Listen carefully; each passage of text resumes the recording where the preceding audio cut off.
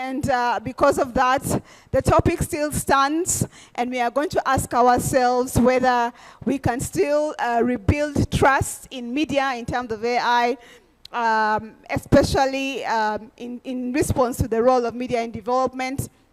And sometimes we find ourselves in places where people who are communicating about various development issues sometimes do not think about the role of communication, the role of journalism, the role of media in whatever they are doing.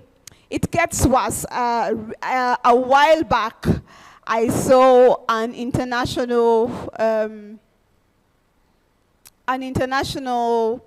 organization that was communicating an event or an activity, and the activity was okay. I mean, what they were communicating was right, was fine, but they attributed the image to AI. And when they attributed the image to AI, I look at it and I thought it was okay. I mean, I get the message, but the comments on that post was coming from photojournalists who were asking what is going to happen to the journalists who have been taking these pictures. If you are going to report and comment about a very dire situation using artificial intelligence pictures. So the conversation went on until the said organization deleted the picture. But should we just delete because one side is saying something, or it's time for us to talk and see and ask ourselves, what is the middle ground? Where is the middle ground? How can the media help? How can the media work together on the side of the development world? And sometimes, I don't know any of you here, a company can call you, or an organization calls you up and says, okay, we are working on environment, we're working on women. And then when you ask them, okay, so how are you doing it? Like, no, please have our documentation. Anyone witness that? And they give you a pile of books. You give an annual report, and as a journalist, you're supposed to find your way around that to make some information work. And when you struggle and fail to write because you're writing for the people and not writing for the organization, a call might come. No, this part, you should have presented it this way. And so there's an opportunity in our conversations today to ask ourselves, how can we rebuild trust with each other? How can we make communication about development even better on one hand? And how can we, journalists, also engage better in reporting? It's not just about reporting, it's even about the viability of reporting about these things. Do we wait for World... What is the next World Day, my people?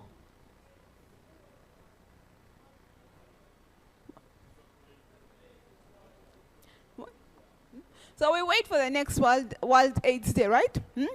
So the next World AIDS Day, 1st December, and then there'll be a torrent of, it's like an information overload. And then on the 2nd of December, we are back, yeah? So how can we develop strategies that are realistic for genuine storytelling? And how can they last mile people understand these conversations? And how can the media still be trusted if they're not trusting us like yesterday in the area of politics, public accountability? Can they trust us when we tell them gender-based violence is wrong? Or they'll ask you, who is influencing you to say that? So on this very important panel, I am going to invite Benon Oluka. he returns again to the to the hot seats. Yesterday, he was talking about the same subject, but on a broader level, he comes in, and he has had an experience. He's a seasoned journalist. He's covered elections. He's covered tourism. He's covered education. And apparently, when he does that, he has to come out with awards. So let's clap our hands for award winning.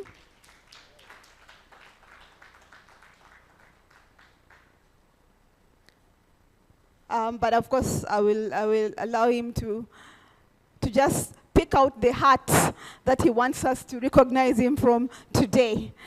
And then next, I am going to invite one of us also. I don't know, you already had his plans for what he's going to do from yesterday, and it's Simon Eroku, who is from Science TV. As they come in, let's clap for them.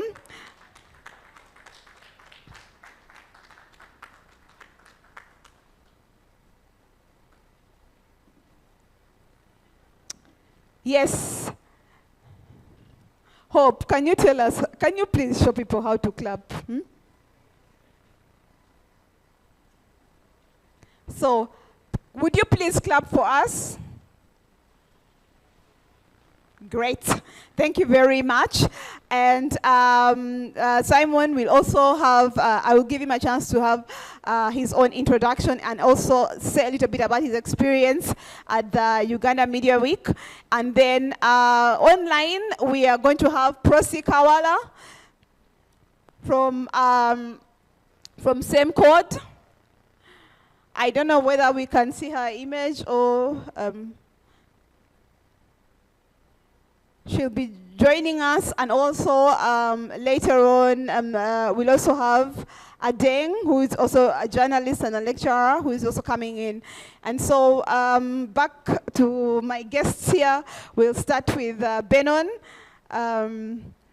In which hat do you come today? Yes, thank you. Thank you, Jan. I wear many hats. One of them is that of Africa editor for the Global Investigative Journalism Network. The other one is as a mentor for the African Union Media Fellowship. Another is, as you heard yesterday, a judge for, or the chief judge for the Uganda National Journalism Awards. And also I set up a social enterprise, a media social enterprise called Menterprise Africa, which I am branding today. And so I think this is the hat that is appropriate for this conversation today.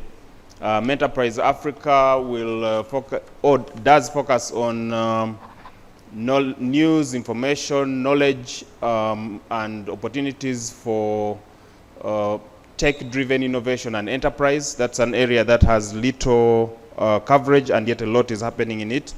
And so I thought that having done a lot of asking of questions as an investigative journalist over the years, I've been asking myself, is that all? Is that all I can do? So I'm trying to merge investigative solutions and constructive journalism under the umbrella of Menterprise Africa. Yeah, thank you. Thank you, Benon. And now over to you, Simon. Which hat are you coming in here with today? Would you please let us know, and also your experience with the Media Week? You've been with us for some time. The mic.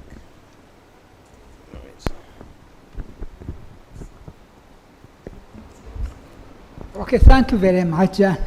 I think I will have a conversation with you in a language you better understand.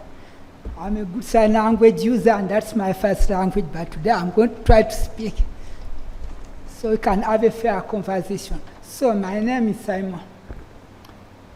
Previously, I used to work as a disability rights advocate, where we promote rights for people with disabilities and support their inclusion in community development. So I later joined the media because I knew that that was a critical area of work which we need to try to improve, to support us in inclusion and the development of disability programming that is accessible for everyone. So I'm so thankful that I'm here for the third time joining the Media Week. Previously, I had the opportunity to share my story, to share my pains and the challenges we go through as deaf people in accessing information. So I was happy that I was given a platform that inspired me to start a journey as Scientific Uganda. So Scientific Uganda provides news to people who have hearing impairment. Those people who use sign language, they need to access information, so that information has to be accessible in sign language. So what we are doing is to make sure that they are able to access that information in a language they better understand. Most times the mainstream news broadcast information in spoken language, but only once in a day, just 1 hour, defined news which is broadcasted in sign language. So we found that it's not fair enough for someone to go 24 hours without accessing TV content, but only accessing it only 1 hour through the day. So we saw that it was important to see content that is accessible throughout for everyone. And that's what we call inclusion.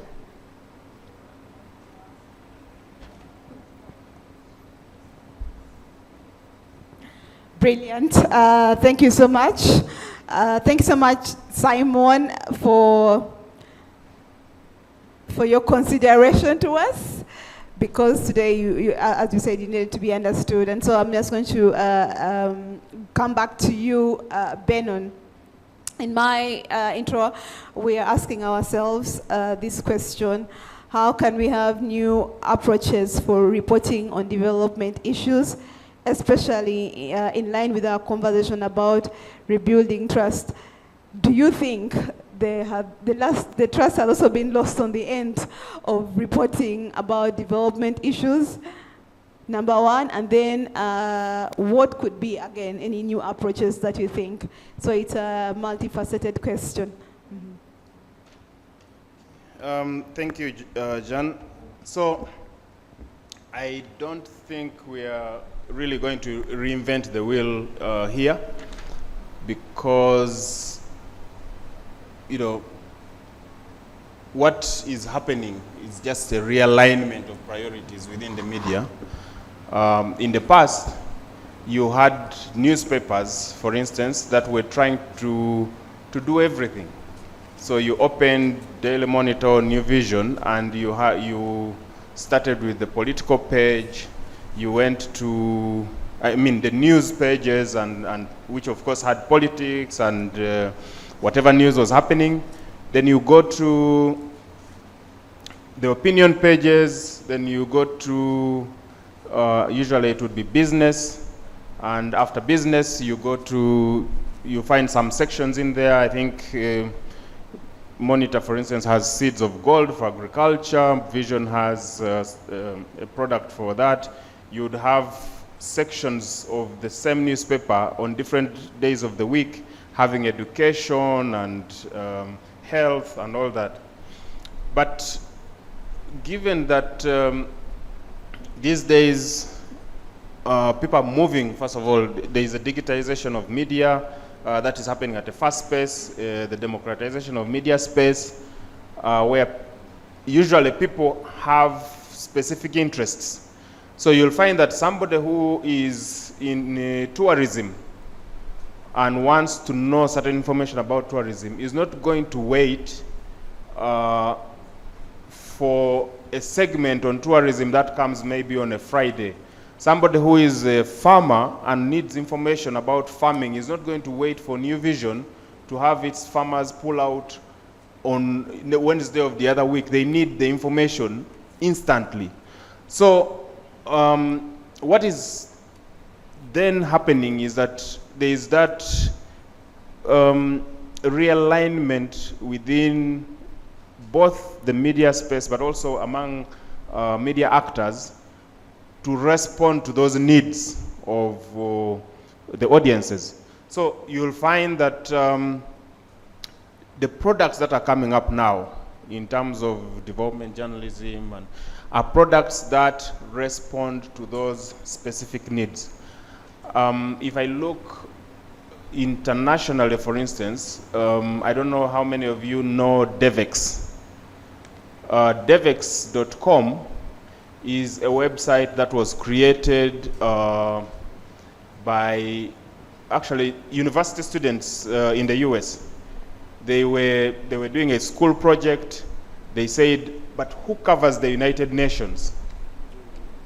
And they discussed it. They said, but there's nobody who is covering the United Nations and international development agencies.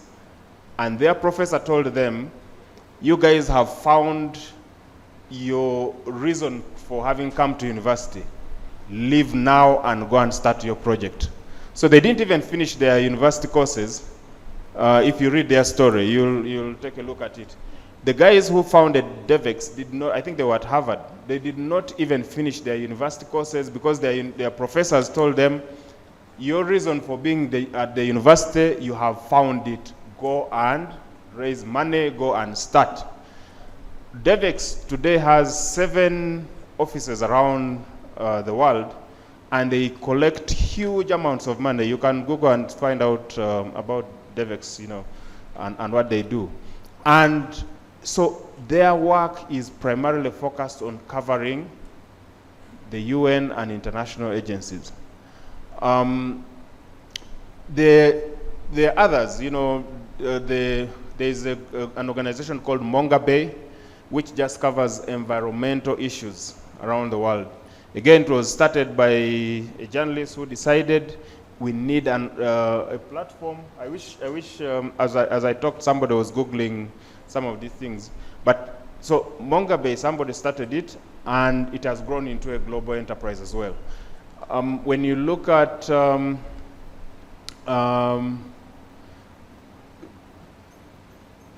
Earth Journalism Network is focusing on issues of coverage of issues around the earth, environment, forestry. So you see that segmentation happening in many spaces. Yesterday I talked about InfoNile, which is just focusing on covering issues around the River Nile Basin. The River Nile Basin has 12 countries, and of course there are issues around that. And they have done award-winning journalism. Sorry?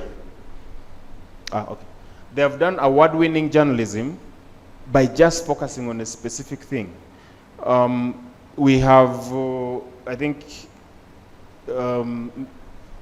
MCI incubated, as I said yesterday, Minority Africa, which focus on issues of minorities.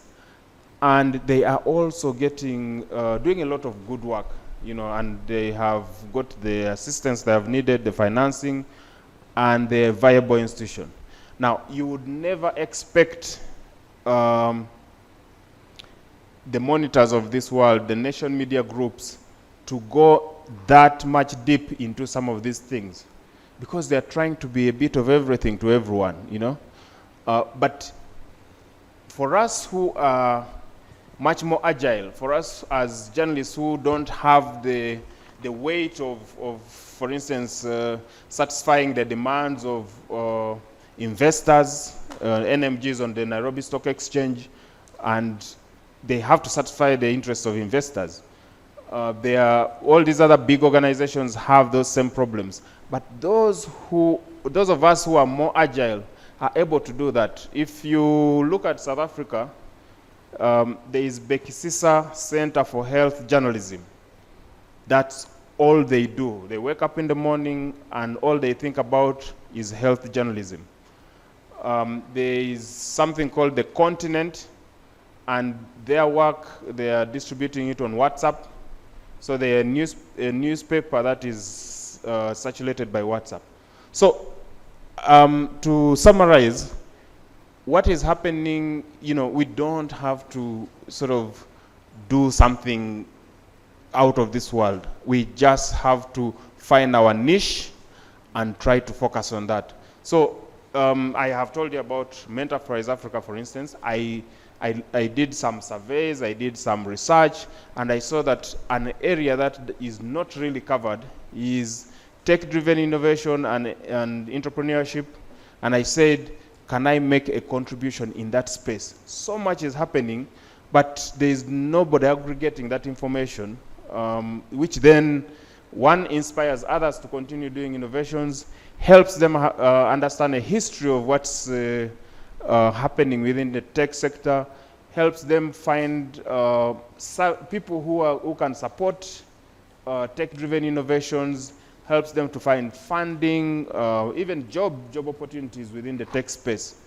All that is information that people need. And the response that I have got since we started doing this about 2 months ago, but the response that I have got so far is overwhelming. People are saying, how come nobody had thought about doing something like this up to this point? Yeah. So I think as you think about, as we worry about the ground that journalism is losing, we should also be looking at what opportunities are there, what opportunities, what vacuums are beginning to exist because of the shortcomings of legacy media.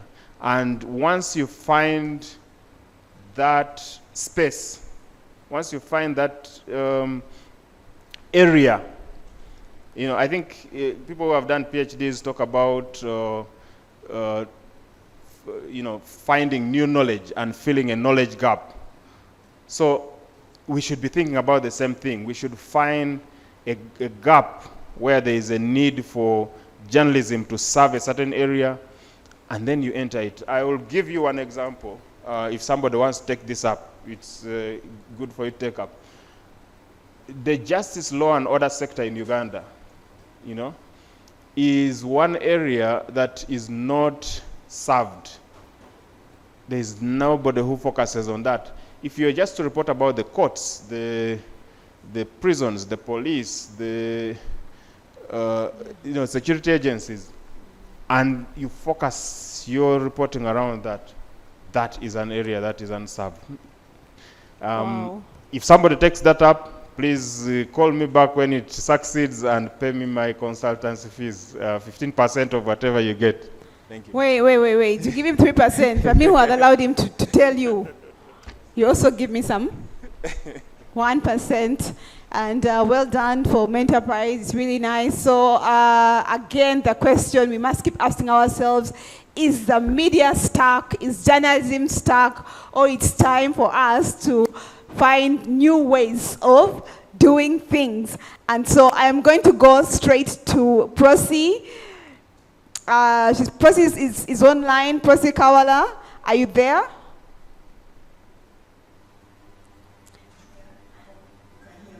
Yes, and we can see you. So we allow you to quickly introduce yourself, and then we hit it straight with our question. Do you think for rebuilding trust in media, especially on the side of reporting and engaging on development issues first? Then we can hear back from you on the other details. Yeah. Thank you, Jan, and thank you for organizing the Media Week this year. And thanks to the panelists who were there, and everybody else who is in the room. My name is Prosi Kawala. I am the Director of Media Initiatives at Center for Media Literacy and Community Development, which is based in Uganda, Kenya. And I also come in to represent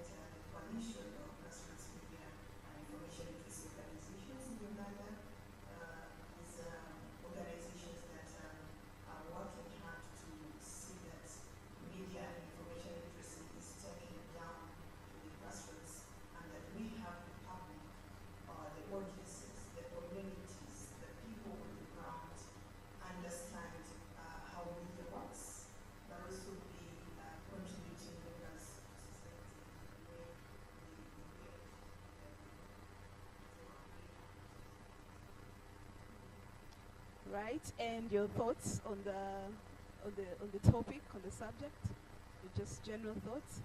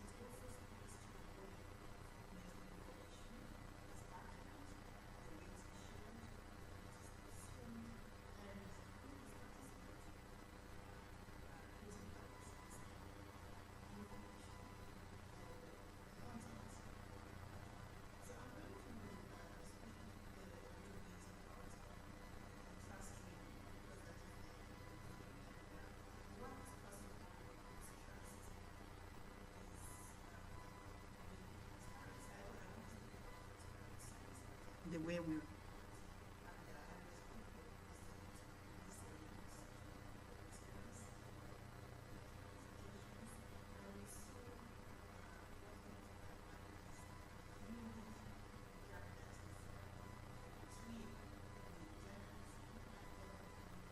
serve. Because if we are speaking about regaining trust, trust from who? Is it from the government? Is it from the public that we serve? And all these people need to be handled in their different categories. But most and taken.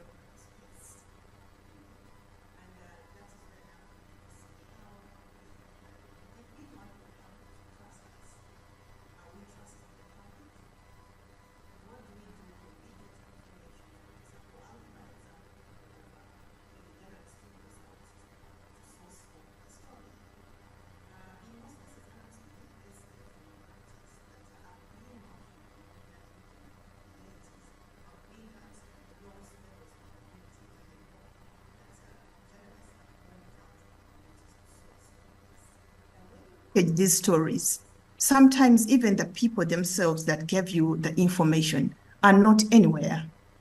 And you realize that if we are talking about young people or the local people, people want to be seen.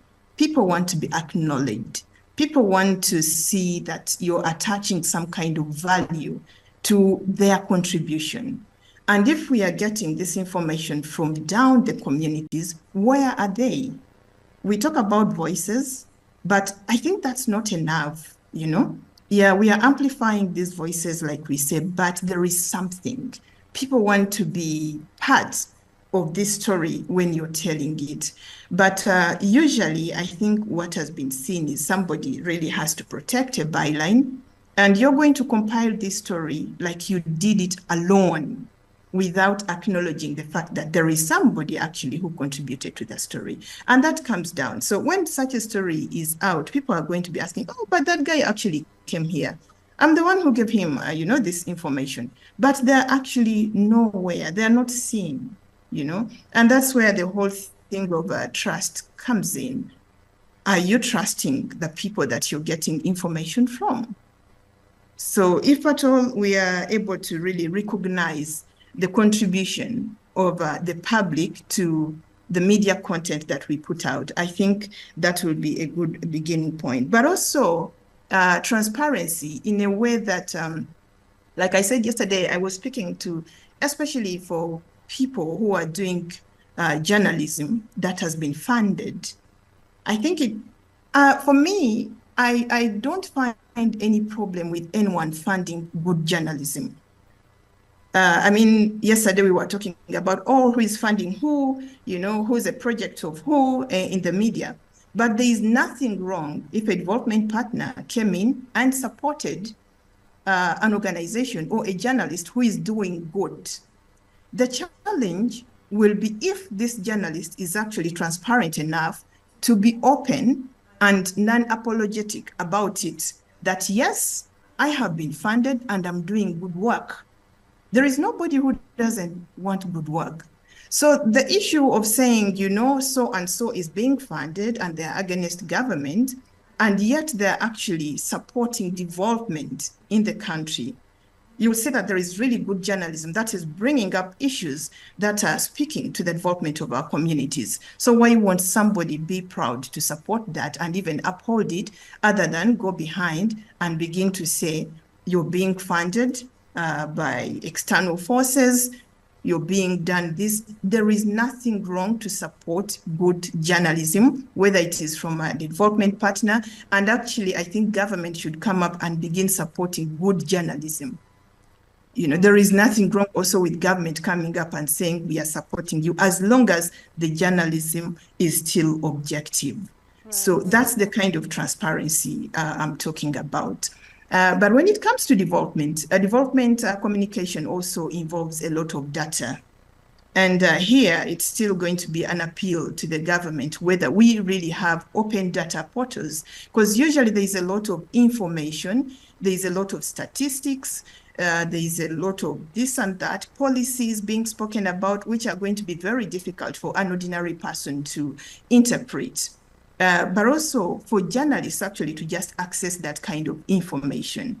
And for government and government entities, it is important that we have open data policies where if somebody needed information, say about health, about education, about maybe public service delivery, that information should be readily available. And that is going to support the way journalists package this information, the way they make it easily understood to the local person. And it will also take away the mistrust, because if there is open data, then everyone can actually access it. You can ask questions, you can get answers, and this kind of statistics will be broken down to the least level where even the people at the grassroots can really understand it. Thank you. But I also speak to, I will not speak about, because Lucas spoke about solutions journalism, which is really open there for everybody to see. But I would also talk about media literacy, coming from a media literacy perspective. Right. We need to bring people on board to understand the way media works, to help them sharpen their critical thinking skills, their analytical skills. That is the only way that maybe we are going to be able to address issues of mistrust. Usually somebody will not be sure if they also don't know what to do. They don't know how to verify the information, first of all. So it's this one said, the other one said. This one said, the other one said. But if we really come up with media literacy initiatives that are focused at helping our public understand the way we work, even the challenges that we face should actually be understood by the public, because that's when they will come to our side. There is power in being vulnerable. When people see your vulnerabilities, they are able to come to your side.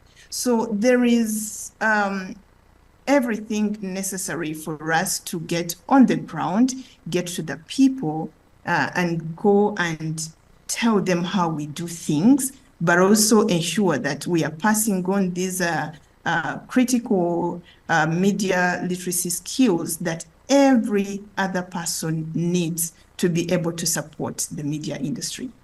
So maybe for now I can end it there.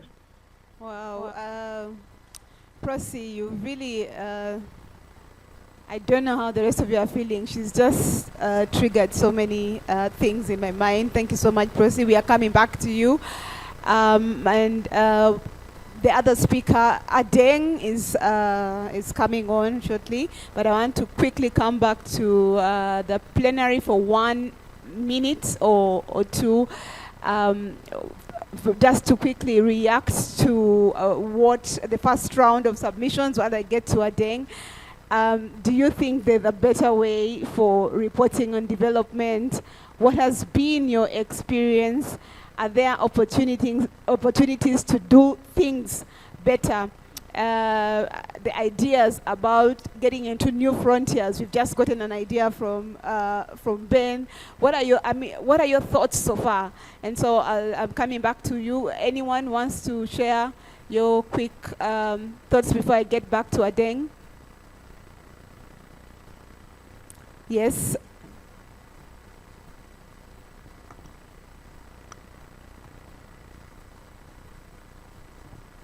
Thank you, Chair. My name is Ivan Lukanda.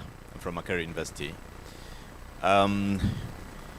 So many things have been shared. But to respond to what Mr. Oluka and Kawara were talking about, media development is a lot driven by the available technology. And that's what we've been seeing since the 1930s. When television came up, then you had investments in television, and every time technology develops and the legal environment changes, then we see different investments in those areas. In our case, if I can speak away from Kampala, we've been seeing several community media coming up. Sometimes they are really commercial, but they try to focus on those areas that are within their reach. If I can talk about media houses in northern Uganda, there are so many areas, there are so many issues they focus on that are not focused on by media houses in Kampala and elsewhere. For instance, there are media houses in Ajumani that are only focusing on protecting Zoka forest, and that's their development issue. There are some in Igulu that are focusing on just protecting wetlands. So I think that while we can look at the continent, if you can also go local and see what is happening on the ground, then we are able to understand how community media work, since at every moment you're talking about decentralizing. So someone who cannot get space at national level will get at district level. If they can't get at district level, then they'll get at sub-county level. So this space keeps creating its own elite. So the elite keep changing faces. They are elite at national level. They are also elite at district level, and they're also elite at village level. So I think we need to keep focusing on this every time you're talking about how development issues are reflected in the media. Thank you. Wow, thank you so much. I think he deserves some kind of. There is there's a cartel. Oh, you call them the elite. Not a cartel, the elite. So I'm coming back to Adeng. Adeng is a multimedia journalist and a lecturer at the School of Journalism, Media and Communication Studies at the University of Juba. And she has collaborated with both local and international media organizations, demonstrating an unwavering commitment to accuracy and ethics in media. And she also contributes to Insights as a lecturer, and also shaping the future of journalists, and the blend of practical skills and theoretical knowledge. And she's here coming to us from Juba. And many years back, the road to Juba used to be full of certain kinds of cars. You remember them? Yeah, it looks like the destination for humanitarian action and all manner of things. What does that mean for two things, how we are reporting on development issues there, and what does that mean for storytelling and the experiences of the people. We had Prosi saying where are the people when we are reporting about development issues. But now we're going to go back to you. Adeng, welcome, happy to see you, and thank you for willing to share your views. And so I'm going to give it to you to speak openly about the topics as you've been hearing. And also we'd like to hear your experiences from Southern Sudan. Hear me? I just want to test the sound. Can you hear me clearly? Yes, yes, we can hear you clearly. Good morning. I'm really very happy to be here. I was following the conversation yesterday. It was really very interesting. This is my first time being part of the Uganda Media Week, so I'm very happy for the invitation to be part of this. And we share similar issues when it comes to the media space. There are a lot of similarities from the discussion that I was listening to yesterday. And I hope everything that I will share today would be relevant to the media reality in Uganda, and I hope it will be helpful. I want to quickly look at the reasons why there is mistrust or there is declining trust in the media in South Sudan, what is causing that. There are few factors that have made the media lose the trust in the public trust in media, especially post-conflict. As you know, we went through different phases of conflict in South Sudan in 2013, and then went through a peace process, and then back again to conflict in 2016. So in those periods of conflict, there were areas that felt that they were not represented, or there were groups that were not represented in the media. So that was a very difficult time for people in media industry generally. The audience were not interested to listen to whatever that comes from mainstream media, unless if it's an official statement or a press release or something, but they are not interested in any type of reporting. And the issues that are currently, let's say, expanding the mistrust in media or increasing that are issues of bias when it comes to reporting, and I will focus mainly on issues of development. Audience mainly feel like there is favorism towards a specific group or certain communities, and most of the reporting is focused on specific ethnic or political groups. And this is something that is very common in South Sudan, given the ethnic divide that we have and the language challenges. This is one thing that was not solved from the independence up to now. The community is really very diverse. People speak multiple languages, but then these languages are not represented in media. The reporting from Juba is mainly in English and in Juba Arabic. We speak Arabic on our day-to-day communication, if somebody is not aware of this reality in South Sudan. But then, however, this is not the language that is spoken in most of the communities. So every story that is coming out of the capital city or in this, the mainstream media or media organizations that are functioning in Juba is not representing the people, or if it's representing them, it's not speaking their language, so they feel like they're out of the coverage. English, of course, requires a level of education. So if you're reporting on development in the language that does not represent the people, they feel like this is not about them. And it causes a lot of confusion. For instance, during COVID, there were reports that were in different languages, and people thought that it was aimed at this specific ethnicities. That was only because the reports were in the languages that represented those groups of people. And the only time that media thinks of including people is there is a major event. For instance, constitution review, or maybe translating the peace agreement into local languages. This is when you would see media reporting in more than 60 plus languages, but otherwise the reporting is in English and Arabic, that which leaves out a lot of people.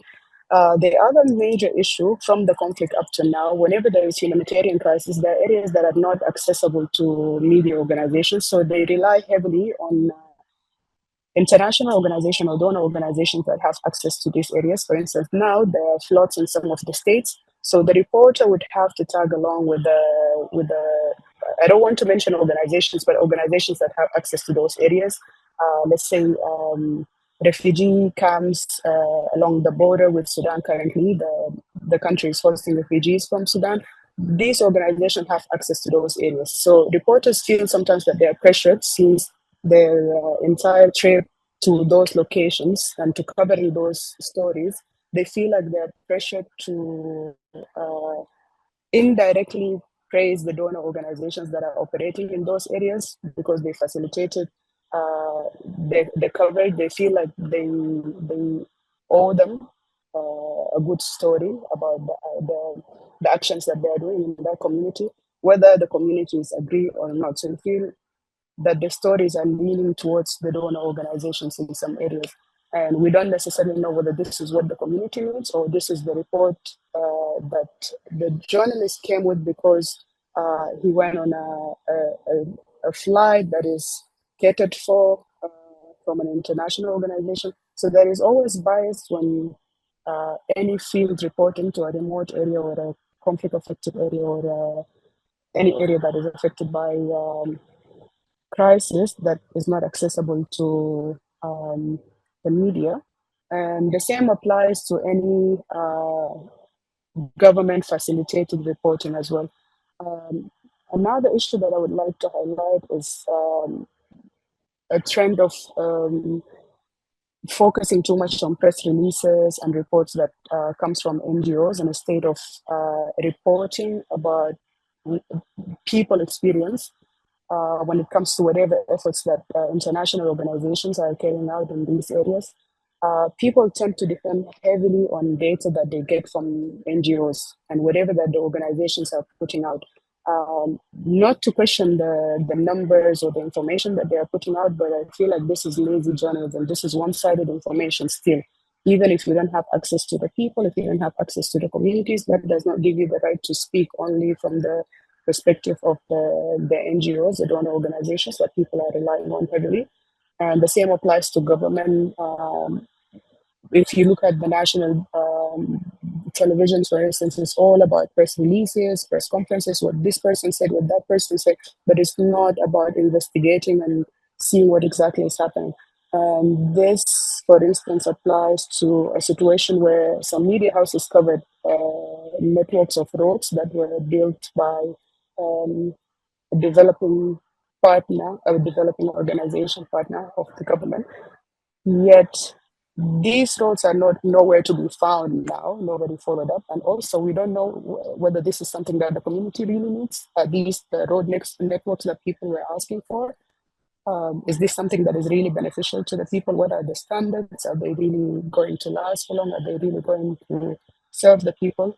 So it's not always enough to go and cover the launch of this, the opening of that, without seeing whether this is really helpful for people. The last bit, and I think this is going to take us to a rabbit hole of discussion about fake news. This is something I'm passionate about, so I'm not going to speak a lot about it. I will just give it a mention. There is a very high spread of misinformation on social media, and people rely heavily on social media nowadays. I've mentioned earlier that from the conflict up to now, people have lost trust in mainstream media, so they get their information from Facebook and from WhatsApp. And most of the information there is fabricated. People only go to the mainstream media or private media organizations when there is a major event or there is a press release or there is a presidential decree. The rest of the time, they get the information from social media. And even if there is information that is put out by media houses, people will still question it. People will think that this is a fabricated document, or if it's a video, this is AI, this is deep fake. This is deeply rooted in people's minds nowadays. So everything that is on the internet is questioned, yet this is the source that they use to get their information, unfortunately. So I will stop at that, and I will give the rest of the panelists an opportunity to contribute.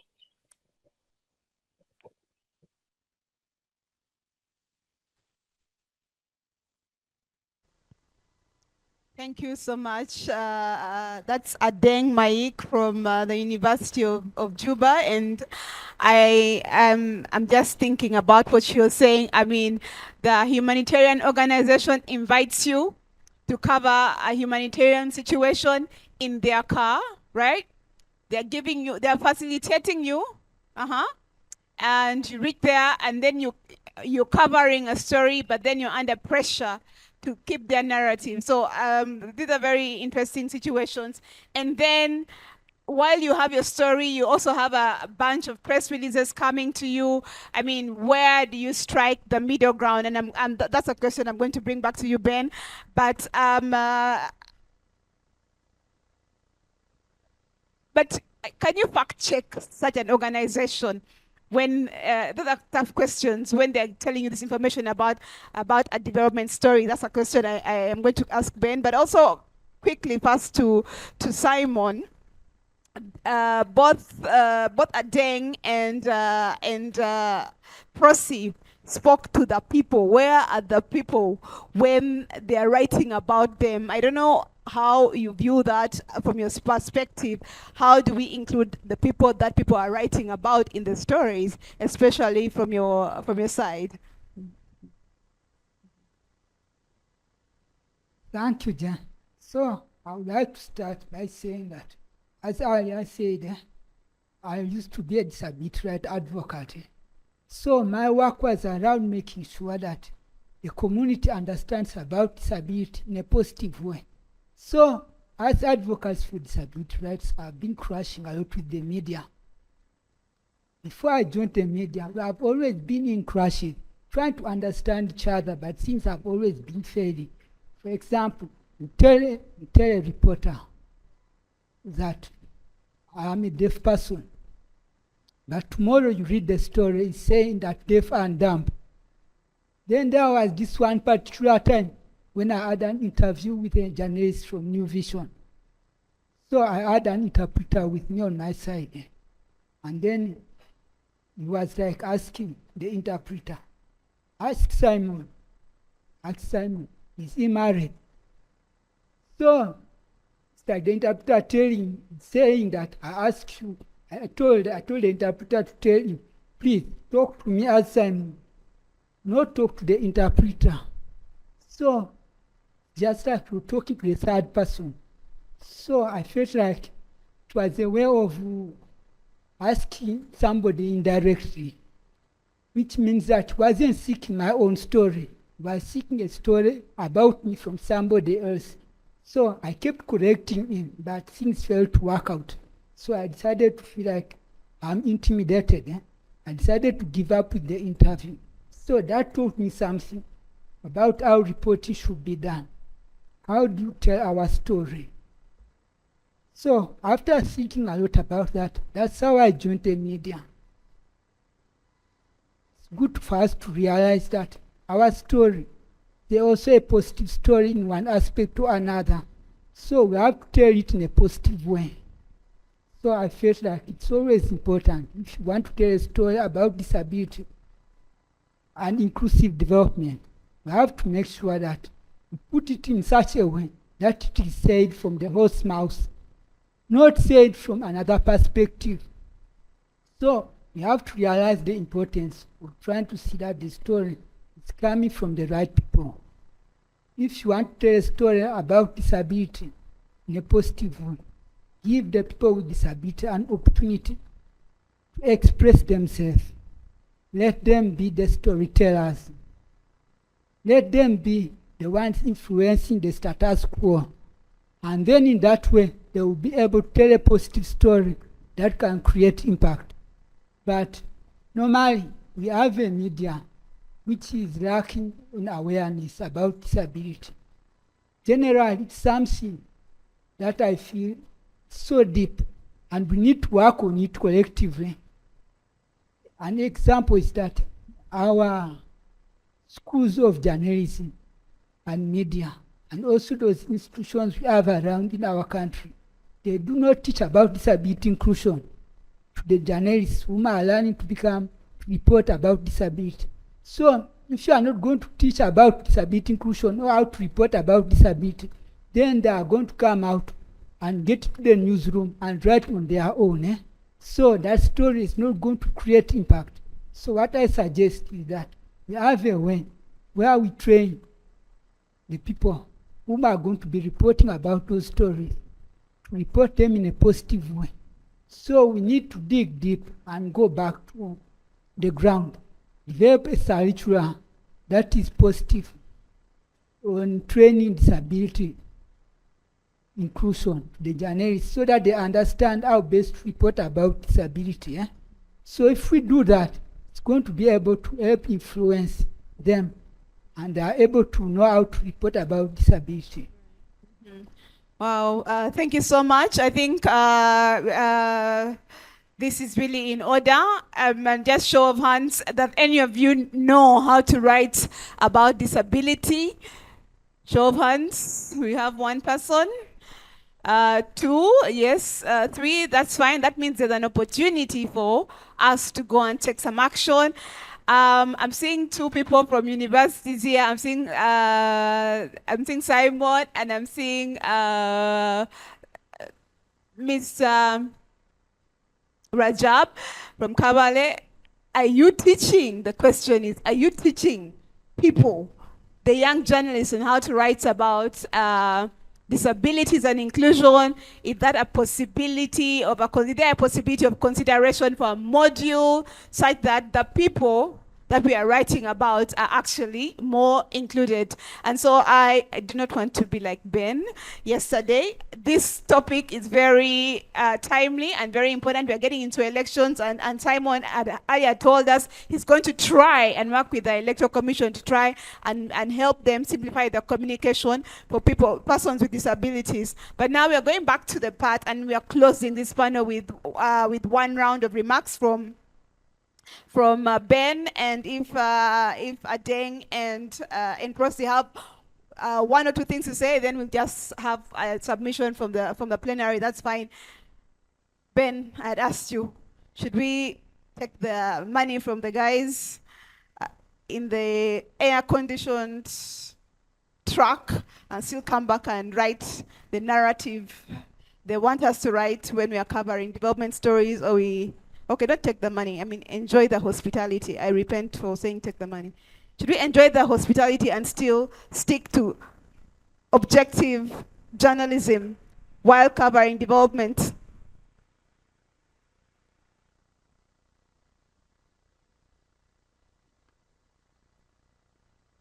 Maybe that guy is trying to censor me, because I might say something controversial. Okay.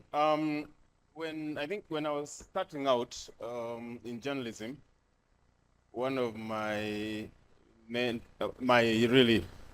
first mentors was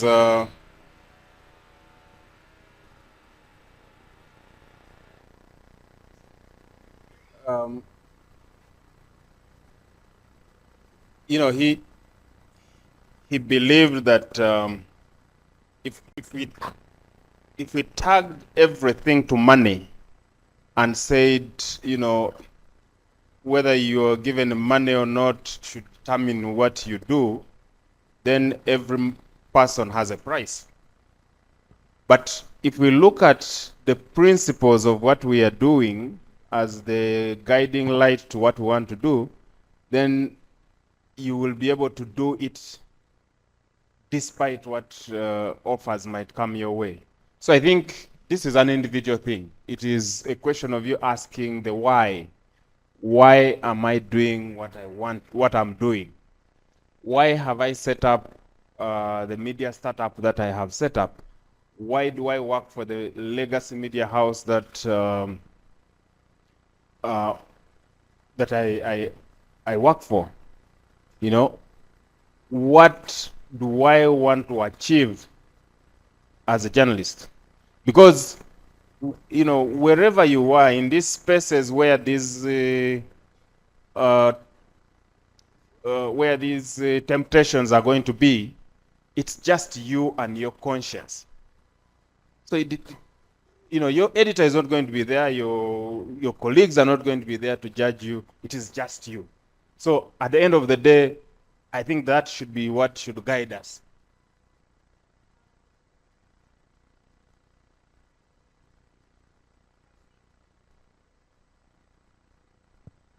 Prosi, thank you, Ben, for that. Prosi or Deng, any thoughts from your side as we're closing out the panel?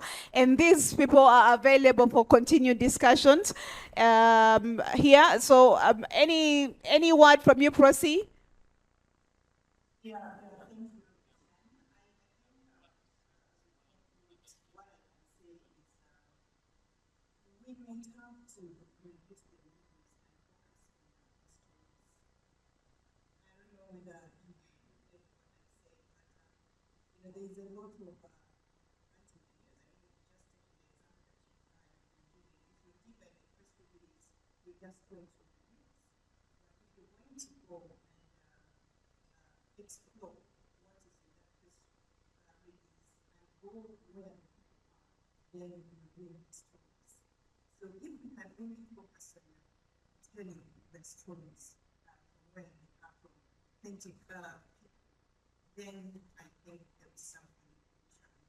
Those stories will be living, people will see themselves, and there is no way.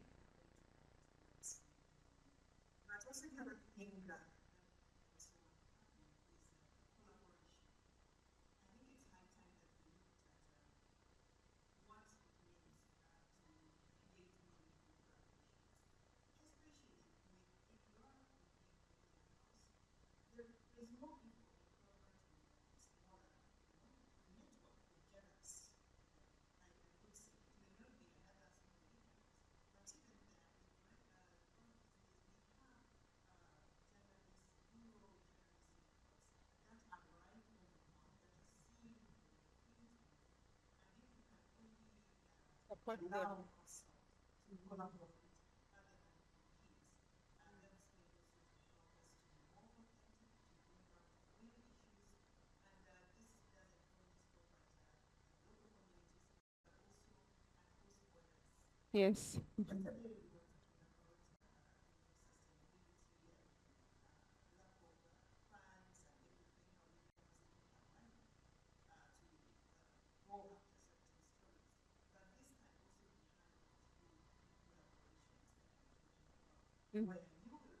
collaborations that I'm talking about, where you will get another authentic part of the story, and then you exchange ideas and come up with something good, especially when it comes to talking to Thank you very much, Prosi. Yeah, thank you very much. We are impressed with your submissions. We wish to have had you here, and so that we can have the conversations even after this. But we appreciate that you are able to make time for us there. And now I'm just going to move straight to Adeng. Any parting shots before we move forward, in case you have any?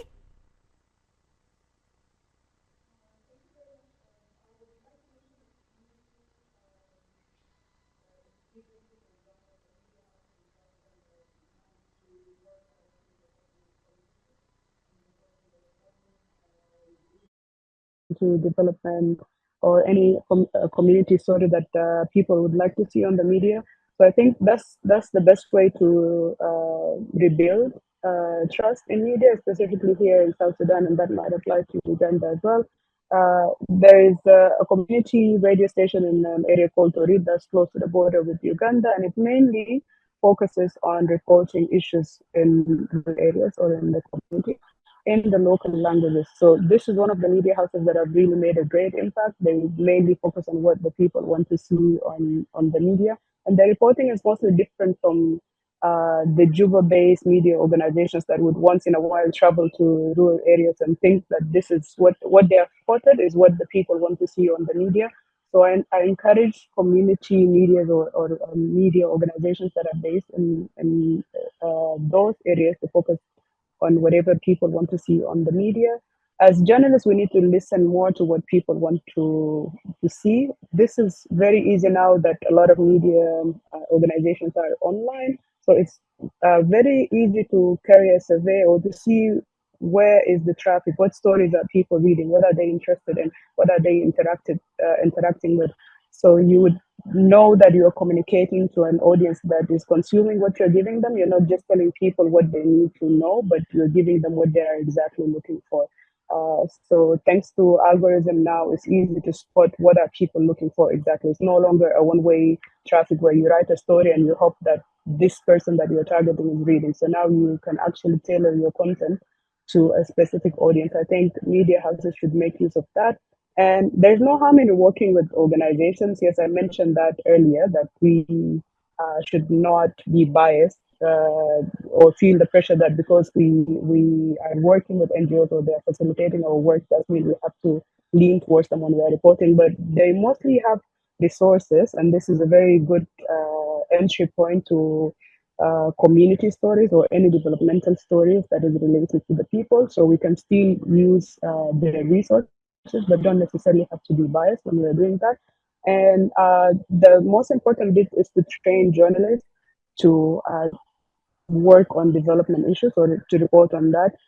In Juba, people are mostly focused on politics, but issues like health, education are not really paid attention to. So there should be more training in that. There's an organization that have done a lot of trainings to community journalists that are putting an effort into reporting their own stories, and I could not agree more with the gentleman in the panel there who have mentioned how people with disabilities should be telling their own stories. There is nothing better than allowing people to own their own voices. You cannot, as much as you could be a great journalist, but you cannot tell stories of the people if you're not part of them. So it's good to train journalists in the communities or to train citizen journalists to write their own stories or to at least share with the media what they would like to see on the media, what they would like to hear more of. And I think I'll stop at that.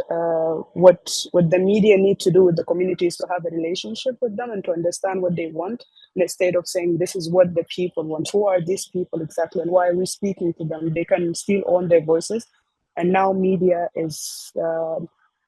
It's a platform that is open for everyone. I don't want to totally disagree with the conversations yesterday about who is a journalist and who's supposed to be in the media, but now we cannot gatekeep. Everybody with a smartphone and internet now can tell people what they want, and they can actually get more audience than actual journalists. So we don't want to be in our own bubble reporting about something that people are not even talking about. Yet you have a conversation that gets millions of views and people are listening to it. So that's obviously what people want to listen to, not what we are saying here without getting a feedback. So it's good to take advantage of this communication in this era where we have two-way communication, where we have feedback from people, where we understand what they need and give them exactly what they want. I will stop at that, and I'm really very happy to be part of this. Thank you very much for the invitation, and thank you for listening. I would still be around listening to the conversation today, so feel free to reach out to me if you have any questions. Thank you. Right, thank you so much, Adeng. That's Adeng Mayik. She's coming to us from Juba. She's a journalist and a lecturer at the media school in the University of Juba. And now, quickly, just your thoughts. We're not going to put any pressure on the panelists.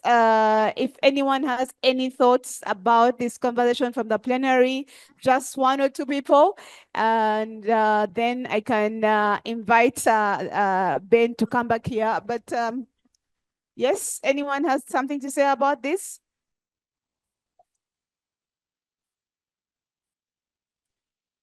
Okay. Yeah.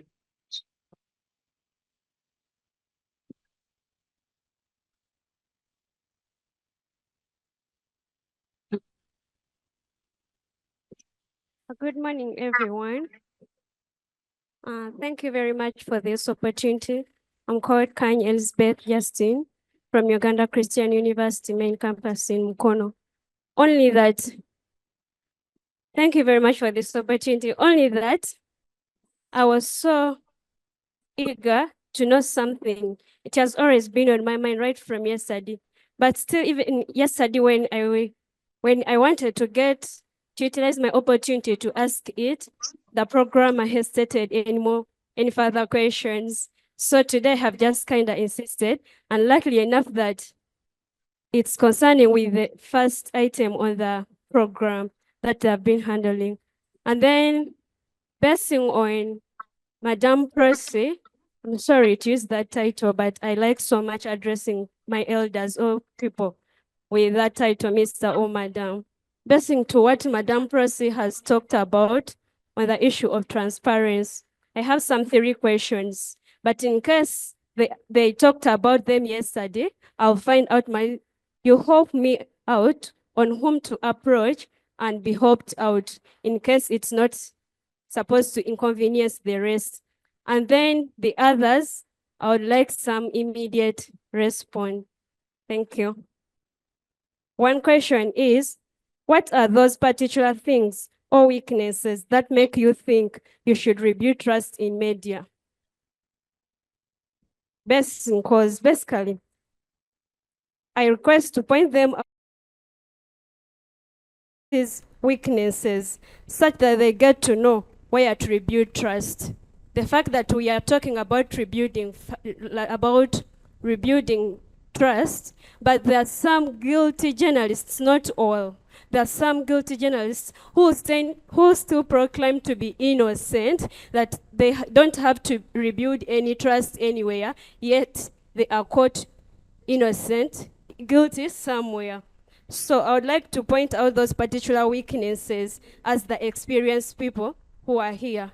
The fact that we have to be transparent, the fact that Madame Prosi has talked about transparency in journalism.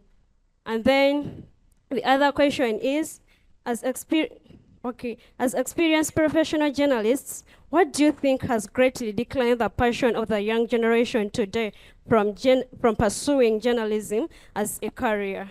Because the fact is that there is a decline in the young generation today on the passion towards pursuing journalism. To bet me out, if you are to go in those different universities and you try to find out on the population that is pursuing journalism, it has really declined. The fact is that not that jobs are not there, that's out. Jobs are there. Offices are there. But why is it happening that way? And the fact is that people are earning. There is no one who can sit in an office when he or she is not earning. But why is there that decline? I want you people to help us out, because me, at our university, these journalists, actually the truth, I'm a student right now. But I'm really eager to know why have most students declined passion for this thing. There is pressure somewhere in the journalism, and that's what I'm going to next. According to my analysis today, most editors are a very big challenge in most newsrooms, causing many journalists to resign from their offices, yet due to heavy pressure from the editors who seem to be not at all appreciative to the effort of the field journalists. Basing on what was here yesterday, I got to confirm that there is a lot of pressure in newsrooms from the editors to their journalists. But the fact is that, according to me, excluding everyone else, according to me, it seems it's that these editors are just claiming to be not appreciative to the journalists. The fact that there was one female journalist who was trying to resign, and she found it very difficult and challenging to trace or to find someone who can get back into her feet. The fact that they were asking, who is in the newsroom as your editor?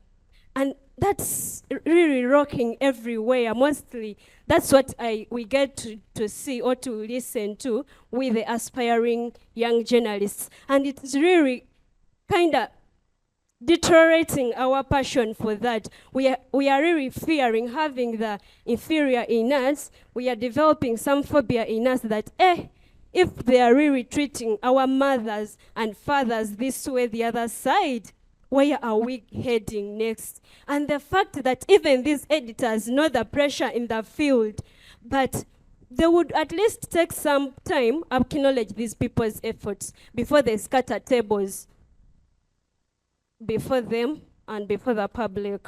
So, all right, thank you very much. I would like the people at the panelists to help me this out, to be transparent, and my B says, but why should they exaggerate authority like that? And then the next thing, isn't there any authority that is above editors that would ask them to be fair with their journalists, please? Basing on that, then journalism shall make the world a better place to live in, indeed, if that is handled as it is scheduled behind us. Thank you very much for this opportunity. Wow. Thank you so much. I stay Kanye Elizabeth Justin from Eastern. I'm a proud Mugweri. I aspire to inspire before I expire. Okay, we thank you very much, Madam Elizabeth. We also aspire to inspire, and now I am going to, because she said she's willing to have people talk to her about these things, even outside this plenary, and I think it's very important. We are taking every word you've told us very seriously, and I am going to ask a few madams and sirs here, a council of elders, to speak to this young lady, and she's a voice to the next generation of journalists. She must be convinced that the future is bright for journalism. So, Madame Linda, you're willing? Yes. Madame Rosemary? Yes. Sir Morris? Sir Morris, yes. Any other person willing to talk to her and just present? Oh, yes. Madame Brenda. Yes. Madame, no, Sir Edris Chigundu. And we will let her on in the day come back to her and really ask how things are going and whether she has added value, she has received value from the rest of you. And of course, I'm sure all of us have experiences. She represents the next generation, and they're the majority. And if they're fearing and they're worried about holding power to account, if they're looking at the newsroom as a war zone, yeah, and they're wondering whether there's somebody who can hold the editors to account, then you must wonder what your child who is inspired to become a journalist is also thinking. Thank you very much. And so we must close. But everybody would like to say something. Okay, Ben first, then Madame Rosemary, and I've heard that there's some people who want to say something online. Could you please write it, and then we can be able to read them quickly? Yes. 1 second, Muzungu time. Yes, quick answer to her. Why are people losing trust in journalism? I think it is because when journalism stops to serve the public interest, the public will notice and they will lose trust. One of my editors used to say, the public may not know how to write a good story, but they can tell a bad story. They can see when you have done bad journalism, and so they can lose trust.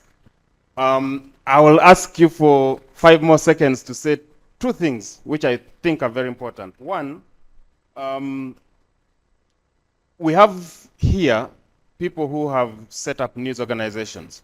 Idris has Beg Media, Milton has TND News, Noah has Aicha News, but you notice that they're all operating within the same, they're innovating, but within the same restrictions, because I think it's a mindset thing. They're journalists at heart, and they're innovating within the limited space of journalism. But if you look at some of the innovations that have come, like Simon's Science TV, it's a reaction to a lack that he has noticed. The same thing happened with the formation of Parliament Watch. I don't know how many of you know Parliament Watch. They were responding to a need that they identified. That is citizen journalism. Those guys are not journalists, but they set up a media organization because they noticed a need. The other thing, if you were asking, what else has happened by people who are thinking outside the box, you look at Agora Discourse, the exhibitions they have been having. Essentially, Agora Discourse, I think only Agatha and Haggai are journalists, the rest are not. But they also have responded to a need by the public to speak out, and they have essentially turned the public on Twitter into citizen journalists who are sharing information with them. So they are thinking outside the box, and they are able to set up news organizations, which these guys, Idris and Milton and Noah, would never have thought of doing.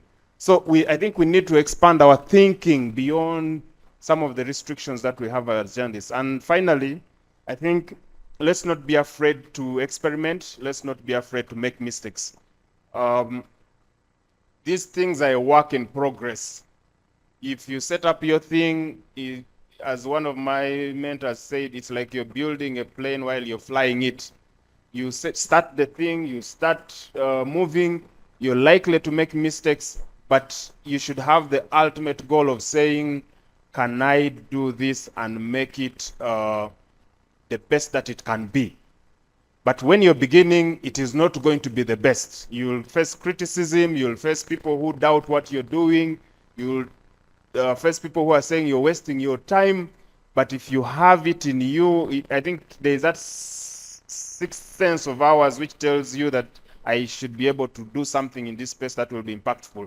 If you follow that, you're likely to come up with some innovation that is very good, that will serve the public. There's a saying that the light bulb was not created by improving the technology of the candle. Somebody had to think outside the box. Somebody had to set aside the candle and think about creating a light bulb. He did not improve the technology of the candle to create a light bulb. So let's think some of the things that are happening now, we may have to discard them and try to think afresh. Thank you. So I think I will have just one last word. Just like we have always said that we have lost trust, people have lost trust in the media. So the issue is that rebuilding trust starts with us telling positive stories. That's why I have to reflect on the words of Chinua Achebe when he said that until the lions have their own historians, the story of the hunt will always glorify the hunter. So it means that if we are going to tell the story, we have to make sure that it comes from both a positive side and also the side of the one who is not telling the story. Because now the story is being told by the person who is hunting. So we always tell the positive story about himself, how he has succeeded. But he never tells what happens to him if the lions attack him. So in that way, if we are going to go to the public and try to tell a story, we have to make sure that we tell it in a public perspective instead of telling it in our own perspective. Because if we tell it in our own perspective, it's a different narrative. So we need to make sure that our narrative is in line with that of the public. That's how the public will gain trust in the media. Okay, thank you very much. I had said Rosemary was going to say something before we wrap it up. Have the people online been able to share what they wrote so we can actually just read through them? Welcome, Rosemary, to speak.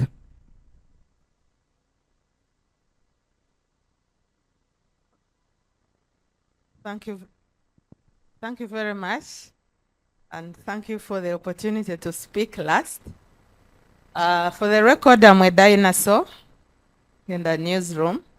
And when I was still in the newsroom, reporting on development was not selling. So it was hardly an issue. Now, but I stand here to challenge all of you and picking it up from what Benon last said, thinking outside the box.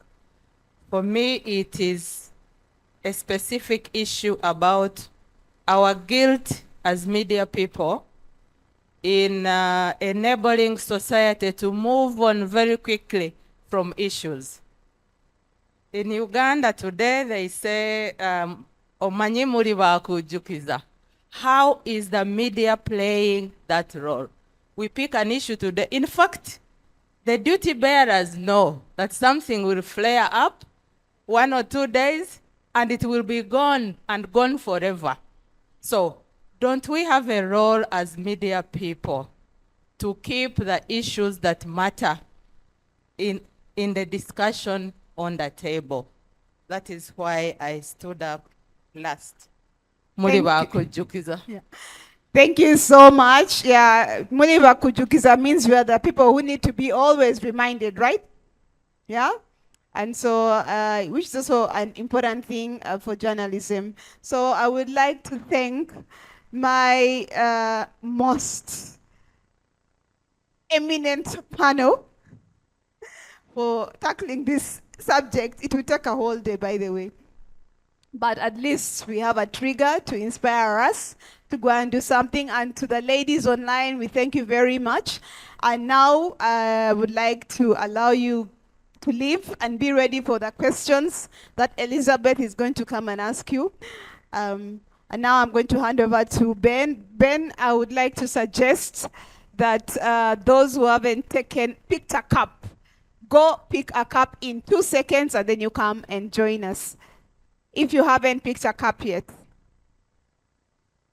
Anyone? Otherwise, we proceed. Yes. So we proceed, and if you wish to pick a cup, you can pick it, but then we will proceed from here. Thank you. Let's give Jan a big hand clap. And so again, what we'll do, yes, we can do that in turns. You don't, one at a time. If you have to go and pick a cup, please do that. Where's Elizabeth? Madam, you're not a journalist. You are a politician and an activist. I think journalism is probably just a pit stop on your way to other things. So I'm prophesying in your life, don't be mistaken. The way you talk, you are... Yeah.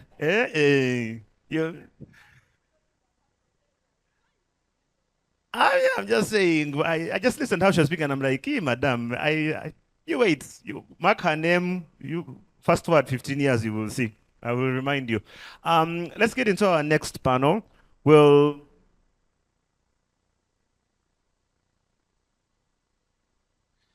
So we're going to be talking about harnessing technology for civic empowerment and how we can evaluate the effectiveness of technology-driven citizen participation.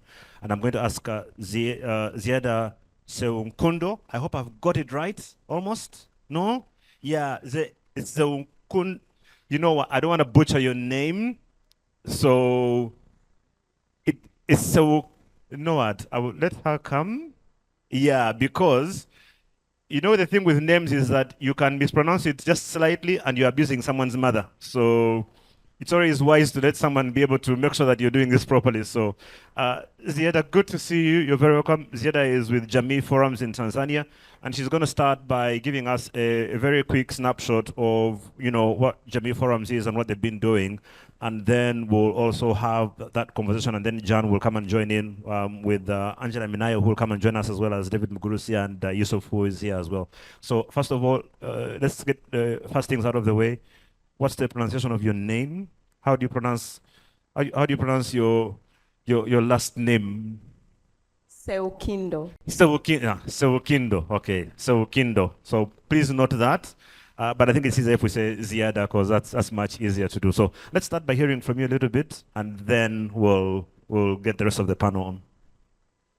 Okay, good morning. I think it's still morning. Good morning, everybody.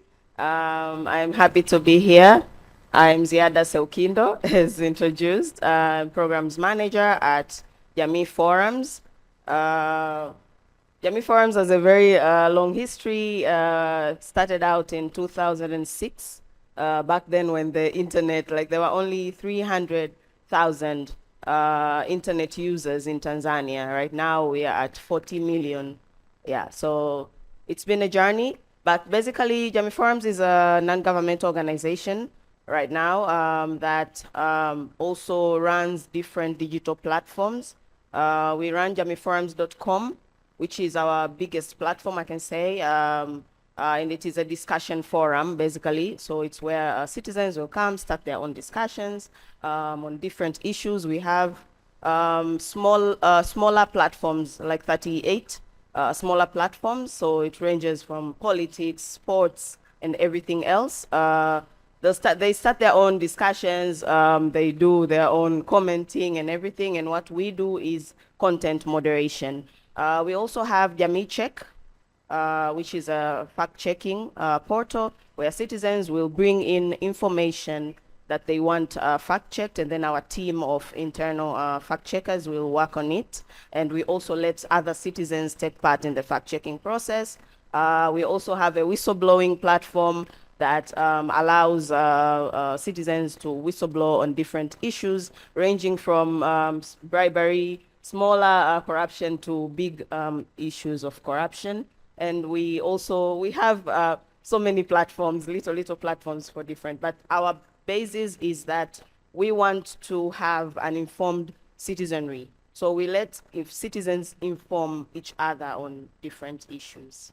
Well, it sounds absolutely incredible. So I have a bunch of questions for you, which I think I will put to you after I bring in Angela Minayo, who is Programs Officer, Digital Rights and Policy 19 Eastern Africa. This is Article 19 East Africa. Please welcome Angela to the Media Week this year, as well as David Mugurusi, who is with Traweza East Africa.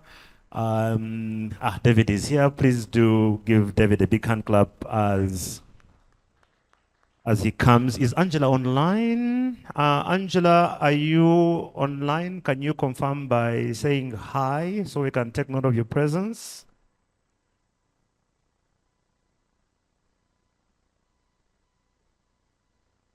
All right, we'll try and get Angela online as soon as we can from the control room.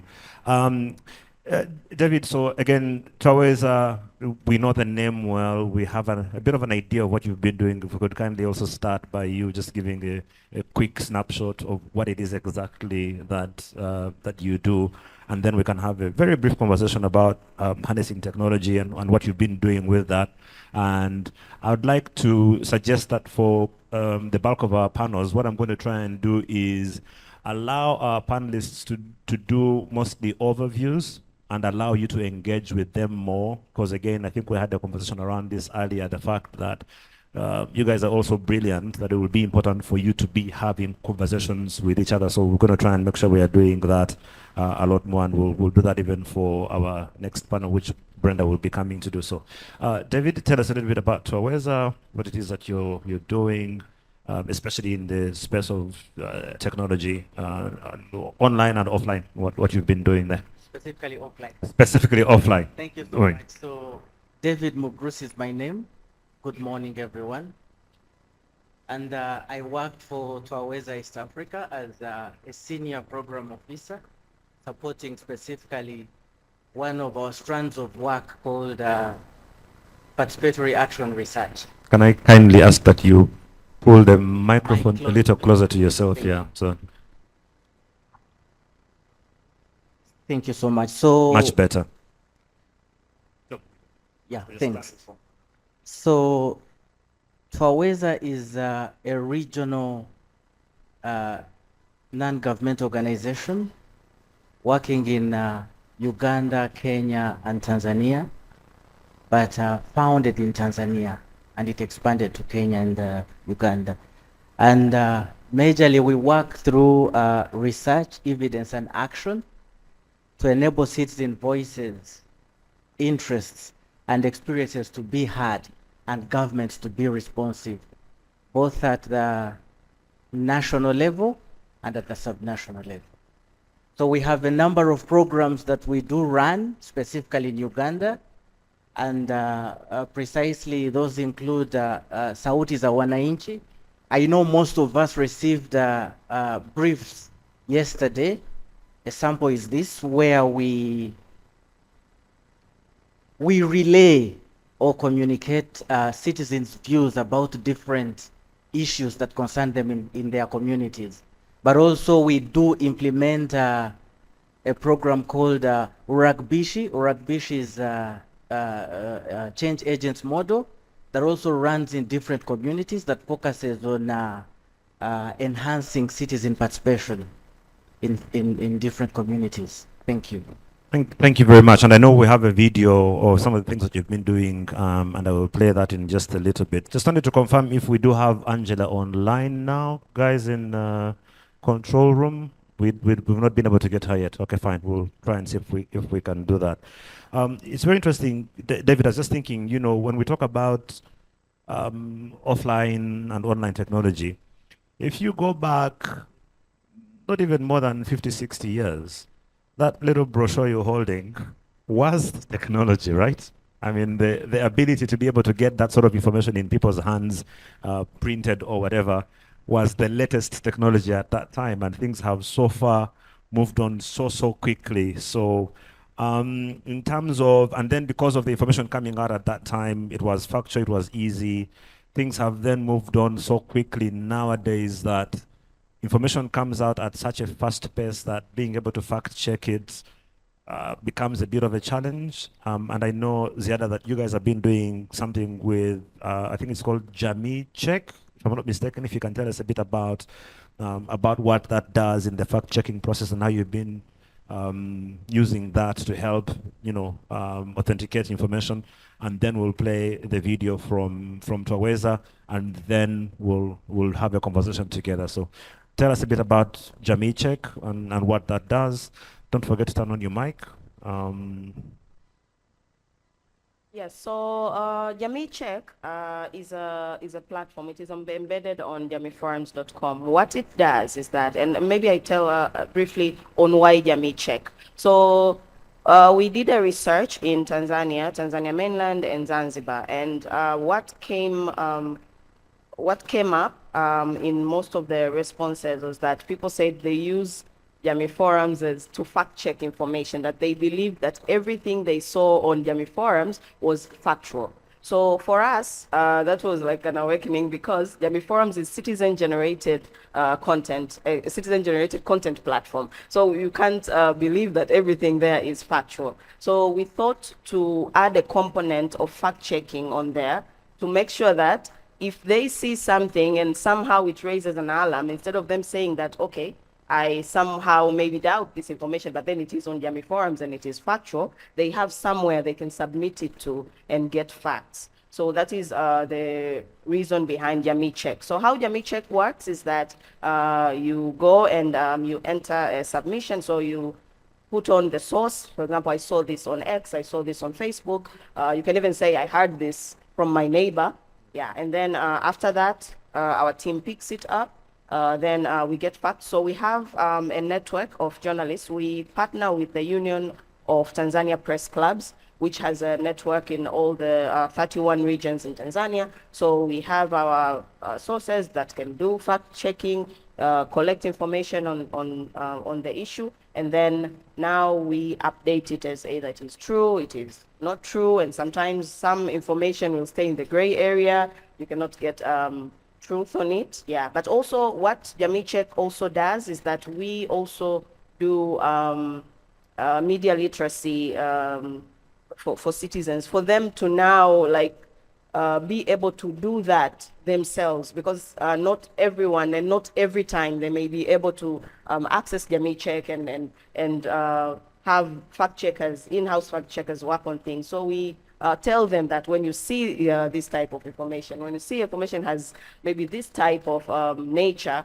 then you can maybe go to this website. Maybe you find a photo, you can go to this website and get truth on that. But also we know now with the with AI and everything, issues of disinformation, there is issue of deep fakes and all that. It's even tougher. So we have specialized projects to do election-related fact-checking, because we know that this is the time that we are like most prone to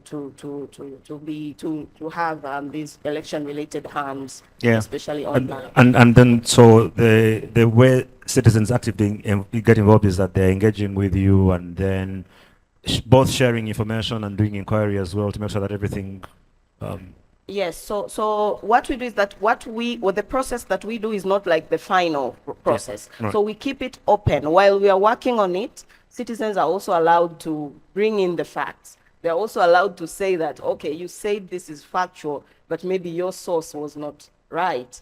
The truth is this, and I have this evidence. So we let citizens lead the process. While we also do our part, they're also able to contribute to the process. Yes, that's incredible. We just launched a campaign the other week called Dismiss, where we're trying to do something about fake news here as well. So I'm just listening to you and I'm thinking there's so much stuff to learn from you. I need to set up a meeting with you and my people to have a good conversation about this in a very, very big way. Again, so one last question for you before we go to the video then would be, sounds incredible, sounds very good, but at the end of the day, people are going to be interested in impact and actual success stories. Are you able to share one or two examples of what you have then seen as impact from this that you can say, oh, this is what happened, that we can say as maybe our poster story that has shown the success of what we've been trying to do? I can say recently there's been increasing, I can say, disinformation, especially related to elections, that there's been lots of fabricated stories on especially the opposition. Like, for example, just 2 weeks ago, we have local government elections in Tanzania, and there was a story circulating that was saying that the leader of the opposition party, I can say the strongest opposition party, Chadema, had said that they are now withdrawing from the elections. So we were able to counter that narrative before it even got so far. I know there are some people that sort of believe that, but we were able to do that. And having Jamii forums, because via Jamii forums we reach 3 million people daily, so we were able to also amplify the truth to counter that narrative. So that is a most recent impact, I can say. And that sounds absolutely incredible. One of the reasons we have these conversations here, again, it's not just about talking and talking and talking. I think especially for the younger people who are trying to get into this space, one of the most important things around these conversations to try and see all the stuff that we're talking about, where does it end, what does it do, what impact does it actually have? And for me, that's very exciting then to hear what's happening with Jamii forums, which is the same thing with Twaweza. I remember when Twaweza came onto the Ugandan space a few years ago, I think one of the first reports that you launched ended up not only going viral, but actually affecting the way government approached a lot of things to do with education. It highlighted some really shocking things about our system. And that, for me, put you at a very, very high level in my mind in terms of people who actually do things that have impact. And from that time, from my personal perspective, I've been a huge fan of Twaweza because of that. Because you have so many NGOs that will come and just speak English, write reports, and then get away with it.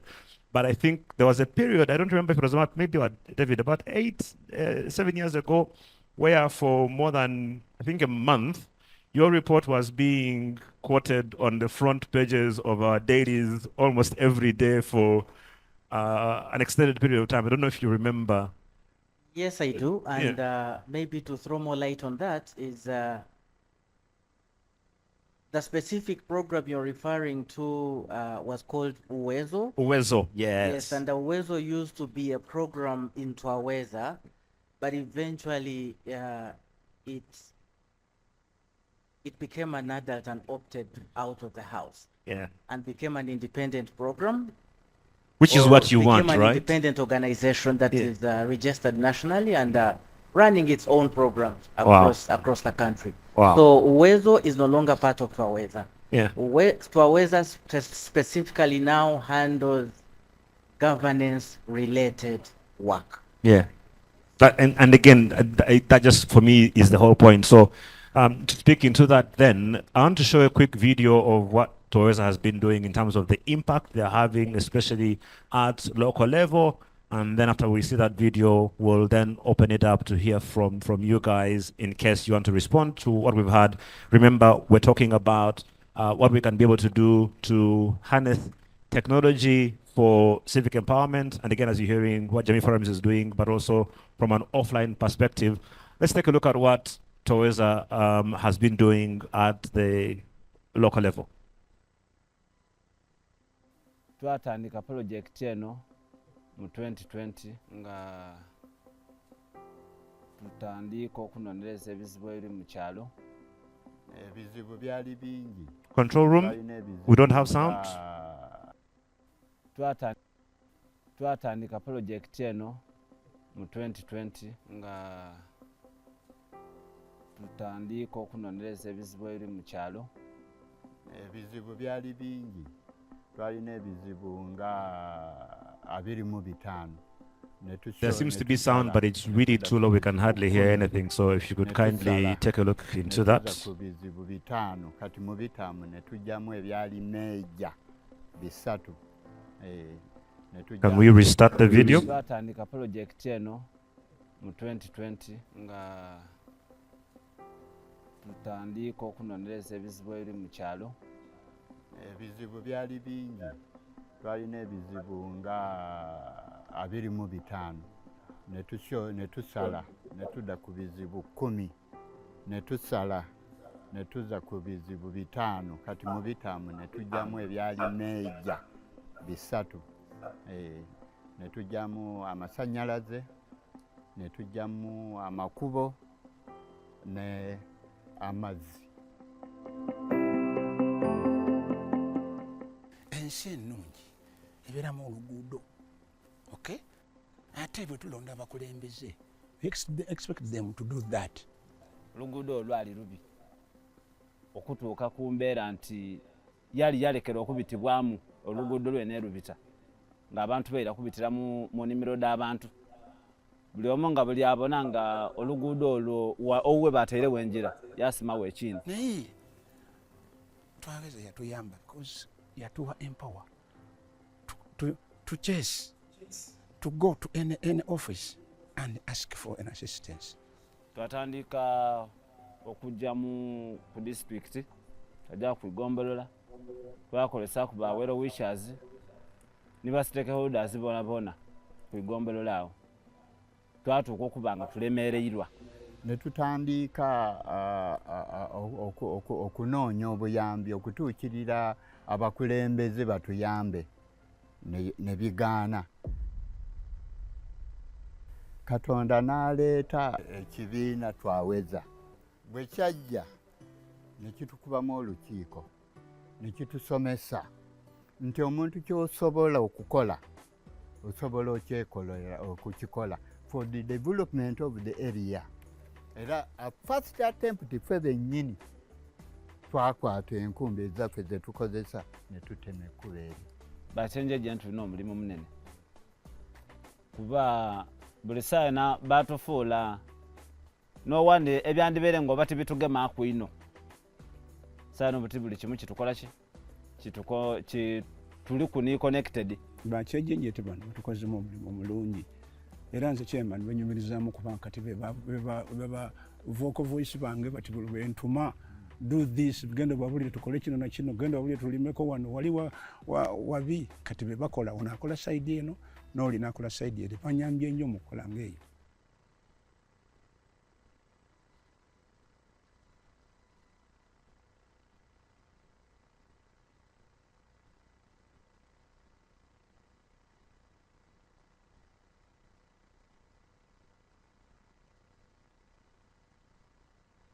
Something that really piqued my interest. He said that many people usually focus a lot on MPs and forget that the LC1 chairman and the LC3 chairman is probably a lot more important for you than the MP, because ideally your MP is supposed to be discussing national issues, not fixing your water supply in the village.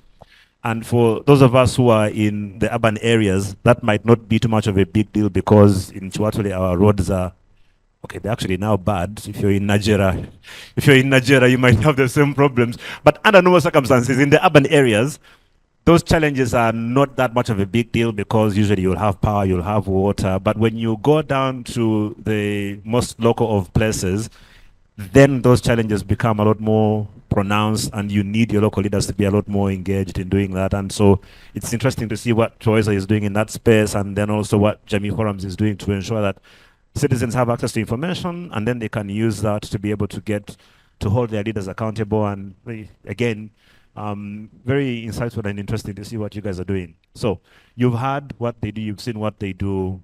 Do you want to add to that, make suggestions to what you think they can be able to do better, or although it looks like they're doing a really great job? Questions for them in terms of what they have done would be good to hear from you, and then we'll go on to the future of work. So if there's anything to add, would love to hear from you. Please do share. Again, the idea behind the sessions and the way we try to structure them for today is to have a lot more interaction with you. So we have overviews from our panel, and then you guys are able to speak into what they're doing, or ask any questions, or supplement and augment what you're hearing. So if there's any feedback or thoughts, I'd like to take some of that. Yeah, go ahead. Before they speak, can I say something? Yeah, of course. So I wanted to talk about this story and to highlight the following. First is what you've seen is actually participatory action research. I earlier mentioned this. The concept of research has moved from academia to communities now. To bring it home, it has even moved from the so-called educated, like you and I, and moved to the communities where the literacy levels of the community members is very low. So what happens is these communities are taken through a set of tools, research tools, and they use those very tools to identify their own community problems based on their own analysis of their own community, and they use the same tools to find solutions to the problems they've identified. That's the beauty about it. So problems are being solved in three phases. First, there are those problems that they are unable to address that entirely require government. By government I mean the local government, both lower and higher. They have problems within themselves that they can address on their own. And that's one of the stories they've been able to share. But also the third category is they have problems that they co-create with government. So I felt like I should make that clear. Yeah. So that we know that the program has bridged the gap between leaders and the local citizens. Yeah. They freely interact at whatever level they so wish. That's incredible. And right behind you, under rebuilding trust in the media, is a small component of our discussion this week called Citizens' Voices. And so I think you can't get better than that. My question, I guess, then for the rest of us here would be, how do we in the media use our platforms to amplify things like what Troisa is doing? How do we become or integrate ourselves into being a part of the citizens' voices? I guess I should ask David a question from this perspective. What has your engagement with the local media and community media been like for this program, and how supportive or non-supportive have they been? Because usually we look at this from a commercial perspective, it's business, but at what point does media, for example, and I'm thinking about the local level, the communities, take up their own responsibility to help their communities grow and develop? So Thank you so much. So the relationship between this work in communities and the media has been good and continues to be good because communities have realized the role of the media in amplifying certain issues. Remember, I told you that there are some community concerns that cannot be addressed by the community themselves. So they would like to reach those above. Yeah. How do they reach them? Through the media. So we've been deliberate to make sure that we work closely with the media. It's been a deliberate effort. Yeah. Yes. Oh, that's very good. Any thoughts, questions, feedback for David and Ziada? Not sure. Have we managed to get Angela online by any chance? Did we? Because it would have been good. So I wanted Angela to speak into access to information, citizens' access to information, because they've been doing something around that with Article 19 East Africa.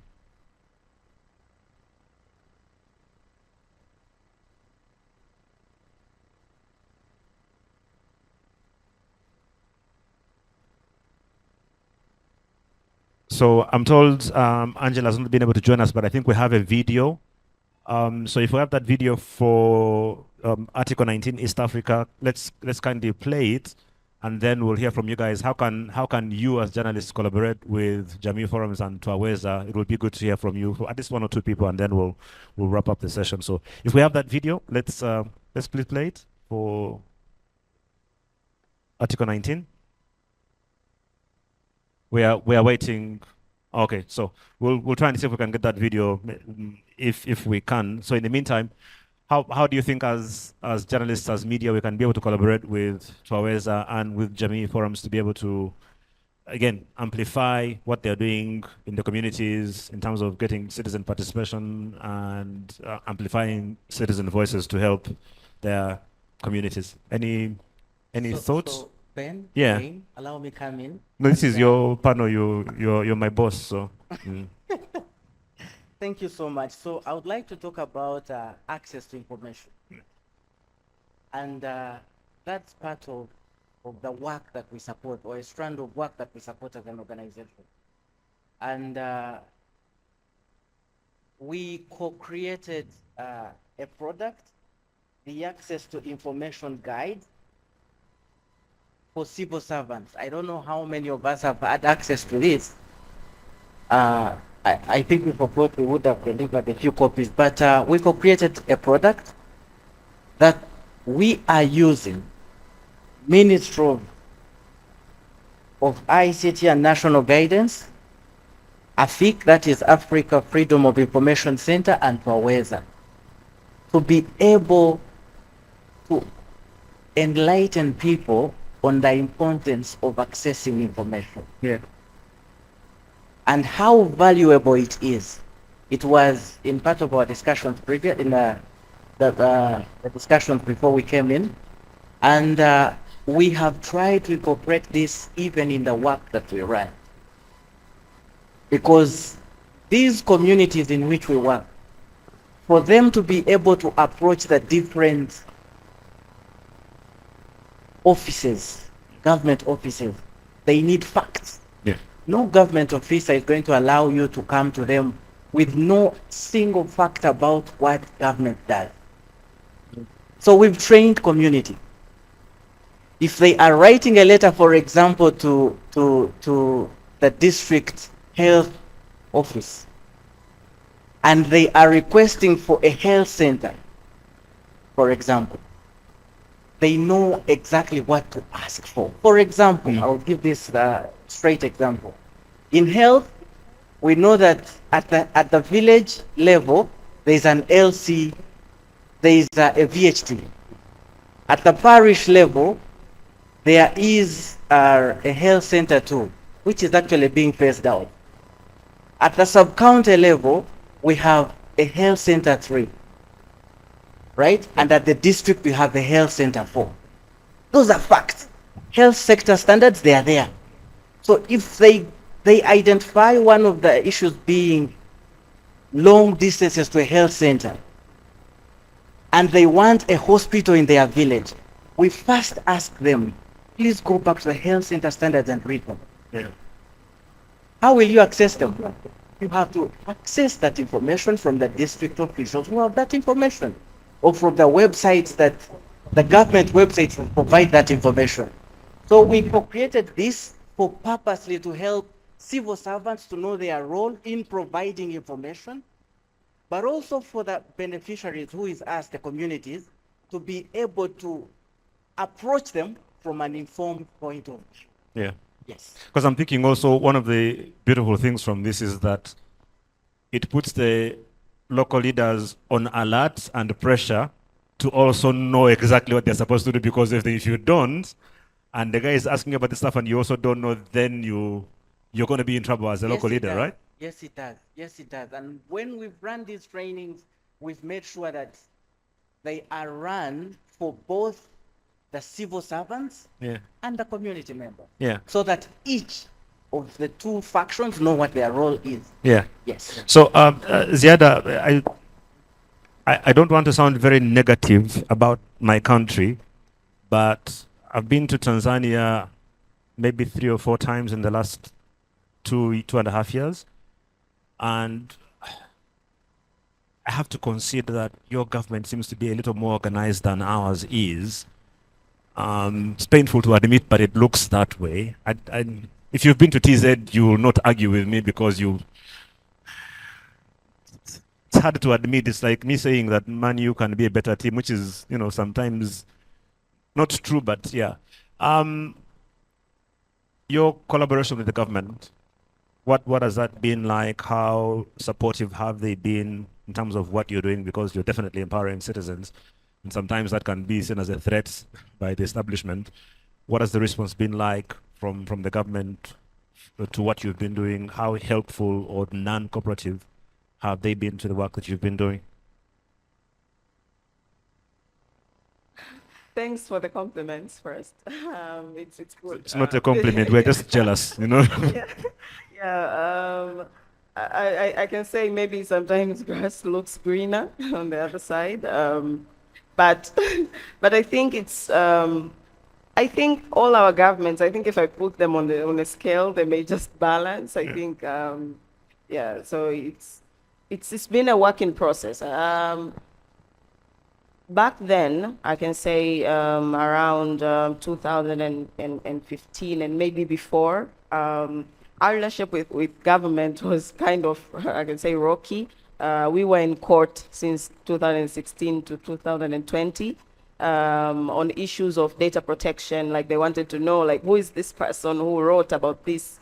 Who is this person who unveiled this kind of information? So it was sort of rocky. But then we found a way to engage government in a way that, okay, when people come and talk about issues, when people come and talk about corruption, for example, and unveil these things, instead of you wanting to know who this person is, you can work on the information. You can respond to the government. So what we have done is we have found champions on the government side, people who have responded to citizens and have gotten positive results. So when you convert one person and them respond to citizens and they see positive results, they share that testimonial to another organization, to another leader, and now you start getting more people from the government who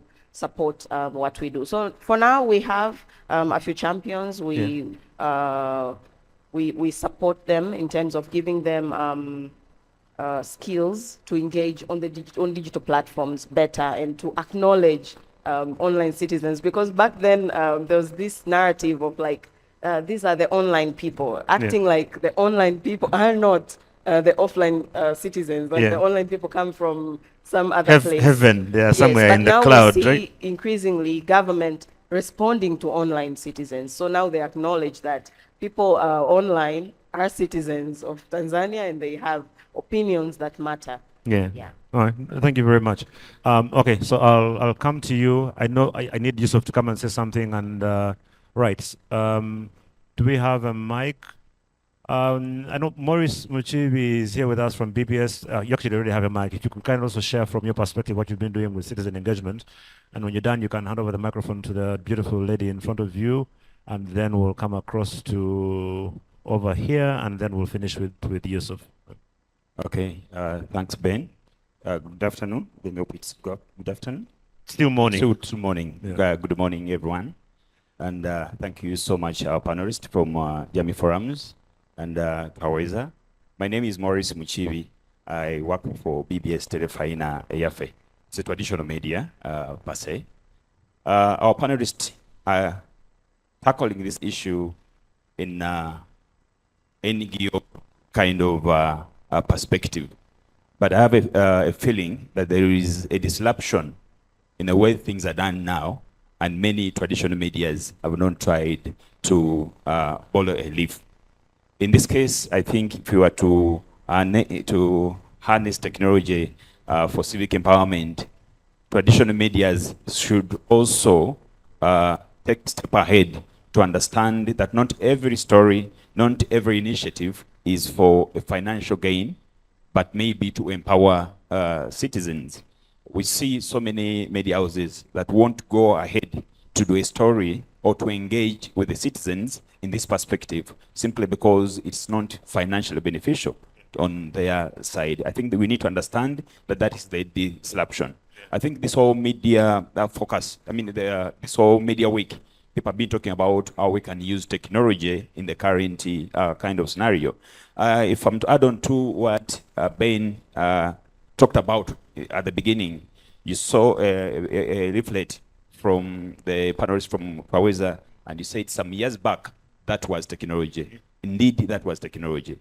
For those of you who understand communications, it's simple about message, how you transmit it, and then the receiver. But now, everything is going to change. The way you package the message, the way you work onto that message, and the way you transmit it to the receiver. And how the receiver is going to be able to interpret it, for example, and get feedback at the end of the day.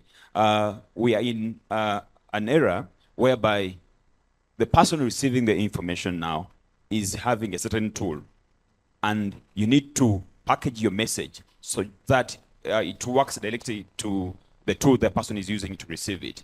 And when it comes to the way we prepare our messages, people be talking about AI and how we use it.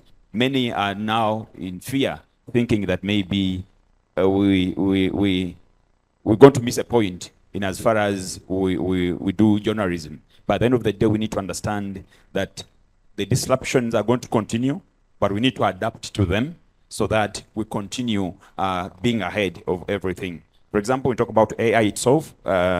I'll just give you a simple scenario in that line. Using an example of ChatGPT, you can get a very good story written using ChatGPT, but elements of facts, the actualness, it depends on you prompting it at the end of the day. So we just need to understand that the disruption is here, but how do we adapt to it, and how do we prepare ourselves to use it and end up giving better results in as far as what our people need to receive, and that will also bring in the trust. Because if you do a story which has no facts, which is not accurate, at the end of the day, there's no trust that it will gain at the end of the day. Absolutely. Thank you. I beg you to submit. Thank you very much. There's someone in front of you. If we just give them the mic. Also, one of the interesting things to note, and I want us to try and bridge the time. We haven't even talked about things like, I know we are talking about AI and all of that, but I would want to wonder, how much are we utilizing something as basic as TikTok? It's a very basic platform that simply does short form videos, but how people like Jamii Forums and Kaweza actually utilizing TikTok to do citizen engagement. How many people here spend some time on TikTok on a daily basis? Okay. No, hold on. Please work with me. I did statistics at the university, so it's very important this is a good enough sample, right? So please engage with me.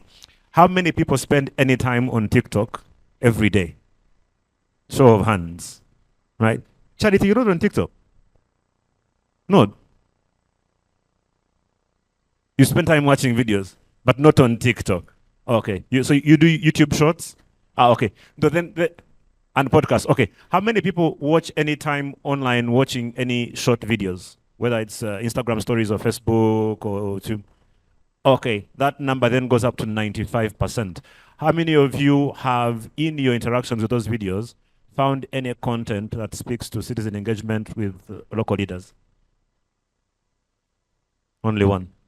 Okay. I think that just, for me, proves my point that there is definitely opportunity there for what we can do. Right. Over to you, ma'am, very briefly. You forgive me because I already pre-selected the people we need. I need to come to you so we can go to the next session. Yeah, my time. Briefly. Thank you so much for this opportunity. My name is Naiga Doreen. I'm from Center for AI Ethics and Governance in East Africa. I want to start by commending the great job that you're doing to get into the grassroots of our nation and being able to bridge the gap between the local people and the government or the leaders. While you were speaking, there is something that came to mind. I realized that you were able to to inform us on the hierarchy of how governance maybe in health centers runs up till the topmost level. Now, for me, I thought in the sense that media is also a necessity to people, just like health is and water and the rest of it. You talked about something like addressing, teaching the people at the grassroots level on communicating their needs to the people that are supposed to cater for these needs. Now, I was thinking that with the commendable work that you're doing in relationship to governance, can we borrow the same tool onto media to have grassroots levels? Let's say that LC1 has someone who could write daily or monthly newsletter, educating them and getting on-ground information, and then moving it to the next level, which could be parish level or sub-county level, and in the long run, clearing the issue that we are having here, which is building maybe the trust in people, that people are able to bring their news, and it's able to be accessed from the very authentic or level or ground, and then it is able to go up to the topmost level without really having it corrupted. Yeah. Yeah. So thanks a lot. That's actually a brilliant idea. And I remember when I was growing up in the 80s, we had these things which were like weekly meetings. Every Sunday afternoon, you would have a village meeting where the LC1 chairperson would interact with the people in the village. You would raise your issues. At that time, it was mandatory to make sure that you have cleaned your compound and the latrine, and there would actually be inspections and all of those things. So what you're saying, I think, would be a brilliant way to try and look at that. Simon, I wanted to come to you, but... Are those still happening? Are those meetings still happening? No, well, again, so I think, David, maybe there's a need for Toweza now to try and maybe do some training for local leaders to engage with them on the need for them to interact with their citizens. So, but yeah, I think that would be really important. So we'll come to you, sir, and then we'll finish with Yusuf. So if we can get the mic right over there, very briefly. I only have 7 minutes to hand over to Brenda. So. Thank you. Thank you, Chair, and thank you, panelists. My name is Ivan Lukanda from Makerere University. I want to take note of one thing, and I will address my question to Mr. Mugurusi. Over the last 5 years, we've been working with APIC to train some of our students in access to information. But there's a question that keeps coming up, and that's the question of agency. after training people in accessing to information, are they interested in asking for the information? And on the other hand, are the people, the public servants you have trained in accessing information, ready to provide that information? So, your issues after training people on both ends, you end up having a gap where people who are trained don't go ahead to ask for information, and even those instances where people have asked for information, on the other end, there are very few organizations willing to provide that information to the public. Thank you. Right. Thank you. Thank you very much. I know let's get to Yusuf now, and then I'll hand over to Brenda. I promise that I'll make sure that I've given it to her by 11, so I've got to do that. As you come, allow me to recognize Charity Kaleva Ibisewe, Executive Director at Electoral Laws Institute. Yeah, she changes jobs even more than me, who changes jobs every 3 weeks. So it's very hard to keep up with what Charity is doing. So good to see you. You're very welcome. Yusuf, allow me to ask you to, but my leader, if I let you speak, then Simon will be angry with me, because we'll try and see if we can come to you. So Yusuf, briefly, and then I will hand over to Brenda. I want to try and redeem the time. So. Okay, I know we don't have time. Good afternoon, colleagues. My name is Yusuf Gidudu. I work with Vijana Co, its organization, and I raise on the issue of freedom of expression vis-a-vis access to information. Last about 3 months ago, my colleagues were involved in a very funny case that has been even had to be decided on by the judiciary. We were holding a press conference to have a conversation on a few things that were happening during the time when the public was demanding for accountability from Parliament. So my colleagues were arrested, and since then we have not had peace as an organization. We are working in a very funny way, which is making us feel there is lack of freedom to expression. I want to also give a point of thanks to the two organizations in front of us, for they have contributed greatly in terms of seeking alternative media engagement.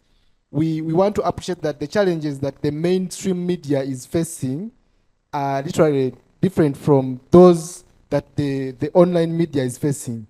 We were able to have similar engagements because we diverted the conversation from just the mainstream media that we had planned to have to the online discussions. That Twitter you can see there on the platforms which we have is a very big platform that I think as young people, not only Twitter, but all the online platforms would work for us as platforms where we can freely share information. Ben was talking about TikTok. I have come to realize that there is a lot of freedom on TikTok, that even people are misusing it to disinform. But this shouldn't worry us as much. Let's just do the Jammy Forum kind of the Jammy check to see that whatever is being shared on these platforms is something that we can acknowledge and accept to say it is authentic and it is worth sharing on the platform. So going forward, I would propose that as CSOs and other actors in the government business and our local governments, we embrace the new technology. Let's not run away from AI because of the so-called threats of taking our jobs and stuff. When the guy from our Terrifying was saying that we are running away, we are using ChatGPT to report and whatever, it's you, the person that makes whatever the report the AI will draft for you. So it is us still, a person who has not been in media, a person who has no clue in reporting, can't write a good story even if they are given the AI stuff. So let's just embrace the technology and move with the verifying factors. on board. Yeah. Thank you so much. Thank you very much, Yusuf. Allow me to invite Brenda Namata, who is Programs Coordinator for Strategic Initiatives and Advocacy at Policy, to come. Also, a big thank you to David and to Ziada, our panel. Please give them a big, big, big hand clap, and we'll allow them to take their seats. Again, as we keep saying, the idea here is to just jumpstart conversation so you can continue engaging with them during the breaks. Also, a reminder for you to, the stuff that you're hearing, please put it on your X platforms, share on your Twitter handle, your X handles rather. It will generate some debates along the way. So a big thank you to our panel. And as I hand over to Brenda, that video from Article 19 is ready. So I'm going to play that now. And then... Ben? Yes. Oh, David. I request to share one thing. Yes. A call to action. Requesting, we've played one story among the so many that we have.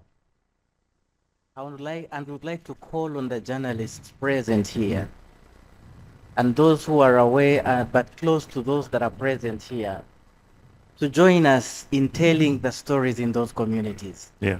There are very good stories out there. Agreed. Yes. And one of the things that you can do is just go to the Twaweza page, because they share this video on their pages, and just, repost them. They will make a big difference. So let's do the video from Article 19, and when it's done, the next voice you will hear will be that of Brenda Namata, who will come and take on the discussion on the future of work using data as a driver for improved environment, especially for women in media. And she has a powerful panel lined up for you after the video.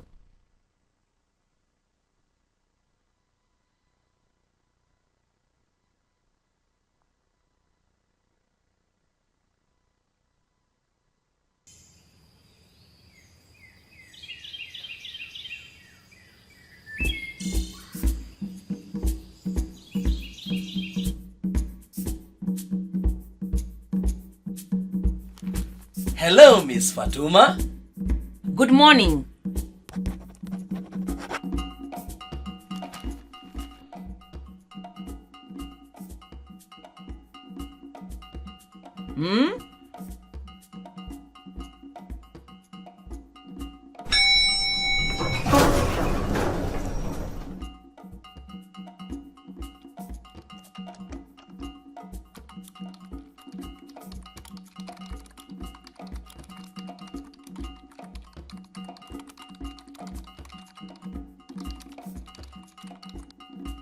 Hello, mother.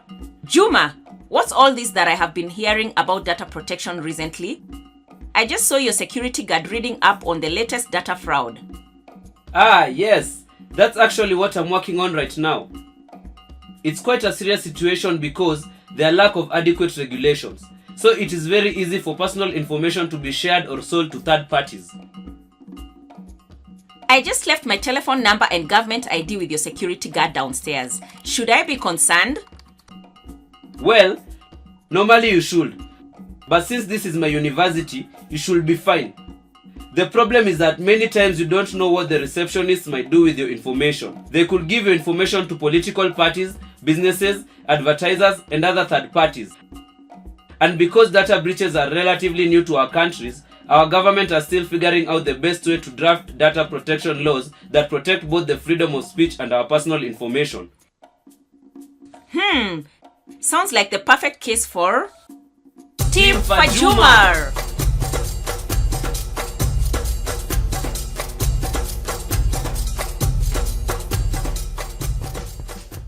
So we need to figure out the perfect recipe for a data protection policy.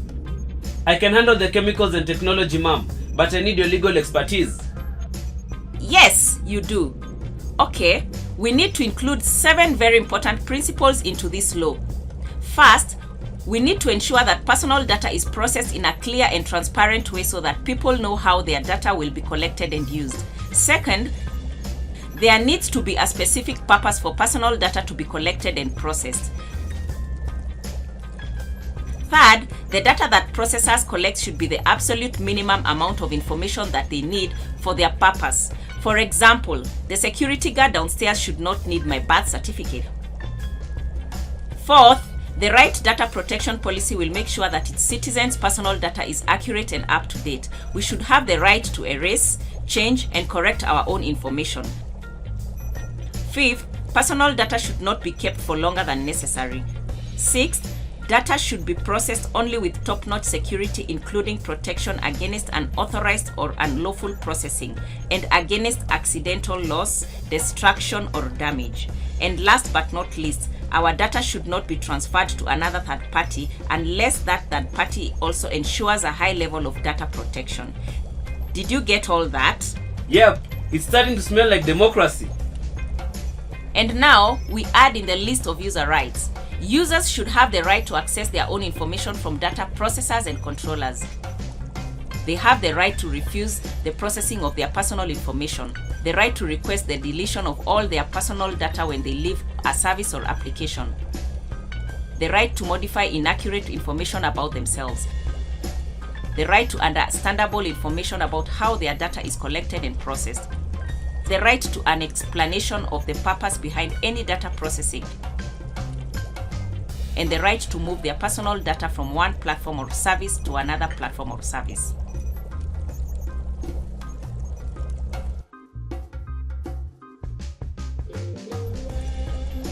So basically, the user should have complete control and understanding over how their personal information is used.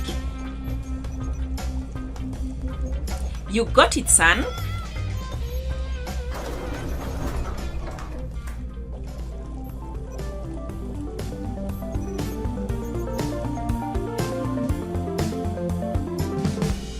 Let's go create some change.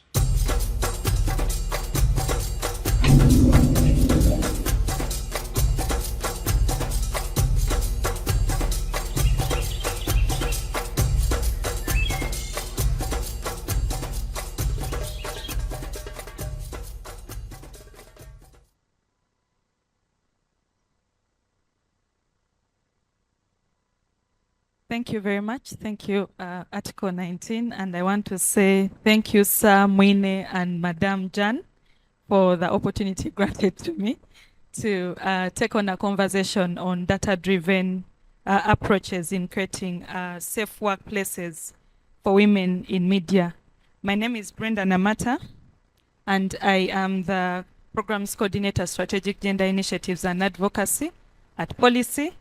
Policy is a feminist civic tech organization that works at the intersection of data, technology, and design to craft improved experiences for people, of course, through responsible data uptake and appropriate data governance practices. And I guess the session will try to reflect what we do, in other words. A minute earlier, I was just asking Jan that I was not seeing a few faces in the room.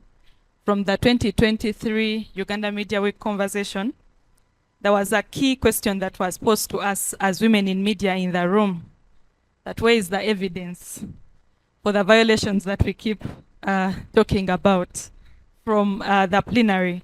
And so today we bring the evidence to discuss the challenges that women face in the digital sphere, but also the physical spaces. At Policy, we recognize that work, its means, workers, and workplaces are increasingly evolving in the face of AI, other emerging technologies, and the wider digital sphere. Whereas this would be an opportunity, like the earlier discussions happened yesterday and today, we also highlight that there are challenges, key challenges that are arising out of the digital sphere and work being present there and workers being expected. And to that note, it is women facing the higher note of violations within the digital realm. In response to that, Policy is undertaking a project that we call the Future of Work, where we are targeting to build digital resiliency of women within workplaces. And within this, we aim at creating a critical mass of African women who are able to promote a feminist internet. And this is through media engagement like the Uganda Media Week 2024 that we are proudly in partnership with. I guess we see our logo lighting high above. And then also shaping policy and legal frameworks to see that we create a legal framework that protects but also promotes an inclusive participation of all journalists without discrimination in the physical and the digital realm as well. You may wonder the terminology feminism and its contextualization to the conversation. Feminism will simply mean an environment where we women can also be able to participate without any form of harm, threat, or abuse. And particularly, that if we go on the internet, we are not afraid of being cyberbullied, harassed, or even sharing non-consensual intimate image sharings on the internet, courtesy of putting us down as women journalists when we try to work. The key objectives under this program or project are entirely to highlight the challenges that we do face as we undertake our work as female journalists, to co-create interventions that are able to address the challenges that we would have highlighted, and to also advocate and create a vision where we have a future that is able to create inclusive working and dreams of all African women. Under this program particularly, we are engaging with women in media, but also we believe that the media is a reflection of society and therefore influences better experiences of other sectors and also all people in society. Therefore, at a secondary level, we engage with women human rights defenders as well, women in politics, digital creatives, what we recently know as the digital economy or gig economy, where you can be able to earn off the internet or digital spaces. We deal with content creators, creatives, artists within that, and technologists as well. Beyond the Future of Work project, that is the highlight of this conversation, we have other programs that we also engage the different actors on. And we do this through the feminist principles. We collaboratively engage. Therefore, we work with a number of like-minded organizations like Media Focus on Africa that we are partnering with to implement this particular innovative and responsive initiative. Data-driven action, we don't speak out of the blue. We speak from an evidenced point of view. Therefore, we do a lot of research to inform the interventions that we put across. We do a lot of advocacy where we engage at different levels, especially the policy level. We try to influence the development, but also enforcement of good ICT policies in the country. And we also use a key principle on intersectionality. We recognize that we are different at different levels, and therefore we must be responding to the differences. Within this particular intervention, like I mentioned, key to that are communities of practice. Between October 2023 and September 2024, we have been working across 7 African countries, and particularly I would speak key on Uganda, where we have supported the development of multi-sectoral and multi-stakeholder communities of practice that bring together different individuals, women in media, women in civil society at different levels of human rights advocacy, and also government players, academia, to come into one grouping to be able to identify the challenges that are being encountered by women on the internet and design interventions while implementing them to address the different gender digital divides. Beyond that, we also foresee celebrating and recognizing outstanding initiatives and also individuals that are promoting but also creating a safe internet for women. Like I mentioned, the Future of Work program, we are undertaking it within 7 countries, and that is Uganda, where we are partnering with Media Focus on Africa to implement the different interventions that we are putting across through the community of practice. And the other partners, Uganda Media Women's Association, and within the other countries that we have the program being implemented in is Kenya, Tanzania, Cameroon, Mozambique, the Democratic Republic of Congo, Senegal, and if I haven't missed any, those are the 7. The data-driven conversation for this session is the Afrofeminist Internet Scorecard, where policy, closely working with its local partners, now specifically in Uganda, we developed a research tool that simply focuses on identifying the unique challenges and experiences of women within these respective contexts. And I beg that the conversation is reduced to Uganda, where we use the scorecard to identify the challenges that women are facing, the progress that is being made by the different actors, that is at government, civil society, but then also the media industry itself, to see that we create the change or inclusivity for women on the internet, but then also informing the development of evidence-based approaches, such as the community of practice. We did not do it at desk.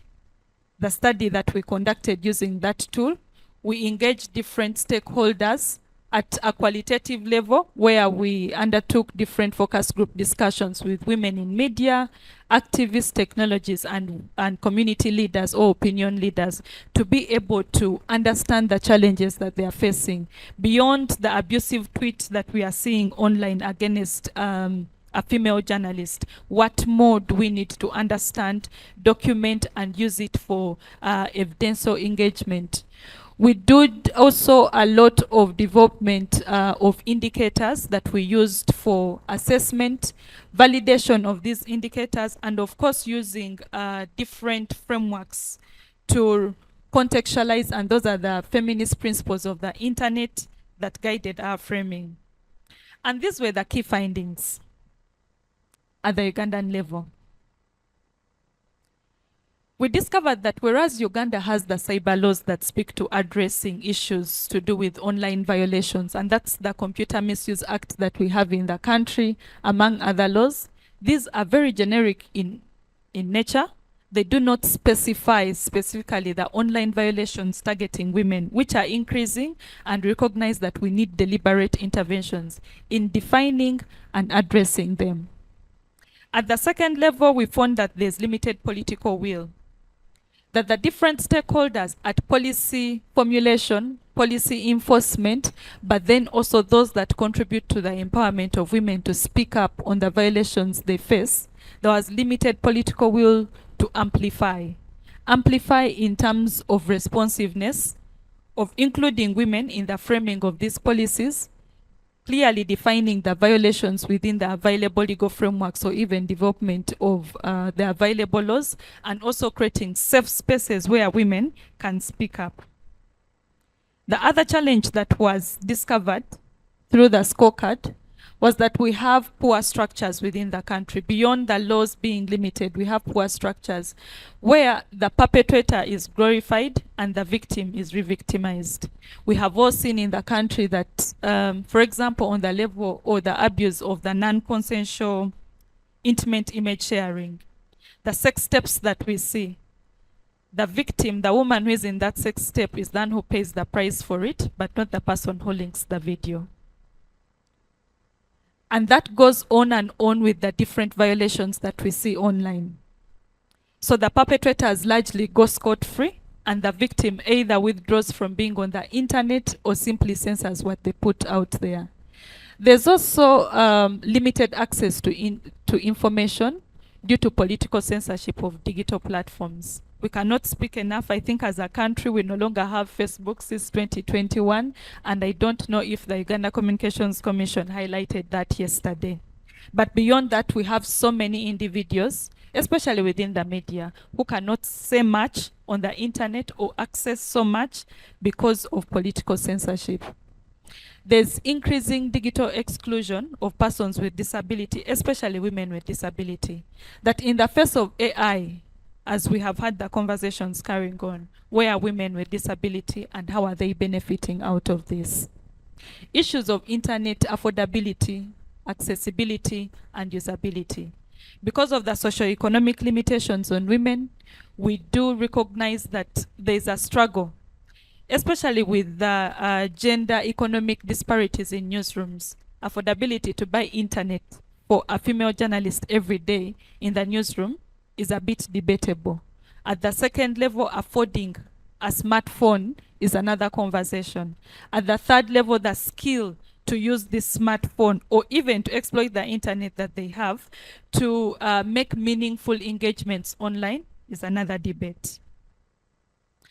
We give a bit of a snapshot of how the scorecard looks like. There's a link within the presentation that I would request to be shared, and also access it on our policy website, where we just give a scoring, and the score that we have is from 1 to 5, where 1 represents missing, the 2 represents inadequacy, the 3 represents need of improvement, 4 representing that we meet minimum standards, and the 5 meaning that we actualize. And at the different levels or different indicators that are about 10, you'd get to interact further with the findings of the scorecard. Allow me get into the recommendations that lead us to the panel discussion of this session then. We do recommend at different levels within your different capacities that there's need of enhancing digital literacy and skilling among journalists, especially women in media. We have the smartphones, ladies and gentlemen, but we are challenged on how to protect ourselves at different levels when we encounter challenges or violations. And secondly, also how to exploit it to be able to add value to the media practice or within the newsroom. Strengthening policy advocacy. There's a challenge in inclusion, but also engagement at policy level, and also facilitating cross-sectoral collaboration and knowledge sharing. A conversation has to be amplified and drummed up that we can no longer work in silos. We need to join efforts together in order to actualize social change. Strengthening of media partnerships, it cannot be said enough. And lastly, community building. We believe that through these recommendations and also this evidence being presented to the challenges that women face within the digital landscape in Uganda, we can be able to create a safe and inclusive internet where women are able to contribute to as female journalists or within the different work capacities. Ladies and gentlemen, join me to usher in our panel that is going to be then contextualizing and telling us if this is evidence enough and what it can be able to do as far as creating safe workplaces for women in media. Allow me invite Jana Juang. Madam Jana Juang, we want to thank you that for the last 7 years you've been able to create a platform where we engage and we are able to speak as women in media to point out the challenges that we face. Jana Juang is the programs director and team lead at Media Focus on Africa, but also our partner within the Future of Work project and the coordinator of the multi-sectoral community of practice in Uganda. We can't be selfish enough, please. Join me to welcome Mulungi Faith. She is a journalist, an outstanding female journalist and presenter with Radio City. How do we have these conversations without having defense in the room? Noeli Nasuna, the communications executive with Defenders Protection Initiative. I therefore inform you that women in the room, you can speak anything for anything as long as it creates a future of work, because we have Defenders Protection Initiative in the room. We draw our conversation then on data-driven drivers for creating a safe space for the internet. And I would love to start this conversation with Faith Murungi. For everything that we have spoken and the evidence that we present, what is it that you would want to see different as a female journalist who contributes both to the digital and the physical workplace? Thank you so much. Good afternoon, everybody. Thank you for making time. A lot has been said in the presentation that got me wondering, what more can I add? But as someone that has been in this space from 2015, both as a journalist, written, and then later on radio, there's so many things I wish I could highlight. And so I hope that the few that I remember, that I'll do it justice, especially for the other women that are in this field. First and foremost, I would love to see a change in stereotyping. as women in this field, when we have to fight, we practically have walked into a locker room. The media for the longest time has been very male dominated, and if you would allow me, the Daily Monitor has run quite a number of stories on this, and of course there is a time when they ran an article that was July this year, and they were saying that when you look at the number of female journalists vis-a-vis their fellow colleagues, the numbers are staggering.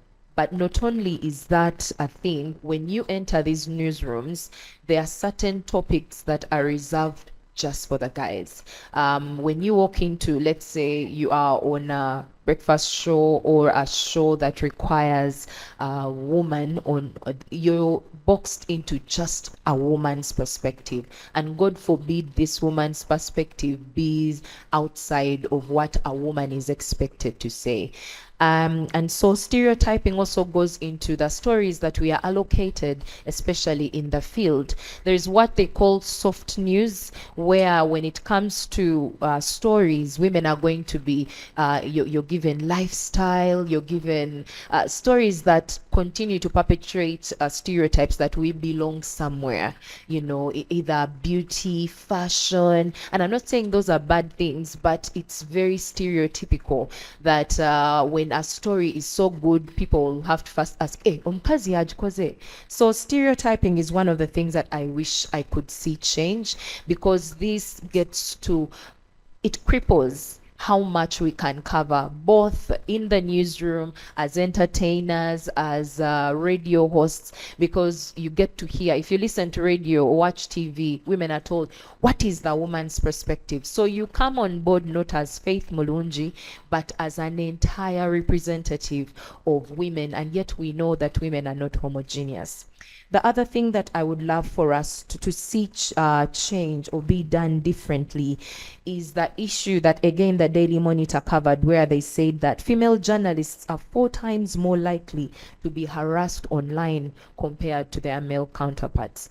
We all are on social media, and we do know that, God forbid, a female journalist state an opinion that is maybe unpopular. I'll use Maritza Mama Kele as an example. This was a very laid-back conversation. They were talking about Kameza money, and she says, I believe a woman should get 1 million shillings as Kameza money. Hell, brainstorm, everything was rained down on her, and that's just not even, that's just a quarter of it. So when you look at the harassment that women face online, the backlash, should someone not be able to meet you on an intellectual level, you're going to get body shamed. Should you be going through a relationship breakup, then you risk image-based violence. And this makes women very scared of owning up the online space. One thing, before you know it, you're called ugly, you're called bitter, you're going to grow old with cuts. Yet when it comes to the male counterpart, someone can have a civil conversation without necessarily body shaming them. So I would love to see that change. And maybe the other thing is 2 things I would add: the issue of harassment in the newsrooms, in the field, online, where, again, I'll refer to the Monitor. There is also, if you may, please read up about a report that ACME and Kina Mama Africa ran as far as what women in journalism face. And they were talking about the fact that 1 out of every 2 women in the newsroom has been sexually harassed. And the biggest perpetrators are the very people they are meant to report to. We are talking supervisors, we are talking co-host dynamics, and we are also talking owners of these media spaces.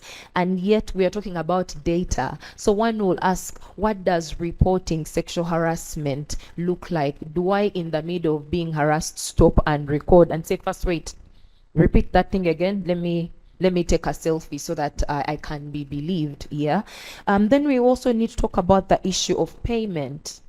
To date, there is still women in the newsroom that earn 5,000 shillings per report. per story. And yet we are in an industry where, as women, we suffer from ageism, over-sexualization. You need to look a certain type of way, but at 5,000 shillings per story, or you could be on the same show, you pull your weight, but your male counterparts earn way more just by being men. If you're unmarried, you're told, you don't have responsibilities. If you are married, you're going to be told, but you have a man that provides for you. This, among very many issues, are some of the things that I wish you could change. But maybe the other thing, I wish to see owners of media houses in meetings like this, because for a very long time we are talking to us that go through these things and the owners are nowhere to be found. So those very many points Yeah, are some of the things that I wish Thank you, to Grace. change. And just before I let you go to then Noeline, how then can media houses use the evidence, the conversations, the data that we are driving to be able to improve the work environment for their female journalists, both within the media house itself, but then also the internet where their reporters do thrive on? Thank you so much for that. Firstly, by them being part of these conversations, because I'm not saying I'm inconsequential, but there is only so much as a radio host of a breakfast show can do to change, especially if a system is not built for these kinds of conversations. So I would love to see supervisors, program directors, program managers, station owners, regulators being in the same space to know what is actually happening on the ground. Number two, how many of us here, by show of hands, have or know of a sexual harassment policy at our workplace? How many of us? How many of these are implemented? How many of us can fully teach an intern what is included in these policies? I'm impressed. There are a number of hands compared to what I expected. When you look at the current law in Uganda, sexual harassment policy is restricted to companies that have over 20 employees. Yet we all know that not many media houses employ 20 people.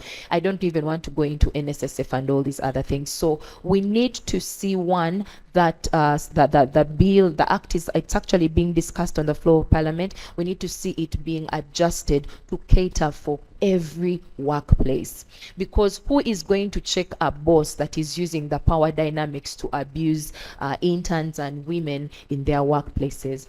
3, awareness. Do we even understand what abuse is like? Which brings me to the next point. Sometimes we women that have been hired in these places are actually gatekeepers of this abuse. Because we've gone through this system, we are the ones that are actually ensuring these habits or cultures at work that enable abuse are going on, because I went through it. Why do you think you're any special? So building systems that actually enable for us to have evidence and then also to be able to follow through. If the systems work, then we'll get to see more women speaking up without risking being blacklisted across all board, because like we've seen, abusers and perpetrators protect each other.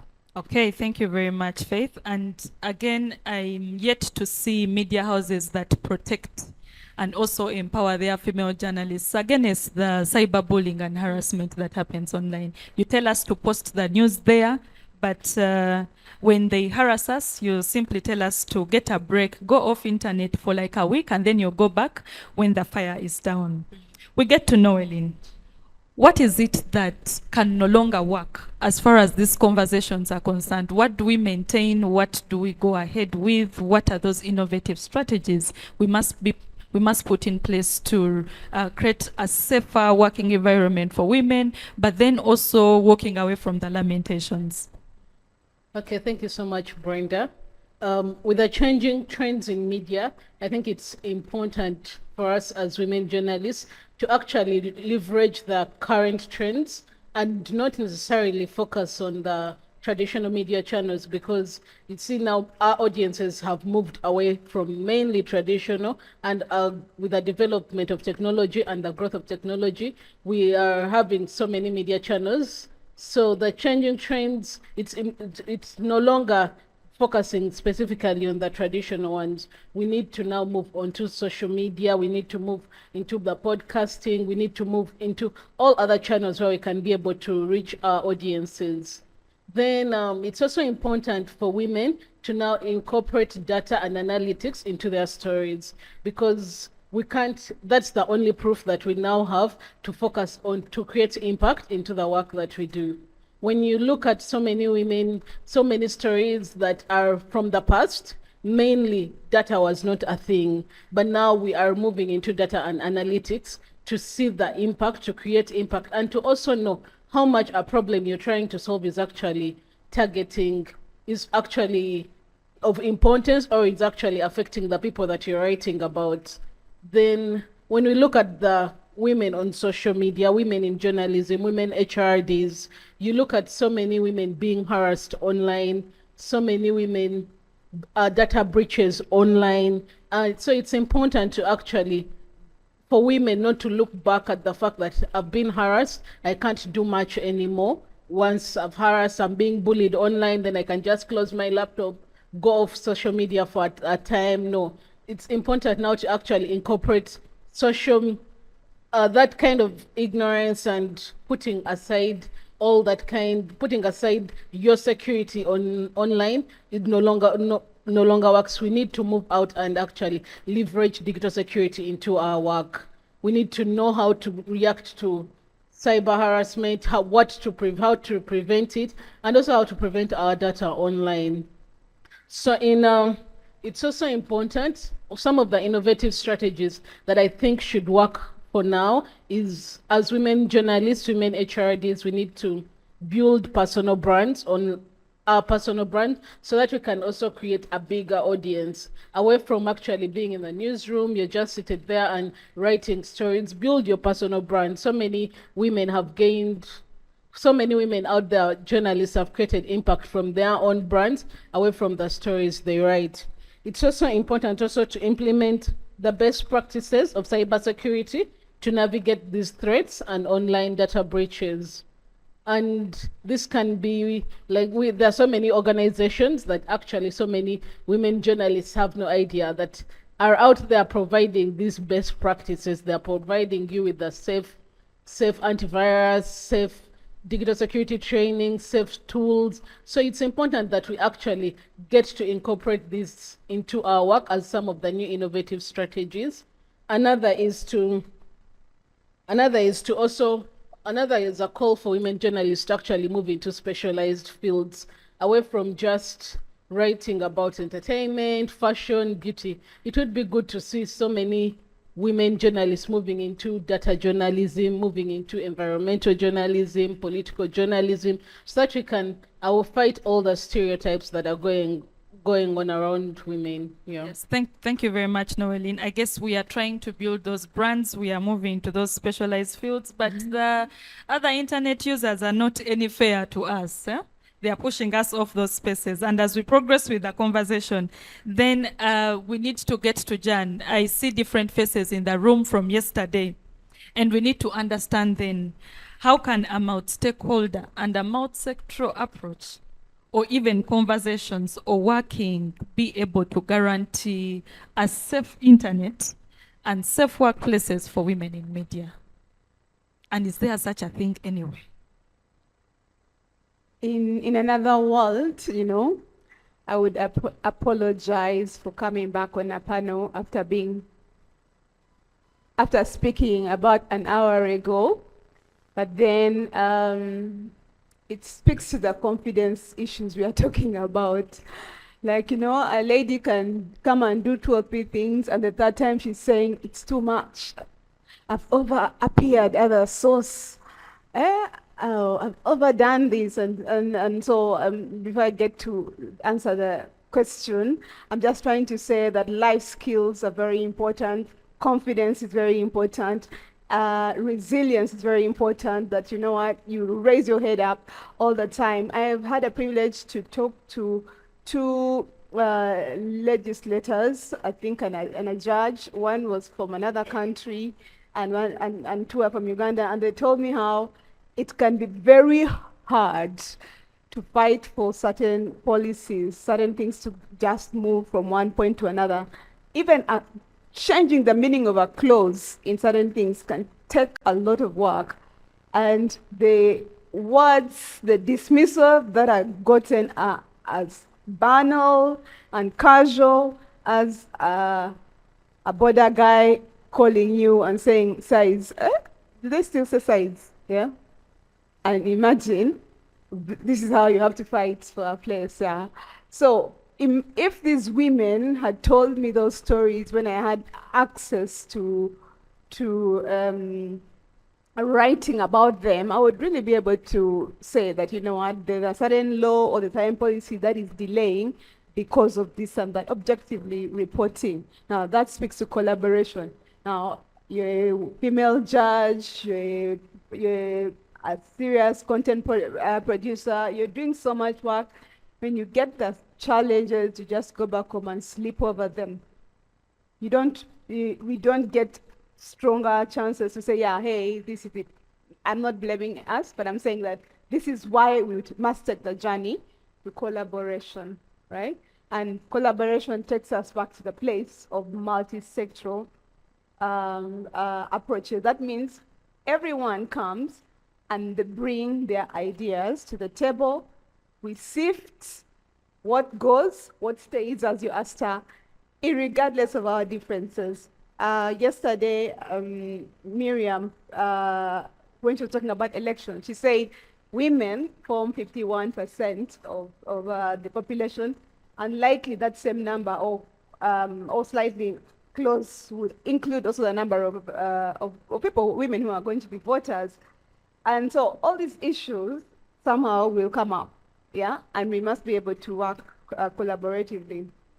Why? Because everyone from one particular sector will bring in their best, another one will bring in their best. And this reminds me, I don't know who, if I am lucky now to see who was here on the very first Uganda Media Week or the second one. Yes, I can see them, Milton, Charity. There was this demand. We were talking about media viability, the viability of the media and why it's important. And it was a candid conversation, and media owners or people who are representing the media side or the business side of media or journalism kept saying, it is expensive to have a woman on your team. The ones who are still here, are you still in agreement? Because now we have evidence.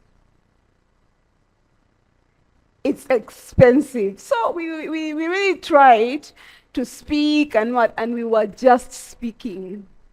Yeah? We were just speaking. And then speaking to what Faith was saying, she was wondering why certain people were not in the room. After that meeting, we started going to the mountain, right? And started talking. And one media owner in this country told me, John, where is the proof that they can bring money? Just present the proof. Every businessman would be able to agree to the proof. And that's how we are finding the proof. So the importance of multi-sectoral approaches tells you that everyone is experiencing a certain kind of pushback or pressure because of women in media. But if we come together and work together, regardless of our motives, our interests, we can be able to find a fairly okay, strong pillar to guide us. So, if you allow me, we got some proof, by the way. We did a survey, we talked to the editors, we talked to the women journalists, and we went back and presented the proof to those who were asking the proof. And then they had to test the proof, and it is working, yeah? It's working. We have found media houses willing to present, to collaborate more, allow for women to have their programming changed, allow for some changes here and there.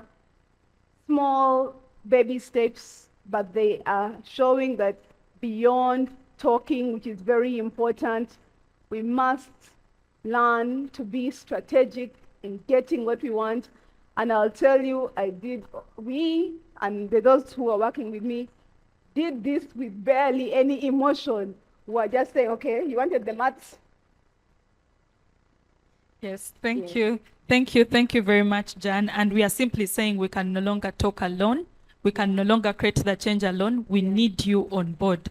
And therefore, the multi-stakeholder and sectoral approach. Before we get into the plenary, I know, Jan, you are coordinating a multi-stakeholder and multi-sectoral community of practice under the future of work.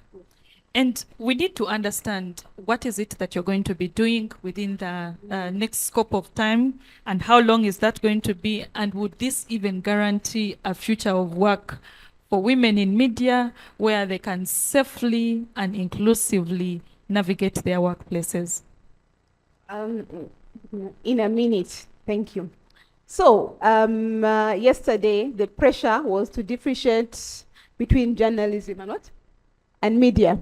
Right, but this time this whole community of practice is responding to the need for a multi-sectoral approach. Right, every player of in the media space, every woman in the media has a certain kind of duplicated challenge from the other side. So when we come together, we are able to hear what the content creator, the female content creator, is doing, and how we can address that. Oh, the one in media and development, the one in mainstream journalism, and all of these actors, we come together and are able to say what is the agenda and how do we move forward. So we have learned from the results of the Afrofeminist scorecard, which is not just for us, by the way, it's for everyone who wants to make work better for women.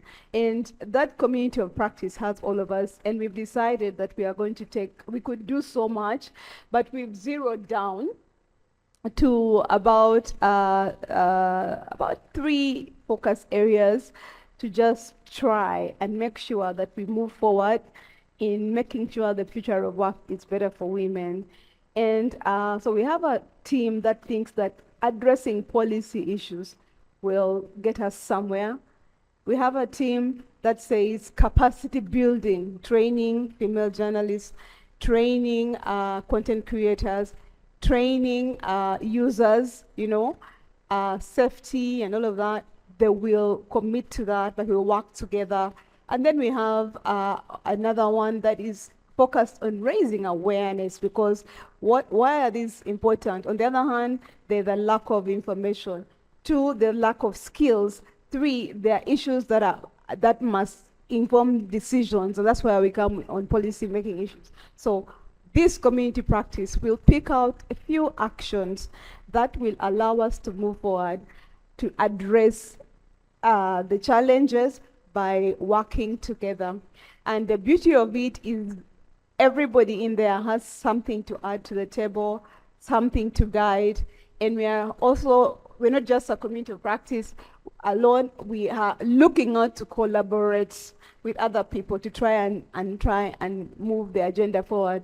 Essentially, the principle that we are in agreement that something must be done. And then second is, if it must be done, it must be relevant to the people who are working with, and it must be timely, such that we do not just do it for the sake of doing it. Essentially, this should be one that should last forever, because we will be able to share our experiences and learn and ensure a level of continuity. Okay, thank you very much, Jan. I guess our sister from Uganda Christian University, you can hear that the work is being done to create a safe environment for you to come and join the practice of journalism. It's not all that bad. But I'd love to state as we get into the plenary that a few years ago I was at university, and my good doctor happens to be here. He taught me and mentioned all the roses, but he forgot the thorns within the practice of media. And my experience in the field has enabled me to bring the evidence back to him that it is not any rosy. And we then want to understand from the conversations that we are having, the Afrofeminist Internet Scorecard that is giving a reflection of where the problem is. How are we able to compute these conversations into academic papers, but then also academic empowerment of the youngsters that are getting into the profession now? Please allow me open the plenary discussion. We welcome questions and also additions into the conversations we have just had, and we are opening with Dr. Lukanda Ivan, please. I will put him on the spot. He burnt my fingers too.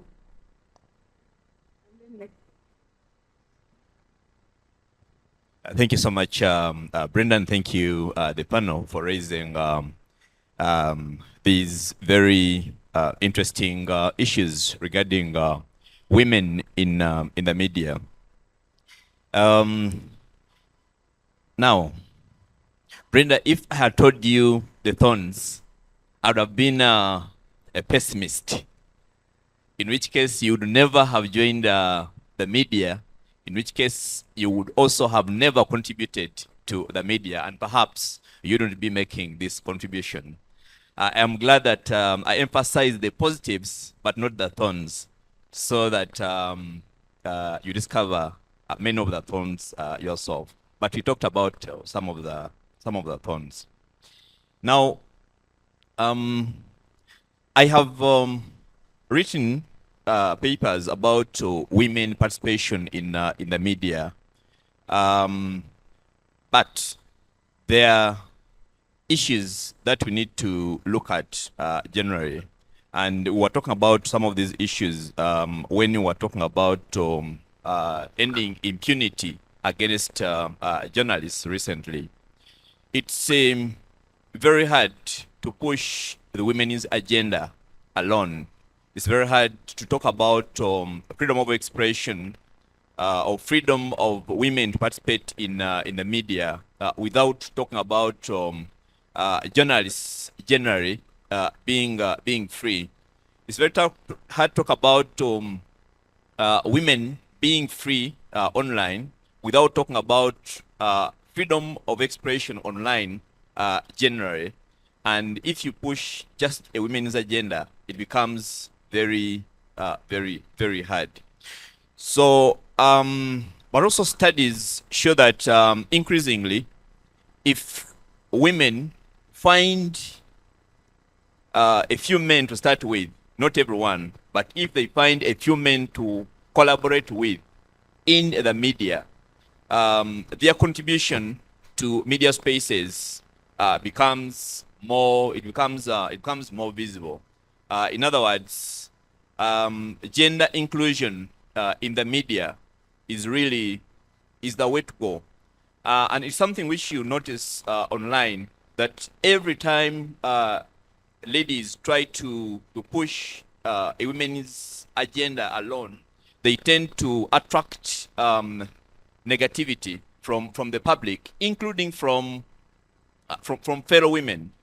So it's very important to take a note of the fact that women and men must exist in the media, and therefore any sensitization campaigns, after sensitizing the women, you also need to sensitize the media managers to be sure that women are included at all times without excluding the men, because that exclusion in return attracts negativity towards women. Thank you. Okay, thank you very much, Doctor. I guess I will have support moving around the microphone. I don't know if Mwine will give us more time, and Jan here, but we shall see. In a minute, it's submission. All right, thank you so much. I've been in so many spaces where we talk about being a sister's keeper, and for me, I started media in radio in 2011. And the first day when I entered office, the manager was female. And the first thing she told me was, the owner of the radio is going to want to sleep with you. but it will be your decision to make. If you sleep with him, it's on you. If you don't, he will not fire you because I'm here. I am the manager, I have hired you, and I'll protect you. Whatever decision you make, do it for yourself with your conscience, and do not at any point blame anyone for that decision. So when I went in and started working, I had that mentality. I'm going to work, I'm going to do my work. Nothing is going to disturb me. And I said, wherever I'll go, I will carry this with me, and I'll make sure I do it for every young lady that I meet and is coming in under my wings. So I carried that to date. Secondly, so when Murungi talked about the gatekeeping, the women who are gatekeeping this abuse, it really touched me, and I think this is something that we need to take note of. If you're an editor, if you have an upper hand, please, it is your responsibility to help the young ladies that are coming into the newsroom.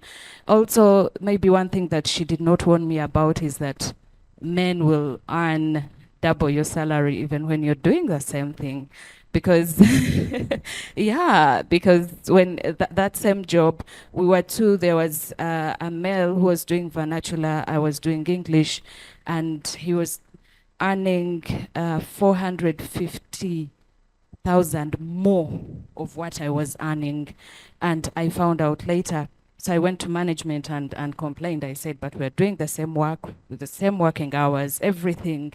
The only difference is the language. But that shouldn't really mean that I cannot earn the same. And the manager looked at me, said, you're very young, you're female, you're single, you don't have children, you have zero responsibilities. Why do you need money? This is a grown man, he has a family, he needs the money. I walked out and I never went back to that radio station. And things have been better for me. So don't really stand for, don't sell yourself too low. If they cannot manage you, please move on. It's better ahead. Thank you very much. And I guess she also didn't warn you in the future of work. Violation is not just sleeping with you physically, but then also harassing you on WhatsApp with endless "good morning, my love" from your boss. You never understand how that message forms up. Thank you. Okay, Yes, thank you so much to the panel. I am Joanne Comfort Palese. Now, talking about that, harassment online and what have you, we had a heated argument with Mulunji yesterday about the same. And just as Sarah has said, we have policies, we have the laws and what have you. Unfortunately, they are not helping us. The authorities are not helping us. So what are we going to do? Can we have a support group as female journalists? Because I believe 10 voices make more noise than one voice. If we can come together, we are not going to stop these gentlemen from thinking the way they think. We will not force them to use common sense, unfortunately. But we can use the common sense ourselves. Yeah. If you have walked into a workspace and you are told, and at times you're warned, by the way, Sarah was warned. At times we are warned that gentleman X has such behaviors. Why do you go ahead with leading this person on? What do I mean by leading them on? Someone, sexualizes you. You walk into office and they're telling you how that dress has brought out your bums and you're smiling about it. That is sexual harassment. Unfortunately, most of us think sexual harassment is I've been slept with. But you walking into office and this person tells you, when I look at your lips, I feel I should bite them. Oh my goodness. And that is what is happening, and you are smiling. Yeah, you are smiling. So if we are not being helped by the law, if our bosses are not helping us, can we help ourselves? Because at the end of the day, you are not going to work in isolation. It is a sad reality that it's happening. And it's even more sad that we need numbers. Why would you say, simply because I am one that has complained, it's not justifiable? Why do you want 10 women to go through the same for you to see or realize that it actually matters? I feel it is so demeaning for someone to say, I need numbers for me to take action.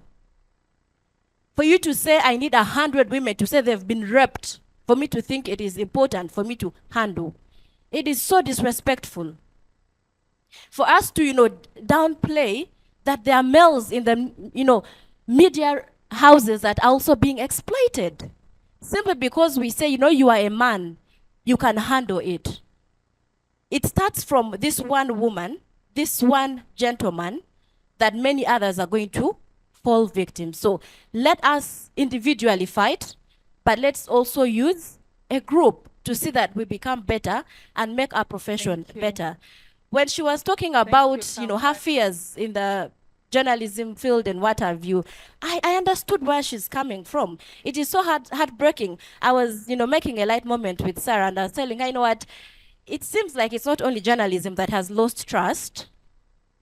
I think all of us, when you look at the lawyers, when you look at all that, and somehow you realize MUEDB is far much better than a professional, unfortunately. Thank you, Comfort. We do recognize that as well, and it is sad that perpetrators are protected. You know the perpetrator, but you protect them. That is really evident in the space.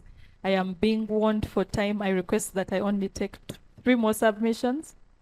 1, please, 2 submissions. I will take, Idris has the microphone. I will take Charity and Mochivi. Thank you very much, Brenda, and thanks. I would like In to a minute. I think this was a very important discussion. I would like to thank all the discussants and the people who have presented. Sexism and sexual harassment, I think, is one of the worst kept secrets in our media organizations.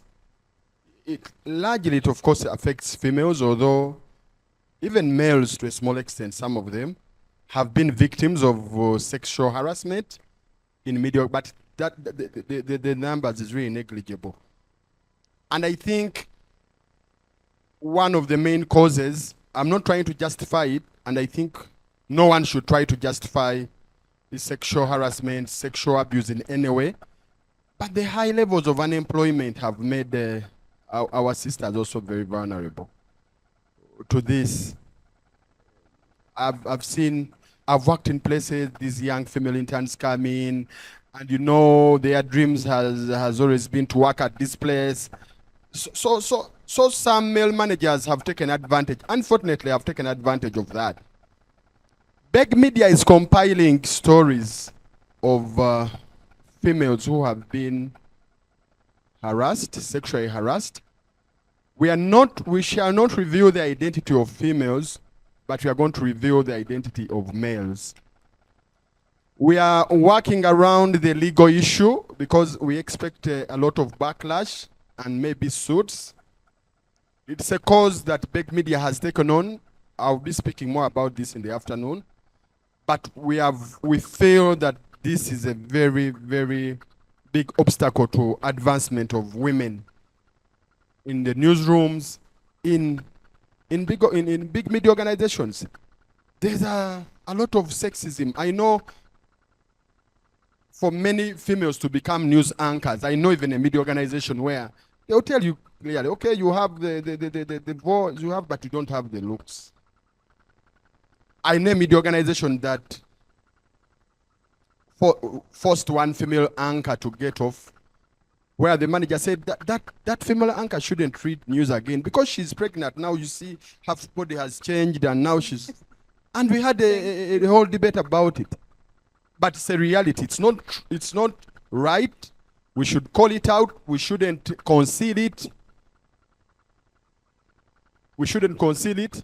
And I think this was a very important discussion, and it's something that should be out in the open. I know a lot of these things, because of socialization, because of the way we have been brought up, some people take these things as normal. Thank you, Idris. I guess we shall have further discussion in the afternoon, and it is key argument noted. In a minute. No, it's not going to be a minute. I'll be lying, Brenda. I want to raise 3 or 4 issues. I'm called Charity. Sometimes I always say, every time I say I'm Charity, I assume everybody knows me, but I wear now 2 facets. One, I'm the board chairperson of Uganda Media Women's Association. I'm proudly associated with that organization. I took it up because I've been in the media for more than 30 years now. So how old am I? Okay. Anyway, I've not been in the media for 30 years, but I've been there for donkey years. Everybody who knows I've been in the media. So we are discussing an issue that is close to my heart, the issue of women. And I'm so happy, Mulunji, you did a very good job.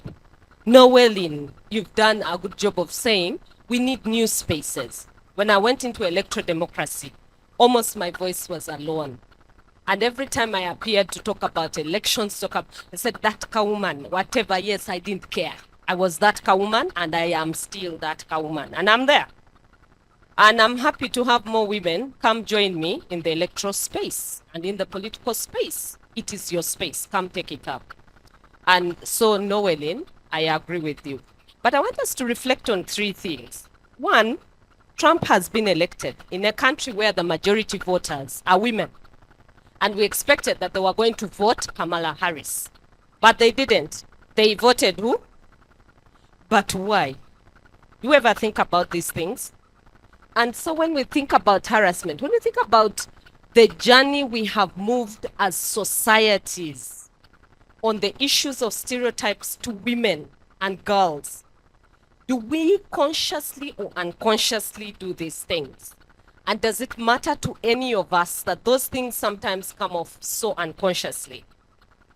And so when my professor here from Makerere was telling us that we need to think about it in a balanced fashion, sometimes I am inclined to thinking that maybe it is right to think about it in terms of boys and girls.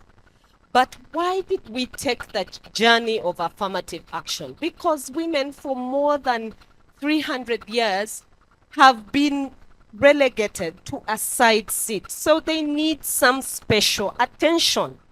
And let us not take it away from them with arguments that, oh, now the boy has been sidelined. I have boys. I love them so much, like I love my girls. But I recognize that there is an attention that we must give to the female. Botswana has just gone through an election. Only 3 women were elected into parliament. Can you believe that? 3, 1, 2, 3 in the whole of Botswana. What does that tell you?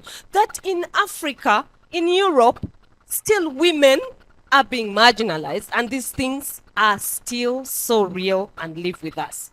Finally, on one of the conversations that you people had, intellectual property is going to be a key issue to think about. So we're going to have to do raising awareness on the issue of intellectual property via AI. One of the things the US is fighting with China over, it's innovation. And you know you will innovate through your digital channels. So as we go innovation, we also have to think about intellectual property rights. I thank you. Thank you very much, Charity, and Muchivi was closing the conversation. I am sorry, we have to be shifting the rest of the conversations online. I request that Muchivi closes the plenary.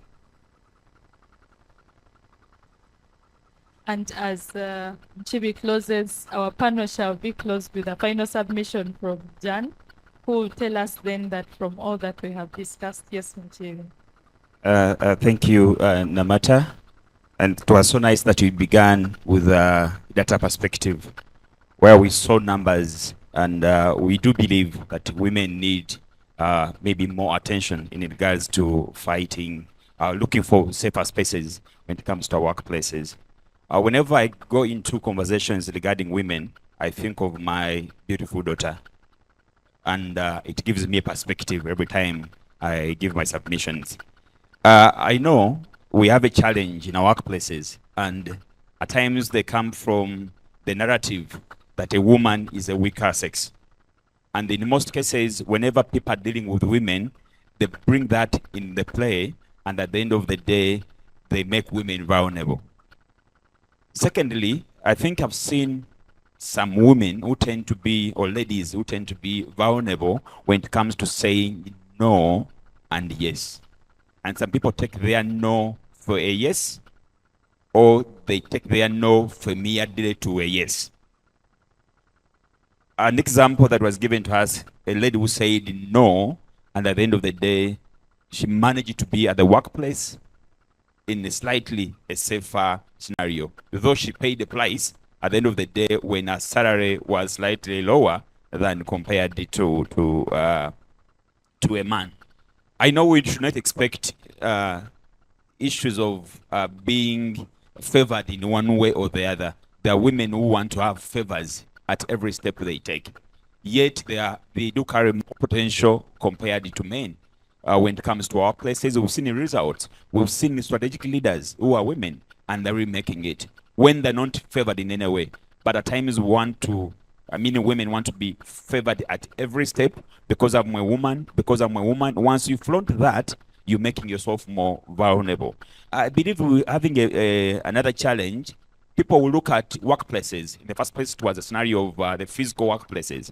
But now we're also having the digital issue, which has a problem when it comes to the laws that govern the digital space. It is quite hard now to implicate someone who has harassed you online simply because the element of the freedom of speech that comes on board, or the actual implementation of the laws that maybe could help a lady in one way or the other. Lastly, I would love to see you people moving on with these conversations to certain other audiences. When you see the people harassing ladies mostly, they could be the owners of the media houses, they could be the supervisors or the editors. Do you engage them to a certain level? HR, human capital leaders. I think we need to take now conversations with those people and really inform them about this kind of vice, and we need to stop it. Okay, thank you very much. Please allow me close this session with final submissions from the panel, just in 30 seconds, so that we don't stand in the way of lunch. And I would start with Jan. From the 2024 Uganda Media Week discussions, capped by this session, do we have a future, and to mean a safe future for women in media as far as the internet and the physical workplace is concerned? Yes, 1,000%. We have a future, and we have the evidence that some things have worked and can work, but we have to put in the mud, our hands in the mud to get it work. Faith has just told me that on this panel, we have not even given people more time compared to the other panels, and we must really reflect on it and ask ourselves the tough question: am I a collaborator or something like that? Now, these things, we must be really candid about them, and number one is to accept responsibility. We need to retire from saying that, oh, I understand unemployment, I understand a man manipulating, but this is just wickedness. Why can't we call wickedness for what it is? You are a wicked man, you are a wicked boss, you have a wicked institution, you're presiding over wickedness. That's it. Maurice, the cartel has the HR, and the HR is male. You report, and then when they go to the old boys club, which has some women in it, they are laughing and quipping and sharing conversations, and blocking. Sarah, you are very lucky to have gotten another job. But the moment you are out, the text messages in the cartel are moving. Thank you. Thank you, Jan. Faith, do the wicked get converted? Do we see the change coming forth for us, the foot soldiers, on the digital space, but also in the newsroom? I think that it's a 50-50 kind of situation. We have a convicted felon as the 47th president of the United States. So I guess in there lies your answer. But real quick, as I'm trying to summarize, is it all doom and gloom? One, for the women in here, we are here because there are women that sacrificed they sacrifice so much for us to be here. So soft life is okay, but we need to continue fighting to make sure that more women belong to these spaces. Women who are killed, when you look at the women's movement, and we are still being beaten and all, but please don't give up. This fight continues. I also want us to look at the role of internalized misogyny to answer Kathy's so yeah, we also need to unlearn some of these biases. Just because a woman is a woman does not mean they are going to be pro-women. But then also let's look at meaningful inclusion.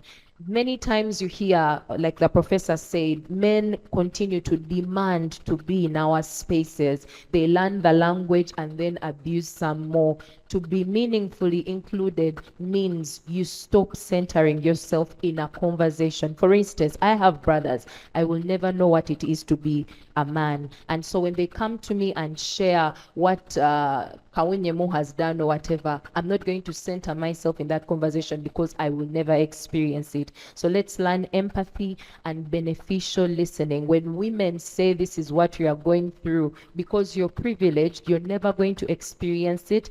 Where you are, use your influence and do not center yourself in the conversation. Thank you so much. Thank you very much, Faith. And then we get to Noeline.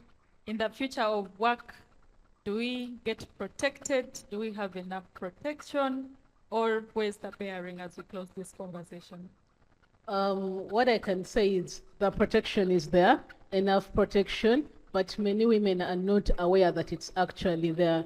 So my call to women is to take up these opportunities that are available. I'll give a scenario. We have a digital security clinic that has been here for 2 days, and we have registered over 20 men getting these services and about 3 women. So please, we need to use the available services to be protected and also join the available networks. Thank you so much. Thank you very much. We have given you the evidence. We request that you join us as we create safe spaces for us as women in media in the future of work. Thank you, my dear panelists. Let me use my privilege. The issues are beyond just harassment, sexual harassment, and that's where the multi-sectoral, multiple approach must be addressed. Maurice, when we had to deal with the first conversations, we had to, 1, talk to the media owners, 2, talk to the editors, 3, look at the content, look at the programming, look at the sources. It's you have to address the ecosystem. Yeah, and indeed the framing. You have to address it, and because of that, all of you have something to do. The professors have something to do in looking at the modules, the programming guys. I mean, why are people still having nasty jokes in the morning shows? And why is the female presenter laughing along, basing on what Comfort said? So all of those things, we all have a role to play. We all have to introspect, but we also have to take a journey of optimism. And above all, to be human beings first. We are first human beings above everything else. And then to just try on a daily to keep removing every barrier. And then by the time we come back 2025, we'll have done so much. And I'm sure we are happy to share with you the results of the research and all of that. But the point is, every bit of the research can be doable, including something as simple like one radio station is doing, separating the toilets, female toilet and the male toilet, as basic as that. Back to you, Mine. Thank you very much as my panel steps down. It's from our panelists, and then we will chip in. Allow me to quickly invite Blanche Musinguzi, who is a data journalist, to come to the platform alongside Sarah Mawerere, who is a journalist with Uganda Broadcasting Corporation, and Nelson Bahati as well. If they could please come, and then we'll get our conversation going. Green what is the theme, and the question is how to simplify climate change stories to local audiences. Good afternoon, you're very welcome.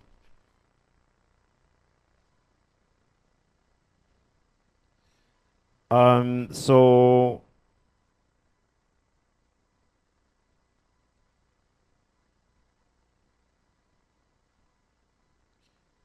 right, so here's how I'm going to try and suggest that we do this panel for Nelson and Blanche and Sarah. I'm going to read out a whole barrage of questions, and then you're going to write them down, and between the three of you, you'll have a very brief conversation to try and answer those questions. So you debate, engage, talk to one another. I will stay out of the way so that you guys can be able to have the conversation. This will help us keep time, and then we'll bring in everyone else. And the questions around this, of course, we know what the issue is. I'm very sure climate change definitely has become a big deal. We saw what happened in Spain recently. Even if you are a climate change denier, there are certain things that you can't deny. We know what happened, I think, in Dubai about sometime last year. In Kampala last week, I think some of us had to swim to work. Which day was that? Monday, I think, last week. Is there anyone here who had to swim to work last week? I definitely had to abandon the car somewhere and figure out a way to, So we can clearly tell these things are not this way many years ago. Now they have changed. So what do we do about that? So how do we ensure that communities and grassroots are ready for that? My gauge for climate change is always my mother. If anyone here has a mother who is in the village, you know that whenever you call your mom, the first thing you talk about is, how is the weather? Right? It's not small talk. For them, it's life and death. The beans have dried. We don't know what to do. So I called her about 2 months ago and she says, Mwana wanje, the banana plantation is down. We had a proper hailstorm. It came and took down half the plantation. True story from where I come from. So clearly these things are happening. When we simplify this information for people like my mom, who is in Kashari, and the rest of her neighbors, it becomes easy for them to be able to make informed decisions about the issues, how to rearrange their farming, for example, how do they safeguard their crops against the effects of climate change, but also how do we ensure that the local media in the rural areas, for example, for me, that would be my focus, are able to then speak into these things and help people understand what's happening. So the questions to you, to the three of you, how do we ensure that there's accurate reporting around climate and environment change? How do we balance the doom and gloom stories with solution-based reporting? Because if you listen to particular people, they'll tell you the world is ending and we're going to become like the days of Noah. It will be a flood. We are done. How do we balance that with the need to say, what can we do to safeguard ourselves against the effects of climate change? How do we incorporate citizen journalism into what we're doing, again, to fight against the effects of climate change? And then how do we navigate the complexes of climate change and the science around it with our, I don't want to say uneducated, but maybe uninformed citizenry? How do we try and balance that? And then in terms of reporting around climate change, what are our roles as media? What are we doing about it? And how do we, more than anything else, how do we simplify our reporting for climate change? And how do we balance our reporting for everything else that we do and finding space to report about environment and climate change? Again, in Uganda context, when we talk about climate change, some of the things are because of global warming, whatever you want to call it. Some of them are down to us. We're reclaiming wetlands. How do we empower citizens to be able to do something about that? So these are the sort of questions that I would like the three of you to be able to answer. I guess I'll start with you, Sarah, and then you can be able to pick it up with Blanche and Nelson and have a conversation around this amongst yourselves. Try not to make it a monologue, actually have a conversation. We'd like to hear you guys bounce things off of each other for about 20, 25 minutes, and then the rest of us will chip in. So Over to you, starting with you, Sarah, and then we'll go to the rest of the panel. Thank you.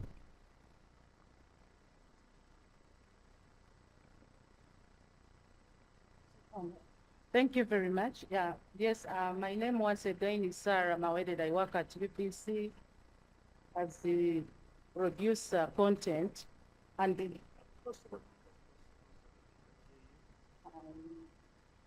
I work at UBC as content producer, and my background has been radio.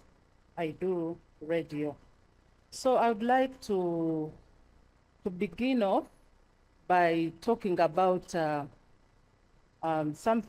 briefly about climate change.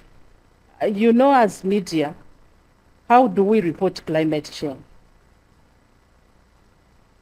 We do report as usual, but there is something that we have to do to go an extra mile to do it. First of all, media, if you're not skilled yourself, you are not going to tell these stories well, and you are going to mislead or to give half-baked information to the audience or audiences.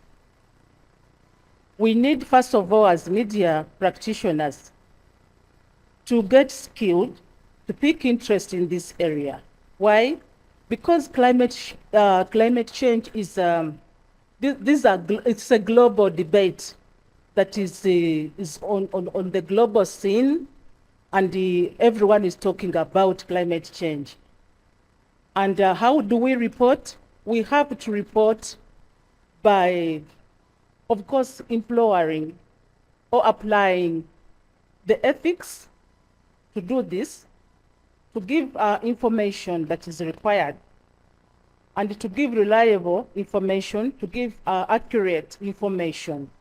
And this information or content, let me not talk like I'm talking as maybe a print media person alone, but generally, let's talk generally.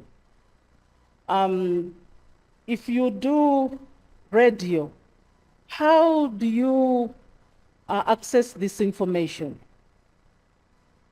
How do you package this information to the audiences?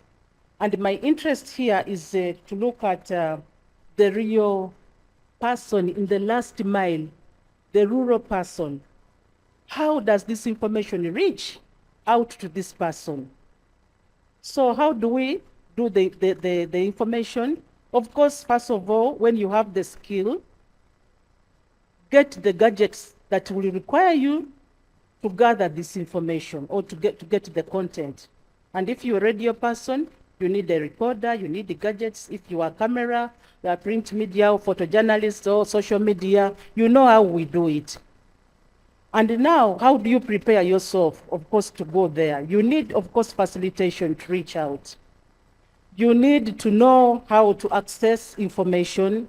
You need to reach out to sources of information. And these sources of information, for example, in climate change, we've had the opportunity to at least or train or skill ourselves. They are telling us that the best information that can help us to disseminate the best information out there is this kind of information that has been researched. So when information is researched, is reliable. And where is this researched information? Talk about the universities. They do a lot of research, and universities have the academia. The universities have educated people. They are sponsored. They take up initiatives to research. So this is the kind of information that we should reach out to, use to tell these stories. Because you cannot just go to Google and get information out there. People will ask you, where do you find such information? If anybody can go online and find the information. But if you have this authority talking from that point of view of research, this is the best information that we have to tell, because it is reliable and the people will depend on it for decision making, will depend on it to change their livelihoods, will depend on it to change their lives and to create curiosity within themselves that climate change is here. We need to change the way we do it, because climate change is not coming out of the blue. Climate change is occurring because of the activities that human beings are doing a disservice to the environment, to create to bring about the changes that we do experience. Then when you reach out there, who do you actually look up to? For example, you have got, let me mention, like the research information is one of the sources to get the content, to gather the content. But who else? We are forgetting the real person in the picture.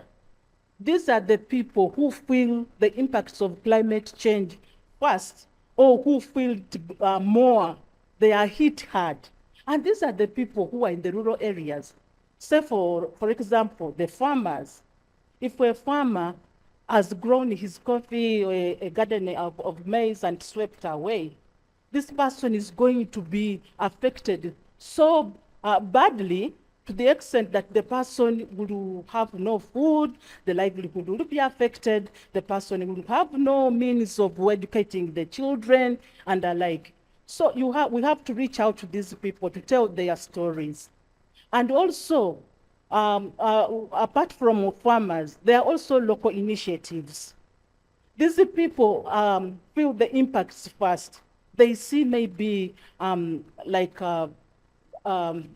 insects are attacking their gardens.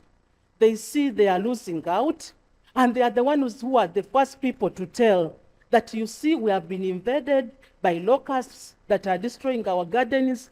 And actually, when you reach out there, you will not miss seeing them doing something by themselves. Traditionally, people have their indigenous knowledge of how to go about some of these things. So you'll see them, maybe they are trying this kind of initiative of maybe, for example, it is a prolonged drought that has struck them and their crops are not bearing. These are the people who you'll get that they have devised means of maybe tapping rainwater, harvesting rainwater, maybe to harvest, to irrigate their crops. These are the people, whether they are designed programs coming from the top, going down. These people, if they are involved, believe me, they have something to contribute. And if it is participatory, and if they are involved, they will share with you what best and how best this can work for them. Then you build on them. At this moment, I beg to stop here to give platform to my other colleagues. Thank you for your submission. I would touch the question of accuracy. How do we report climate issues accurately, and the question of the complexities. So one of the key challenges that I think we face in our newsrooms is that climate change is a science beat. It's a science journalism beat. And our newsrooms, our universities, they don't prepare students they don't prepare journalists they don't prepare students to be science journalists. So as Sarah said, you have to take a personal initiative and learn. The opportunity that there is a lot of content out there that you can read. It's very scientific, but you need to read and then try to understand it in your own way. Try to decode it in your own language, this simple language, so that you can find ways of relating it to the challenges that people face. So I don't know of us who are here who can differentiate the COP that was in Colombia and the COP that is going to be in Azerbaijan, as well as the COP that is going to be in Saudi Arabia next month. I don't know how many can do that. There are 3 COPs. One of them is focusing on biodiversity, the other one is focusing on climate change, and the other one is focusing on desertification. The other two, apart from this of climate change, which is at 29, the other one is, they are still at 16. They call them COP16. So those are some of the things that we need to understand. Then, do we understand the terminologies like carbon emissions? And how can a person report about carbon emissions? So once we read this research that has been produced, we get information that we can translate to them for our audiences. And there are huge opportunities for climate change reporting, especially if you kickstart yourself and reach somewhere, many people are going to pick you up. There are so many opportunities. So I think we need to start ourselves as journalists by reading, getting this information, and then trying to do some kind of reporting. Once people see that you have started on something, they will pick up on you. And the other question that I want to speak about briefly, the question of doom and gloom. And what is important for us journalists is that we shouldn't turn our subjects into victims when we are reporting whatever difficult challenges they are facing, because we are dealing with subjects who are really who are not victims. Don't deal with these people like the way you are dealing with a corrupt official has stolen $1 billion shillings. If a person has stolen $1 billion shillings, yes, that person has stolen it, and you need to be tough on that person. But if you go to the villages and you try to interview people who are facing all these challenges, we should not turn them into victims. And to pick up on the issue that Mwine talked about when he was opening this panel, I happen to come from a place that has not had rain since May up to now. And we're already supposed to get rain at the end of August. August, September, October, and now we are in November. We have not had rain. So, and people have all these sorts of conspiracy theories. They think they are rainmakers who are holding the rain. They are always looking for people to beat who they think are rainmakers. But the reality is that people have destroyed wetlands. There is a big wetland that passes through our area. People have destroyed it. They have cut down all the trees which were there. So that's the effect of the human activities in that area for 10 years. So if you go as a journalist who have read or have knowledge about the connection between deforestation and climate change, you have knowledge about the connection between destroying wetlands and climate change, you also need to pass out this information to people as you do your reporting and say, evidence and research says ABCD, rather than letting them hang on to their myth of there is a rainmaker, there is ABCD. So I feel in that way, you are not turning your subjects into victims, but you are telling a story that is human-centered, that helps these people to learn and appreciate, rather than leaving them as victims. Over to you, Elijah. Thank you so much. Good afternoon, everyone. I'm so happy and glad that we are discussing about an issue that is indeed very topical and relevant. My name is Nelson Bahati. I work at Makerere University. I'm going to speak in more of an academic kind of I will like give an academic kind of perspective about climate change and how the media covers climate change. And first of all, I want to say sorry to Ben, who said that their banana plantation back home got, taken away by a hailstorm. But I'm also very curious and wondering whether the mother knows actually why the hailstorms maybe appeared, and have there been hailstorms over a decade ago or something. I want to say sorry to Ben on that note. But I think if Ben, you should go back home and tell your mom, try to explain to her the science behind the changes and things that are happening around the globe now.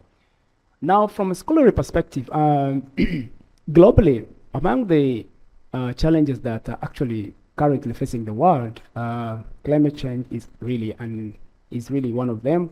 Looking at political instabilities, of course, the loss of biodiversity, and looking at food security, and a lot of things. So climate change really is top there. And one of the challenges is that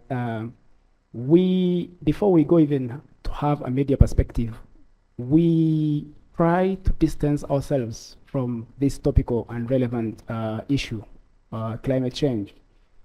Recently, I was in a class, I was teaching, and my student told me that actually a colleague presented, and her speech was about climate change. And this student told me that I find that topic very boring.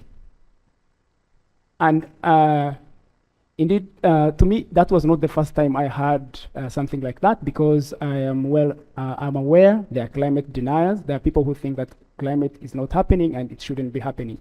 But something to assure you today is that actually, according to the Intergovernmental Panel on Climate Change 2023 report, they show you that actually climate change is happening, and one of the reasons why it is happening is because of human activities. And what are these human activities? Of course, this is things to do with agriculture, like entirely farming, and the fuels we use every day, because all of these activities lead to the accumulation of CO2s in the atmosphere, the CH4, the NO2, all these gases. When they go up there, they try to form some kind of greenhouse gas effect, which actually attracts the heat, and then we start burning. Then from the media perspective, the media need to actually make these issues relevant only when it understands how to make them relevant. Researchers have shown, in Uganda specifically, to start with, research on climate change and how the media covers climate change is really minimal. There has not been thorough research done, and I only know two scholars, and that's Professor Goret Nasanga Linda and Dr. Brian Semju from Makerere University, who have really covered how the media is trying to cover climate change. And their studies, both in 2020, that's for Professor Nasanga, and 2013 for Dr. Brian, show that the challenges the media is facing when it comes to accuracy and reporting climate change is that the issues that emerge is the language the media uses to report climate change. The media assumes that since climate change is a bit, or it's a topic like other topics, that's how the media assumes, does not go ahead like to look at a way of packaging this news that the local people understand, or the media thinks like how other news thinks also climate change should be reported like that, which is not. Because the language is complicated, someone is reporting climate change, with all its unsurmountable, challenges that are challenging humans rightly. And the language used, the science is too much. Someone is talking about CO2, NO2, CH4, and doesn't understand. Someone is talking about greenhouse gases up there. Someone doesn't make sense of it. But how should the media then bring these issues to the table and report them clearly so that the people can understand? I'll try to suggest that you journalists that are here today and media owners, if you want to start reporting climate change clearly so that the local audiences whom I care about, because whenever I speak about climate change, which is my passionate area of interest, I want to look at it from really a local perspective, then from the academic point of view, and then from the media perspective. Why don't you change the narrative? Why don't you go to visual kind of storytelling? I used to watch videos. There was, I don't know, called Katoto. There was a videos of Katoto. I don't know, what was the comedian? I don't know. So I loved those videos so much, listening to Katoto, and, you know, why don't you report climate change in such a way? Like report, you know, rising sea levels and report the biodiversity loss and try to show people what happens in such kind of way. And also, why don't you simplify the language, break down the science, reach to people, break down the science. But also, another problem we find in the research of media reporting on climate change is that you journalists, you are not balancing the issue. Even in your sources, when you're looking for sources, you only go for experts, you go for Nelson, the elites who know about climate change, but also pick a local perspective. Try to see how do they understand this issue. When they have a flood, you know, the scorching droughts, what do people think about these things happening? And then also be solution-based. Like right now, solution journalism is really taking, you know, step in the future of journalism. So be solution-based. Don't just be reporting information, because climate change, as an issue, is not just like other issues. It's somehow different. So look for a way of making it really look clean. Yeah. So I just wanted to ask each of you a very quick question to respond to, and if you can do it in about a minute or so, that would be great. And then we'll bring in the rest of the people. So for you, Sarah, because of how important radio is and your radio footprint across the country is quite strong, what are you doing to train the younger journalists to be climate change aware in their preparation for reporting? For Blanche, you've just won an award. Tell us a little bit about that and what that has been like, what the experience was, what does that mean, what are the implications going forward? And then for Mr. Bahati, again, you've been doing quite a number of investigative pieces. What are if you had to pick one or two key things that have come from that for you, what would those be that you can share with the teams here? That, again, I know you've already touched on some of the stuff from what you've been sharing, but specifically from your investigatives, what are the maybe one or two key takeaways that would be good to take home? So we'll start with you, Sarah. What are you doing to train younger journalists to be a bit more climate change aware? We'll hear about Blanche's award-winning experiences, and then what Bahati has been doing as well, and then we'll bring in the rest of the plenary. So we'll start with Sarah, and then we'll go across. Part of my role at UBC is to train. I train the upcoming journalists, the young people, especially who are joining, because there has been a lot of retirement taking place in that institution. And many young people are being recruited, they are joining us. Also, year in, year out, like 2 times in a year, I receive interns from all the institutions, be it universities and those that teach at lower levels. I train them. Indeed, as if we were together. Recently, when we were seeing off the lot that trained with us between June to August, I was telling them, showing them the way that, you know, journalism today is this kind of journalism that is challenging us a lot and a lot. We are so much flooded out there. The media has so many people, and many are yet to come up. They are graduating tomorrow, the other day, and the other day. I'm just trying to train you, or to change your mind, that is, think out of the box. Think up country, don't think Kampala.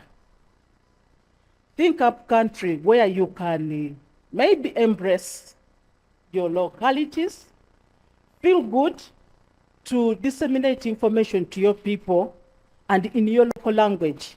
And these are the areas which I feel, because we've been there and we know, these are the areas that are pertinent. focus on areas like climate change. Focus on areas to do with agriculture. They say it is still the backbone of our country. But still, it is very important because people say, is it still the background? Because the president is talking about industrialization, talking about what coffee which doesn't feed, it still feeds us. Because you can sell it, get money if you don't have a crop home, and you buy food. So I tell them all this, and I tell them the best way to disseminate this information surrounding climate change and agriculture is to do it in your local language. There is nothing I've enjoyed all my practice, all the years along this chain, that I've enjoyed than presenting in the local language. There is a way how people feel you are with them. There is a way they feel you, and the message even trickles down very well. But of course, when you do it, you have to do it technically. You have to be technical, you have to be skilled. One of the ladies, younger ladies, I was asking her, which tribe are you? At first, I'm a Munyankole. Then at last, you know, I'm from Bundibujo. Then I challenged her, because of course, with all this time, you get to know areas, geographical locations. Said Bundibujo, these are people who speak a language called Rwamba. Luwisi, Rwamba. So I was asking her, do you speak Rwamba? Ah, madam, I can't. I don't even speak. I tried Runyankole. Then I was like, can you appreciate, can you really feel yourself that you are a Mwamba? She said, I cannot even read. And even if I'm together, then I was like, what are your interests? That yes, you have interested us, we can handle climate change. But I feel like me, I cannot even read in my language. I want English. Then we try to actually encourage them, and we train them how best we do it. Yeah. So again, for the younger people, maybe this might not make too much sense to you because you normally speak English as a main language. But for those of us who are older, Prof will tell you that naturally, you think in your local language, you have an encoder in your brain that translates into English, and then that's what comes out of your mouth. But natively, I think in Runyankore, and then I translate, and then you hear English. That's, I don't know if anyone, yeah, you feel me, eh? So I think it's very important that you mention that people understand, because when you speak their language locally, you're being very, very relevant. Yeah. So we'll hear from Blanche, and then from Nelson, and then we'll take some feedback, and then we'll go into our next panel on elections, which is our last big panel before we wrap up with media viability. Okay, thank you. I want to use my minute or two, rather than talking about an hour, I want to talk about challenge Nelson. I didn't know that Nelson is a lecturer in the Department of Journalism at Makerere, and he has turned us journalists into victims. So I really want to challenge him and ask him, how does the university prepare students to be good climate reporters? Asking us to do so much is like picking me and throwing me in the middle of Lake Victoria when I have never, when I don't know how to swim, and you say, swim to the shores. Yeah, I feel that universities that are training journalists need to do much in opening student sciences. We enjoyed doing political science. We enjoyed doing learning sociology. That's Karl Marx and what during our time. Yeah. But now is the time for you to connect journalism students, the School of Forestry, the School of Agriculture, to the College of Natural Sciences, so that they can appreciate and be well grounded in science. You don't need to get a lot of journalists speak interest. If you get 5 or 6, for me, that's good enough. If you get those 6 in the newsrooms, they do better reporting. They have been grounded in science because it's a science subject. They know those terminologies and they do a better job. Yeah. And for me, that's my humble ask from anyone who teaches students at the university. Thank you. Makes perfect sense. But also congratulations on the award. You're welcome. You earned it, so you deserve we should give him a hand clap. How many awards do you have? Me, I don't have any yet, so Right, Mr. Bahati. Yeah, thank you so much, Ben. This is a very good counterattack, but I'm going to be a little bit very defensive. When my student asked me that, when she told me that climate change is a boring topic, actually, when I went back at home, I felt sleep. I sat on my bed and I was trying to think about how are we going to do all this, but make sure that journalism reports climate change and we cover climate change in a good way, accuracy, objectivity, and everything. And I thought about why not task the Ministry of Education and also journalism teaching institutions to inculcate, in their curriculum, climate change courses. Yeah. Why don't we start from there, from education perspective? Why don't we teach young people how to report climate change? And I think empowering young people and giving them knowledge about climate change, these journalism students, because they're the future journalists, and they're the journalists of tomorrow. So they will have this knowledge and they will go out there when they know and report climate change, and climate change will come very close to them. It will be a very dear and sweet topic. And of course, we will start hearing, there will be a change in narrative. That's what I say, Ben. Thank you. Makes a lot of sense. Thank you very much. Big hand clap for our panel. And so let's hear from you now. Right, I see some hands. Where's the microphone? So 1, 2.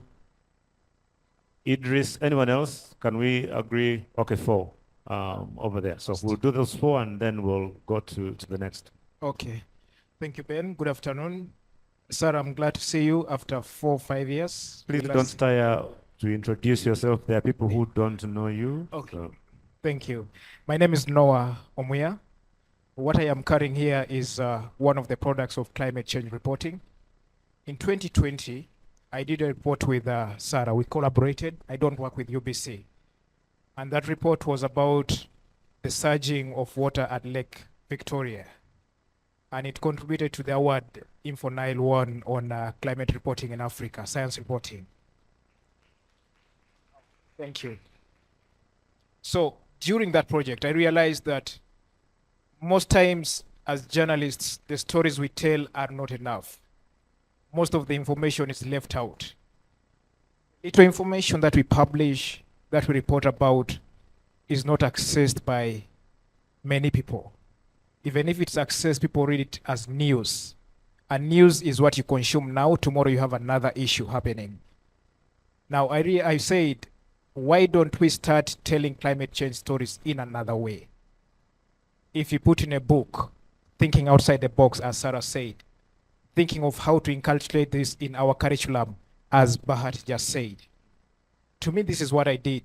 I sat down, I wrote down this simple book. It's focusing on one thing. It's talking about the depletion of the forest cover. But I'm telling it using a local man's perspective. I'm trying to reduce the jargon. When I was at the Media Challenge Fellowship, we're taught that how should we tell African stories the African way.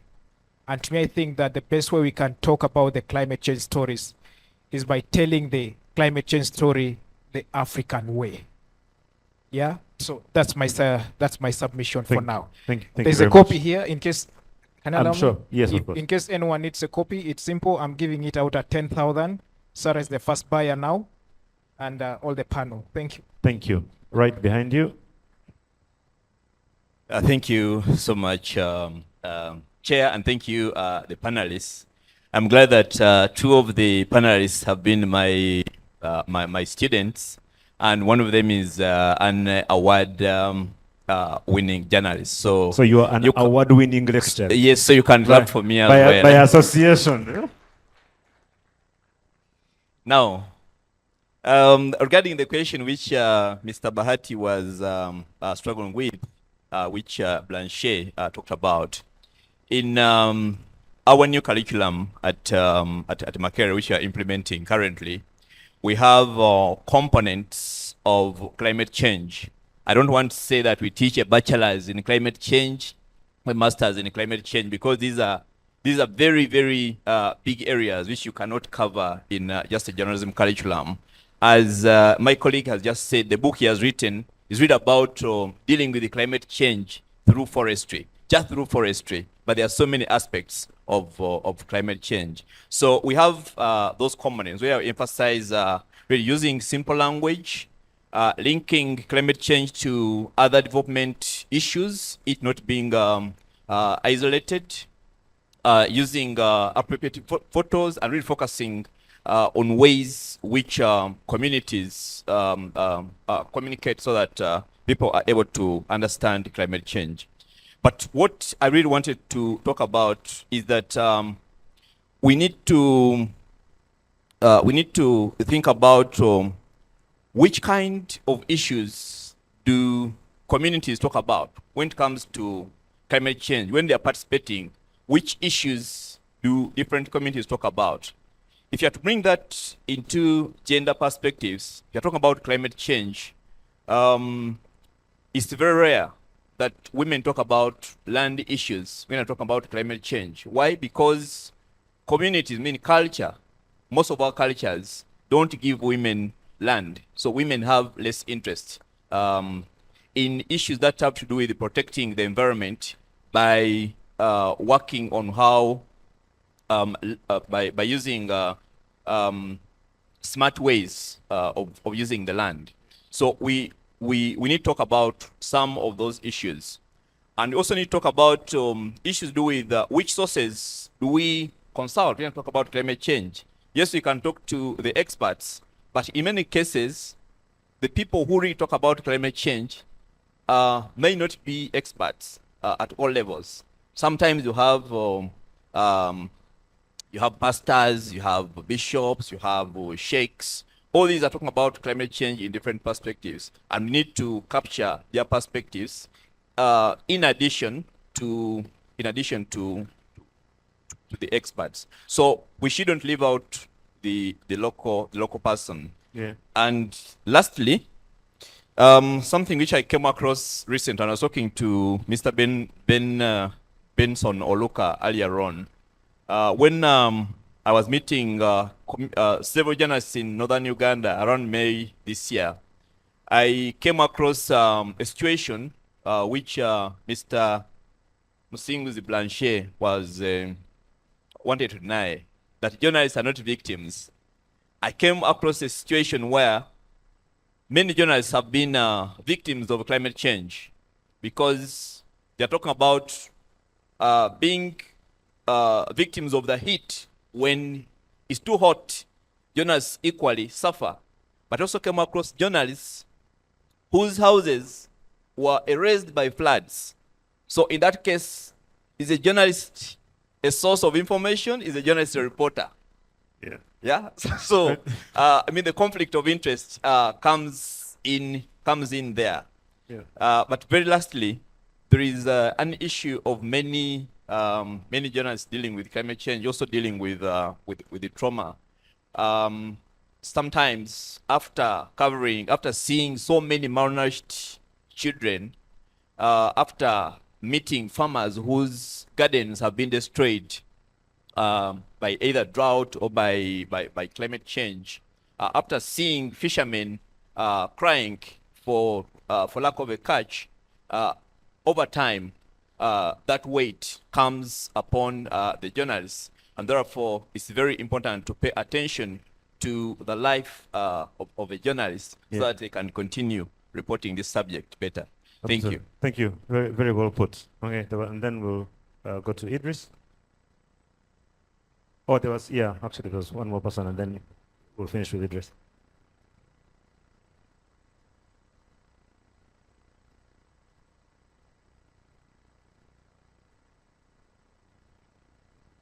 Okay. Thank you, Ben. Thank you, the panel. My name is Derek Wandera. I'm a journalist and have been in the space of climate change and environment reporting for some time. Miss Moira there is one of my fellow reporter and Blanchet. I think one thing from me will so much again emphasize and re-emphasize Blanche's call to the academia that there is very little preparation that's given to journalists on these matters, not just these, but across board. I have dealt with a number of interns from universities who come to do internship, and you find that the student hardly knows anything that happens in a newsroom or in a particular sector that they want to handle. I think one of, like Blanche has suggested, one of the things that would be very important is during the course of 4 years, can these students from even the first semester or whenever, can they be attached to something that is tangible to journalism, the real crude journalism, such that when they get to those media houses, they do not appear to be very clueless. And we have gone through this system. I know that most of the things we have done as journalists, we've taught ourselves on job, and our students who are still in school, it's important that the lecturers in this room can then take up the fact that they need to interact with real journalism, apart from the theoretical journalism that they do, and apart from those very short internship spans that they get. And I know that Makerere is trying to do it, but can we have them span to the other institutions, I think. Thank you very much. Finally, we'll hear very, very, very, very, very briefly from Idris.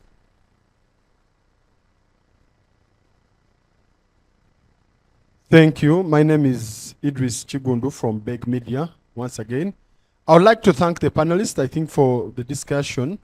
But there's one thing I want to emphasize, and this does not only apply to climate change reporting. There seems to be a sentiment that universities or academic institutions need to do this and that to prepare young people for whatever field of journalism they're going to go in. But I also urge anyone who's interested in becoming a reporter in any field to also take some initiative to learn more. I think there's only so much that these training institutions can do. Journalism is already very wide. I mean, if I wanted to be a business reporter, if I wanted to report about culture, if I wanted to report about football and sports, you get it? Are we asking for specialized courses for all that? Because like issues of climate change and with the growth of internet and social media, I think there is no excuse for today's young journalists to say that I don't have information about this, about climate change, because, I mean, all this information, in my view, I think is available. You can only get guidance from editors and people like Blanche who are experts in data journalism. But really, I mean, some of us started out in political reporting. No one really taught me about what a constitution is or something. It also has to be, because in journalism, it's like you're doing a favor to the profession to cover a certain area. No, I think that is too much babysitting. Thank you. Thank you very much, Idris. So, because Idris is a very good journalist, he has to try and be very tactical in the way he says it. So I'm going to try and say what he is saying in as uncouth a manner as I can compose myself to say. Idris is saying that our young journalists need to stop being lazy. We're being very honest, right? That's what I'm. No, you can clap if you agree with me, because that's what I'm hearing. And I don't think you could be any closer to the truth than that. I always find myself very disturbed. And I think I mentioned this yesterday, that I get to MC a lot of events. And so you do this event and there's a minister or a PS or a CEO. And then normally after the event, you have one-on-ones with the principal where they're doing all these interviews. And then a journalist comes and asks a question and you're thinking, with all the... They ask such a dumb question, and even the person that they're trying to interview looks at them like, they give them like 5 seconds. Can can you please ask a more serious question than that? Because I don't know how to even respond to what you're asking right now. And the basic things of, if you're going to report on climate change, for example, right? Have you tried to acquaint yourself with what's been happening with, COP28? How many COPs have we had? Do you know what happened in Morocco, I don't know, 12, 14 years ago? What were the key things that you can interrogate and follow up on? Which is the stuff that Mr. Bahati does, right? What stops a journalist from just being able to go on the internet and find a repository of all this information and read these things so that they can report from an informed perspective? Again, the young journalist that Sarah is training. So yeah, I think that's what I'm hearing Idris saying, and again, something that we need to be able to pick up on. So the conversation will continue. I want to encourage us again to remember to use the hashtags, the things that are standing out for you. Please use the hashtags that we have and share those online so we can have people picking up that conversation along the way. And I'll ask for another big hand clap for our panel for taking the time to be here, but also lending their expertise, and I'll excuse them so we can be able to go to our next session, which is going to be our second last session. We'll have a small session towards the end on personal branding as a journalist, which I think is extremely important. I was at MOOBS, I think 2 weeks ago, talking to some of the young accountants there at the time that had been asked to talk about personal branding. And I remember giving them an example, and I'll just use that as a snippet before I ask Jan to come and take our next panel. And I told them one quick story of a gentleman who was referred to me by someone who knew me, and they wanted this person to get a job as in our media house at Next Media. And because the person had connections to me, they said, could you please sit down with this young man and interrogate whether they have the capacity and potential to join you? And I said, of course. We never stop anyone from coming, because you never know where the gems will come from. So if someone thinks they have potential and they've been recommended by someone that I know, we'll sit down, assess them, see what they are like. And if there's potential, at bare minimum, we'll take their records and try and keep them in the database so that if an opportunity ever comes up, we'll then see what we can do. This young man comes and walks into my office, and the moment he walked into the room, there was clearly something wrong, because everyone sort of turned and paid attention. And it took me all the energy in my body to be able to talk to this guy, because he had such a bad audio order that I had to hold my nose to talk. No, I'm not kidding. This is a true story from about 2 months ago. I had to hold my nose to try and talk to him. Initially, I tried to make it respectful and just sort of hold my nose like this, because I couldn't literally talk. I was choking from the kavubuka. And eventually, I just couldn't help myself. I just told the guy, you know what? Here's the honest truth. I'm having a hard time having a conversation with you because, guy, buy a deal. Yeah. I know you've been working a lot the whole day and everything. Talk to your mom, talk to your dad, talk to your friends. Because right now I can't see you as the person who has potential. I'm just seeing someone who smells. I told this guy to his face, I told him, look, I can't interact with you because, and I hope he took the feedback. And so I was just trying to use that as an example for why personal branding is important. As journalists, we spend a lot of time in the field. You're going to interview a minister, and then you walk into the minister's office and the minister doesn't want to talk to you because they look at you and they're thinking, hey, this person, how shall we have a conversation? So we'll have Joanne come and do a little small session on personal branding, which is important. Now, let's talk about elections and independent reporting. We are on the road to 2026. We are almost on our way there. Let's reflect on 2024, which has been a very interesting year of democracy and what's been happening around that. To share insights on this, I'm going to invite Elvina Nawaguna, who is a journalist. We'll probably get some insight from Canary, who I think is still in the US, but should be able to send us a recording from wherever he is. Derek Wandera, who is journalist also and is with News 24/7.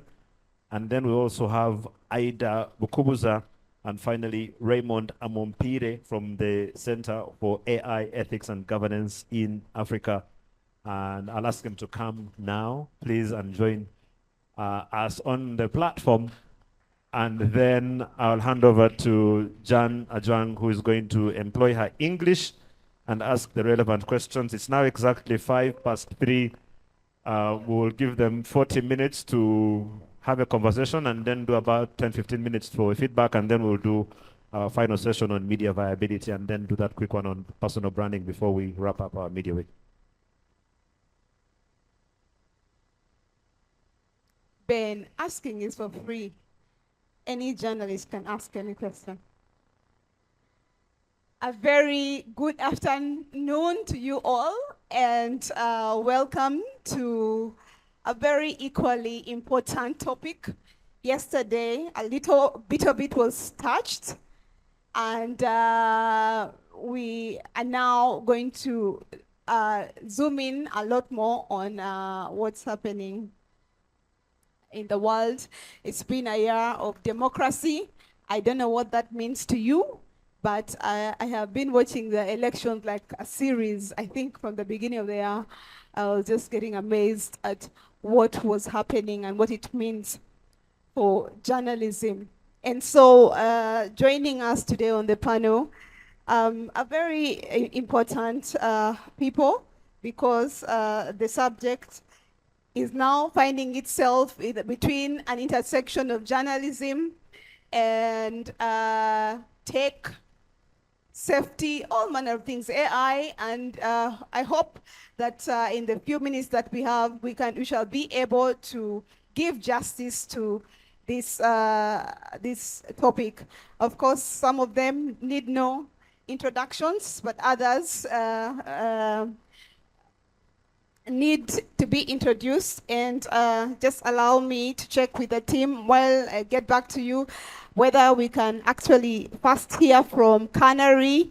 He went to cover, Canary Mugume from NBS, he went to cover the elections, and we'd like to hear his perspectives generally, and before I get back to the panel.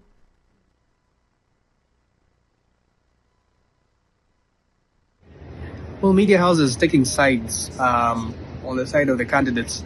Well, I think it's a wrong way of practicing media, because I also saw it in Kenya when I was covering the Kenyan elections. I think it's a bit problematic because you're supposed to hold both sides accountable. Like I said in my first video, how do you then? Because if you present yourself as someone who is opposed to, for example, Joe Biden, how do you then hold him accountable, yet you've openly showed that you are biased? It means that each and every question, the audience will be seeing a lot of bias, even when it's genuine. So it becomes very hard. I think our job here should and must be getting the most out of the candidates, present themselves to the audience, hold them accountable by their pledges, and then leave the audience to judge. Ours is not to bias the audience on who they should vote for and who they shouldn't. I think that's not our role. Our role is to act on behalf of the audience. I don't know who appointed us that role, that we are the watchdogs, but it's who we are. And therefore, from our kind of work and how we practice journalism, we are supposed to let the audience decide on its own after we've given them informed facts. So ours is to fact check, hold the leaders accountable, and query their manifestos. It's not to bias the audience. If we cross the line, then it becomes a bit problematic on what exactly our role as media is. It actually soils our would-be role. So, yeah. But I've seen a lot of media in many countries take sides. I don't think it's a good, and these are countries that really pride in being the biggest democracies or big democracies. So I don't know, but it's because of their particular contexts. I don't think that would actually work here in Uganda. So my biggest takeaways from how journalists cover elections in the US compared to that in Uganda, of course, those are two totally different contexts. I will not go into it, but you know how elections in Uganda are, and you just watched how elections are in the US. But of course, media here, I think, remains number one, the glue for information. During elections, I think it's when systems that have been built start to be used to start to manipulate information, and so it's always the media that remains the glue for each and every stakeholder. If it's the electoral commission, if it's the candidates, if it's their manifestos or anything, it's always the media that remains the glue. Number two, the media, I think in the US, understand that they hold so much power. So whatever narrative that is built by them, whichever side they are, it's deliberate. It's deliberate. They know that, for example, if we go by this narrative, this is the result we expect, and they have the country at heart. In Uganda, of course, journalists in Uganda also have the country at heart, and I think they are very, very passionate about what they do. Just that I think we've not yet realized how much power we hold during such a time, and therefore, in our decision making, I don't know whether we actually sit and think about the consequences of our kind of reporting and kind of narratives that we do push. Maybe it's something that we need to think about next time, since the election cycle is around the corner, that if we front this narrative, what consequence does it have on the country? We have so much power, and we can drive powerful narratives. Some can turn out to be harmful, but it's because we never think about the consequences while we're driving them. Number three, I would say media in the US tries and pushes harder. Of course, I know you've seen vast media, but what I've seen is that it tries and pushes harder. Just because you fall on one side does not mean that they should sympathize with you. Just because you're opposing government in power, you're not incumbent, they should not sympathize with you. They really go hard. And I think I've seen that. I think media in Uganda, just because some people fall on either side, they end up sympathizing with them as opposed to holding them accountable too for their actions and their pledges. I think TECO I have been very crucial in this election, extremely crucial actually for broadcasters. If you're a broadcaster like TV and you do not have the map of the United States and showing how each state has voted in the past two elections, you're most likely going to lose out on viewers. Every broadcaster, every TV had a map and was explaining data, and these are systems that they built. I was able to visit some of them, and I could tell that they invest a lot of money in trying to build these systems just for the sake of explaining to their voters. The other thing they do is they do polls. So they do polls in two ways. One, to determine who is winning in what state, just right ahead before the election, so they know how things are standing. And then two, they do what they call exit polls. So for example, immediately after the election, after the polls close, this counting of ballots and what, of course, for us in Uganda would be thinking about who has won at what polling station and all that. For them, what they do is they use that data. They interview people who have just voted. What do you think about the economy? What do you think has been the biggest problem of the current government? What do you think has been the top two issues that have influenced you to vote the way you voted, and things like that. So immediately polls close at 7 p.m. There is there's data coming in. 52% feel number one issue in this election has been the economy. 48% feel it has been democracy. 15% feel it's been an issue of abortion. 10% feel it's been an issue of immigration, things like that. But actually, it's not even just broadcasters. I've been watching, for example, Washington Post. Washington Post doesn't have a TV. But it had a website. The website was showing data popping in at each and every second, and they were telling you where it was popping in from. But it also had a sort of broadcasting.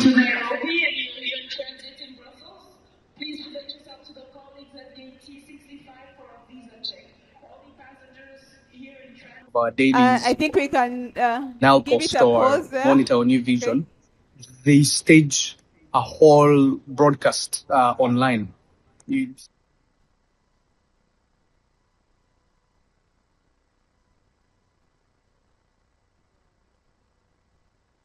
Okay, sorry about that. And just not to cut the line of thoughts, but I am sure that we are seeing quite a difference in how we approach and how we view elections coming from Canary, and compared to how it's done in Uganda.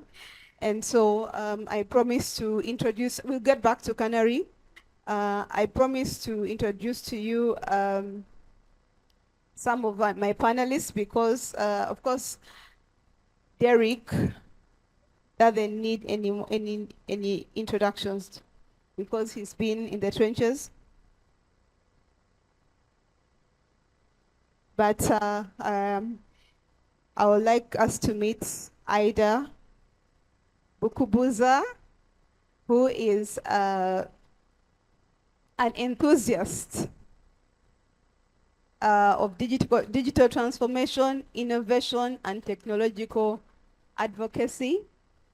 And she has a master's in digital information management and systems innovation from the University of Leeds. They told me to add my accent. Ida has a strong background in gender responsive and inclusive technology innovations, harnessing technology for social change.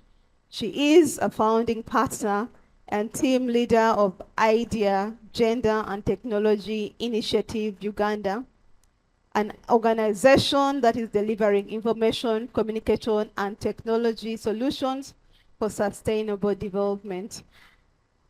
Welcome, Ida, to the panel. Thank you, Jen. Thank you, Jen. Yeah. And then my friend, Raymond Amumpaire. He is a Ugandan lawyer who has a passion for keeping the digital world fair and safe, and is fascinated by technology and how it shapes our lives. And he believes strongly that laws should protect people in this new digital age. He is the team lead at the Center for Artificial Intelligence Ethics and Governance in Africa. Okay. Brilliant. And online, we have somebody who might not be new to some of you. Elvina Nawaguna is a reporter, an editor, and an educator based in Washington, D.C. She traces her journalism roots to Makerere University Mass Communication Department and the New Vision, which laid the important foundation for her entire media career. And she cut her teeth as a features writer at New Vision. Later on, she wrote for the Reuters, Market News International, CQ Roll Call, and Business Insider. And she's currently an editor at Punchbowl News, the go-to outlet for everything on Congress and Washington. And she's also served as an adjunct professor at the American University School of Communication. Welcome, Elvina. How are you keeping? Should we greet you in Luganda?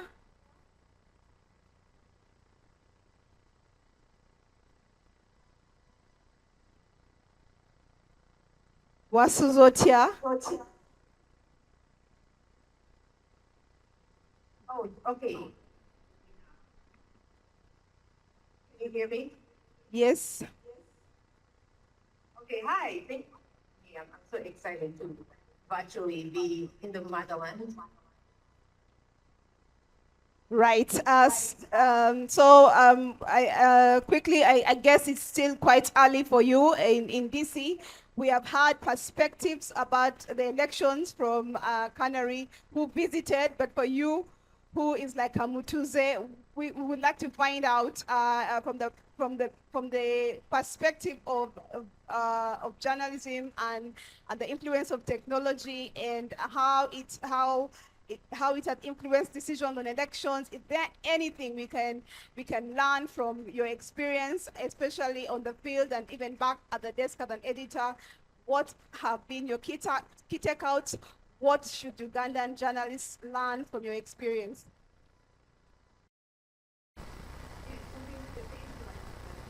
Much for having me. It's 7:20.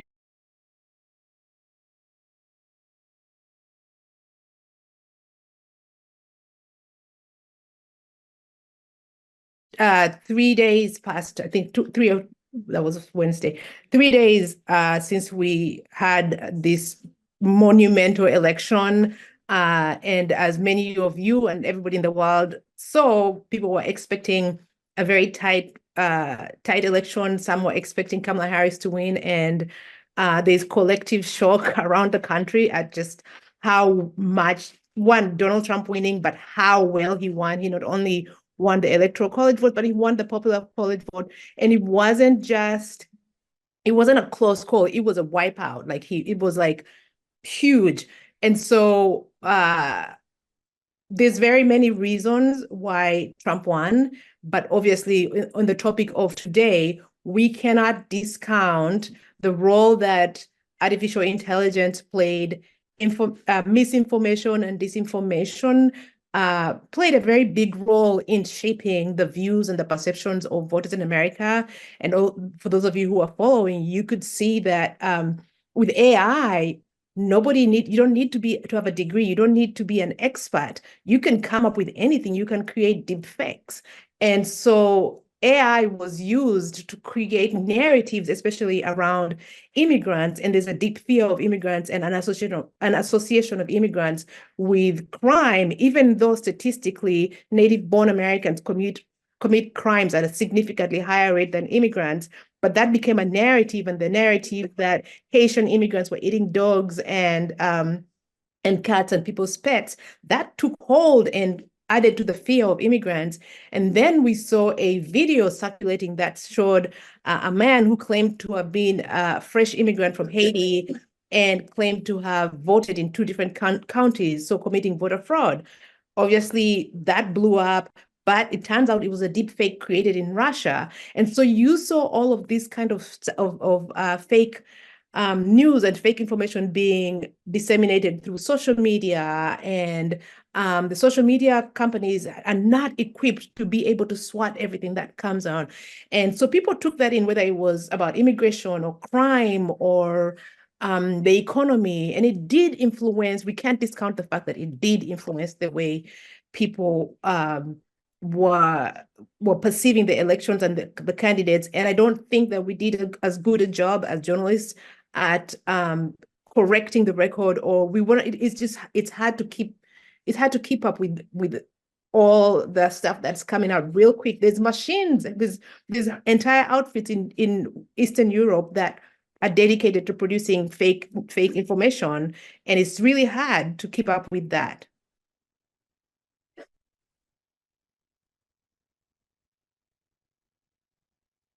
I can't hear you, Jen.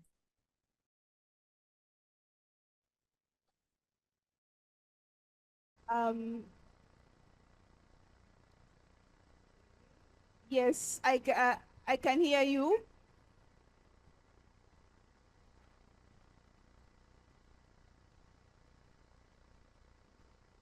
Okay. Shall I signal to you?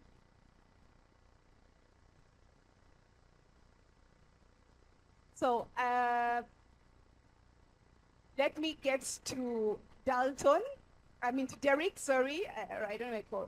To Derek Wandera, who has covered elections before. He's now a political analyst, current affairs reporter still. Elvina has just said that she doesn't think that journalism did quite a good job, or quite enough, really, to beat the race of the VIX and AI. And I'm just asking about you. What is the experience in the last elections, and do you think we are actually getting ready enough to run and beat that race? Thank you, John. Yeah, well, it's different contexts, but Uganda has a lot with catching up with AI and stuff. But still, I know the place of journalism in all societies, one that's always very, very important, especially when it comes to elections. You asked me to just try to dig up the last election, which I participated in, day one, there was an incident that I feel AI helped a lot in trying to realign the fears of the people, but also fact checking.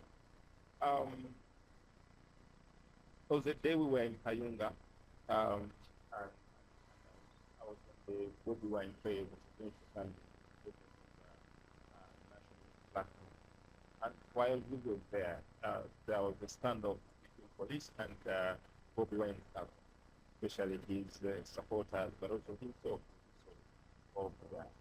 And because there were early days of the campaigns, the police had employed all manner of weapons, so to say. And there was this one called a sound bomb. Now that was the first time many of us got to interact with what the sound bomb was. It causes damage onto someone's body, but not as much as a bomb does. But its sound is very enormous, and its reaction in that particular point where it has erupted from, it's always very, very scary. So this was an improvised explosive that was hurled at Bobby Wine's just at close range, and damaged one of his aides, Dan Magic. Broke, I think, one of his teeth, and he was rushed to hospital. But as journalists were still gathering information of how it happened, where and when, talking to some people, and we went as close as I talked to Dan, not much, but I just wanted to understand what exactly happened. The police issued a statement and said someone within Bobby Wine's camp had this explosive device and had actually hurled it. Now, it put us, the traditional media, in a very difficult position, because we know who is hurling this, and we've seen them hurl them, but just telling is not enough. Just telling the story that we've seen police is hurling this explosive device every now and then, it's just not enough.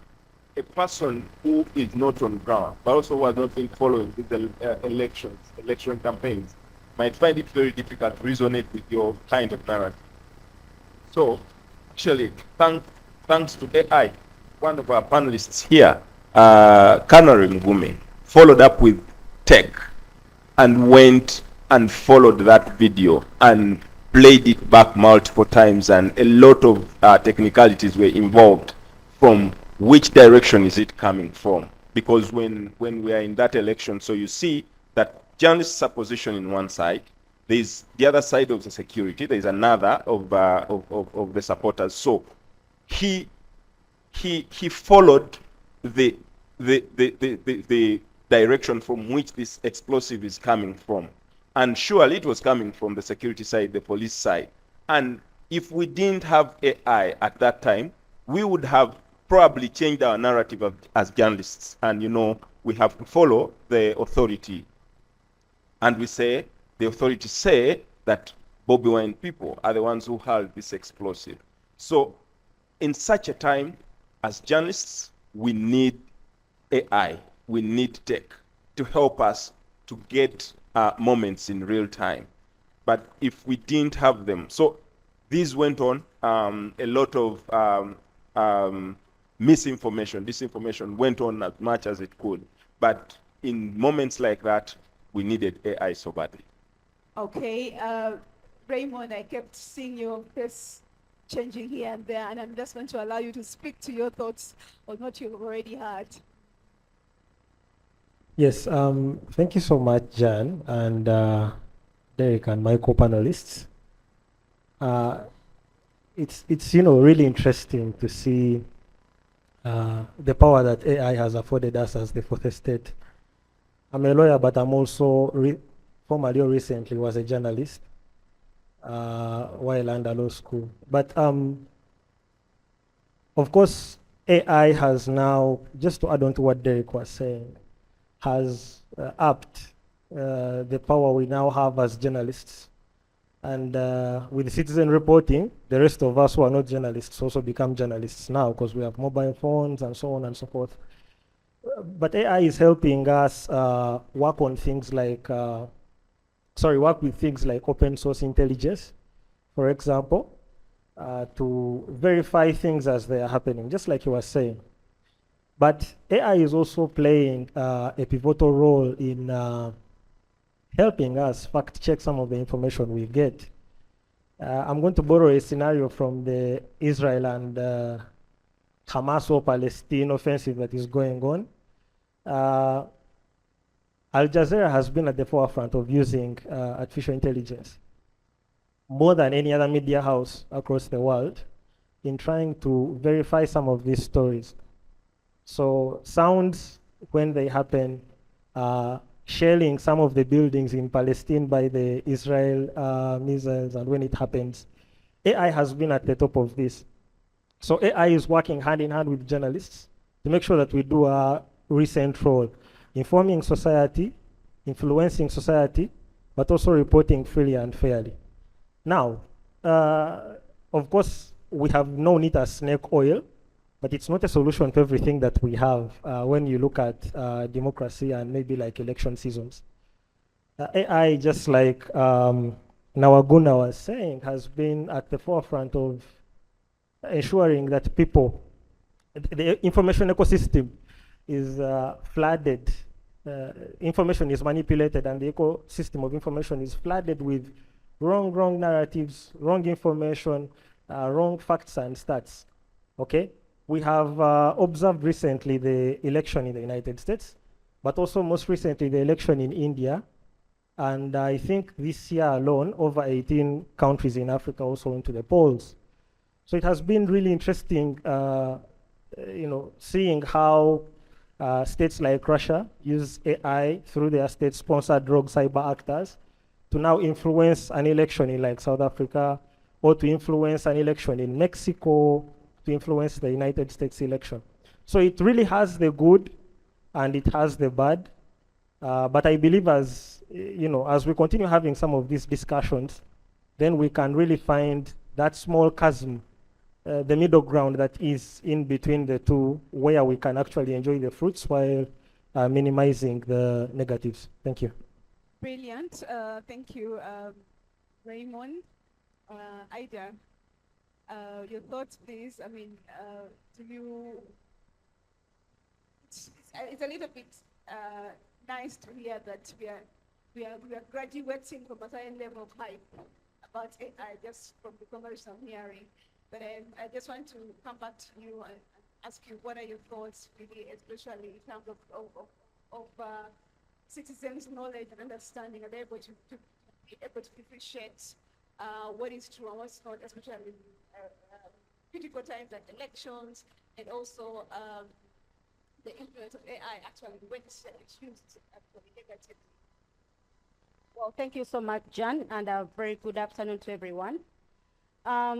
I'm not a journalist, but I am a person who is very vast experience with technological transformation and ICT4D. So within this particular conversation, I want to look at the I and the C, but also technology as an enabler. Oftentimes when we do hold such conversations, we are going to talk about technology to feel very technical, but I just want to reassure you that tech is just an enabler of the I and some that is information and communication. And I think that's why I come in this particular conversation.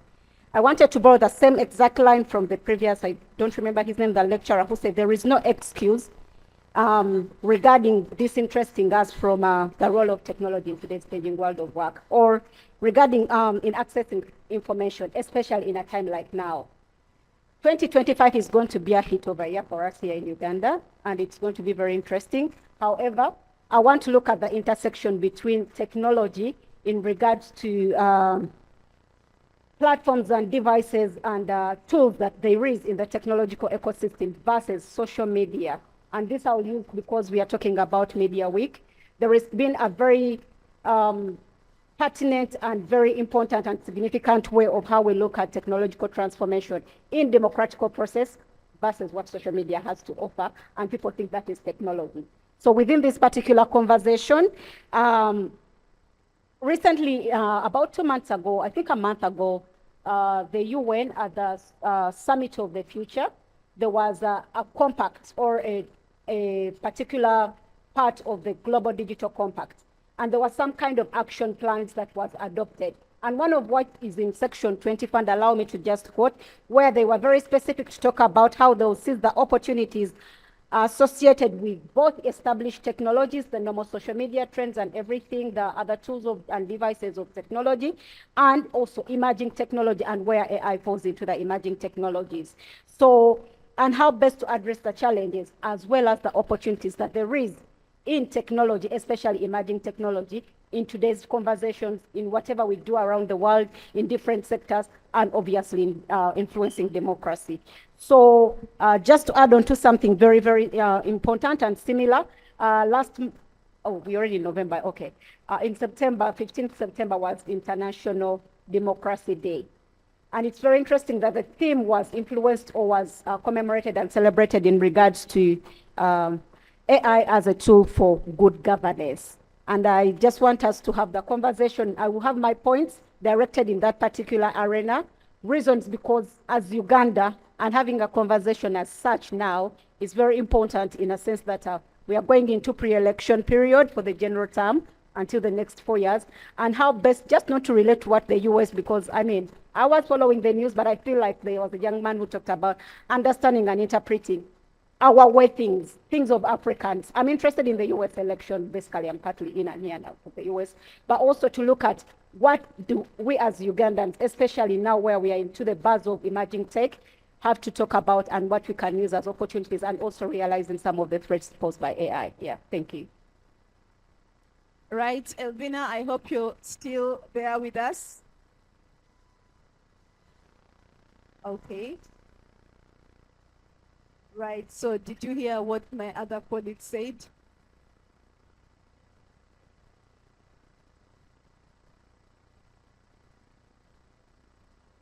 Yes, you can make a comment on that, and then you give us some key takeouts before we let you off.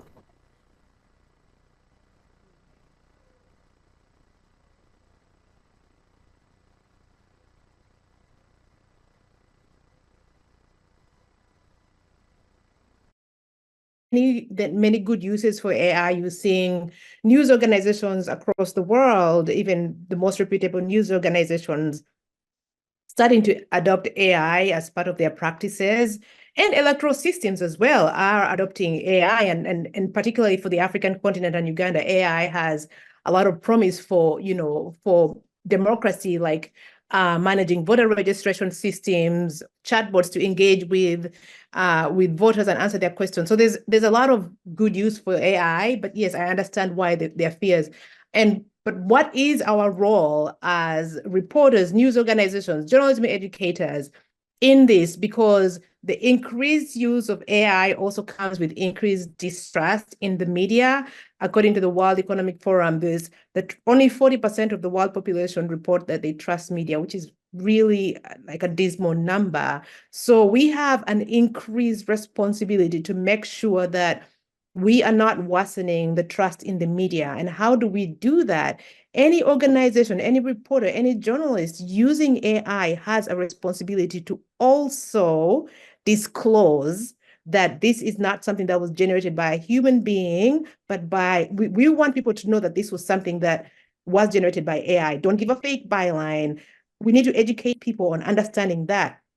We also, and I know Ida talked about the local context. The way the media in Uganda operates is culturally, we are closer to our community than the media in the US that operates in a kind of like there's a bigger wall between the media and the society. And here in Uganda, we are closer to our communities. So we have a role to play in helping people understand what AI can do for them and what it can do to hurt them, how to decipher whether something they are getting in their news feed or in their social media is true or false. What tools are there for them to use to reverse image searches, or to check whether a video has been altered, or an older image is being used to present something as something current. So we in Uganda, I'm saying we because I'm Ugandan, we get to play that role in educating the publics and how to, one, trust the media, but also know how to consume media in a healthy way. Particularly in places like WhatsApp. I think Ugandans and Africans and Asians use WhatsApp at a bigger, much more than parts in the Western world, because of, it's how we communicate with our communities, we communicate with our cousins. But the way WhatsApp is set up, and that's a very dangerous place for misinformation, is because it's encrypted and because of its privacy settings. The owners of WhatsApp cannot come in there to moderate. And so for us as journalists, how do we help people who are in those spaces? I know a lot of you might be in WhatsApp groups and you see people forwarding. Jan knows I've jumped out of some WhatsApp groups because of people forwarding false information. Some groups are having somebody be a moderator to make sure that they're watching for false information. How do we help people, especially as we get closer to elections, to the 2026 elections? How do we help the public in Uganda understand that their WhatsApp groups are where they're going to be getting also the worst information? How do you encourage them to have a moderator who's going to fact check? There's fact-checking tools out here in the West that are also available for people out there. We should integrate those fact-checking tools into our reporting. And so adopt AI, but also be transparent and educate the public in how to healthily consume information and know what is fake and what is not fake. Right, thank you so much. And who wants to go first? The way I'm seeing. Raymond, you go first, then quickly. I know I'm supposed to let you guys all off, so over to you, Raymond. Yes, thank you so much, Jan, and thanks to Nawaguna once again.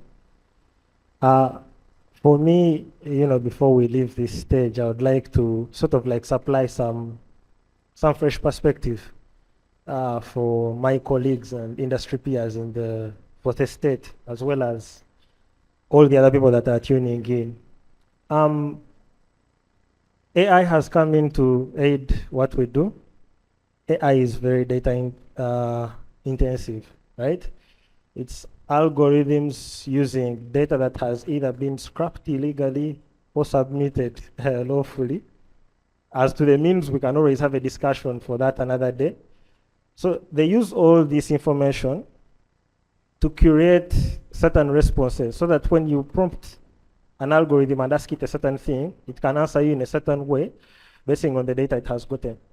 So it's our role as the press, as civil societies, as academia, when we come to some of us who are doing research around these areas, to ensure that we provide good quality data for the training of these large language models, so that the responses we are getting, the way we are using them, is not disastrous to us.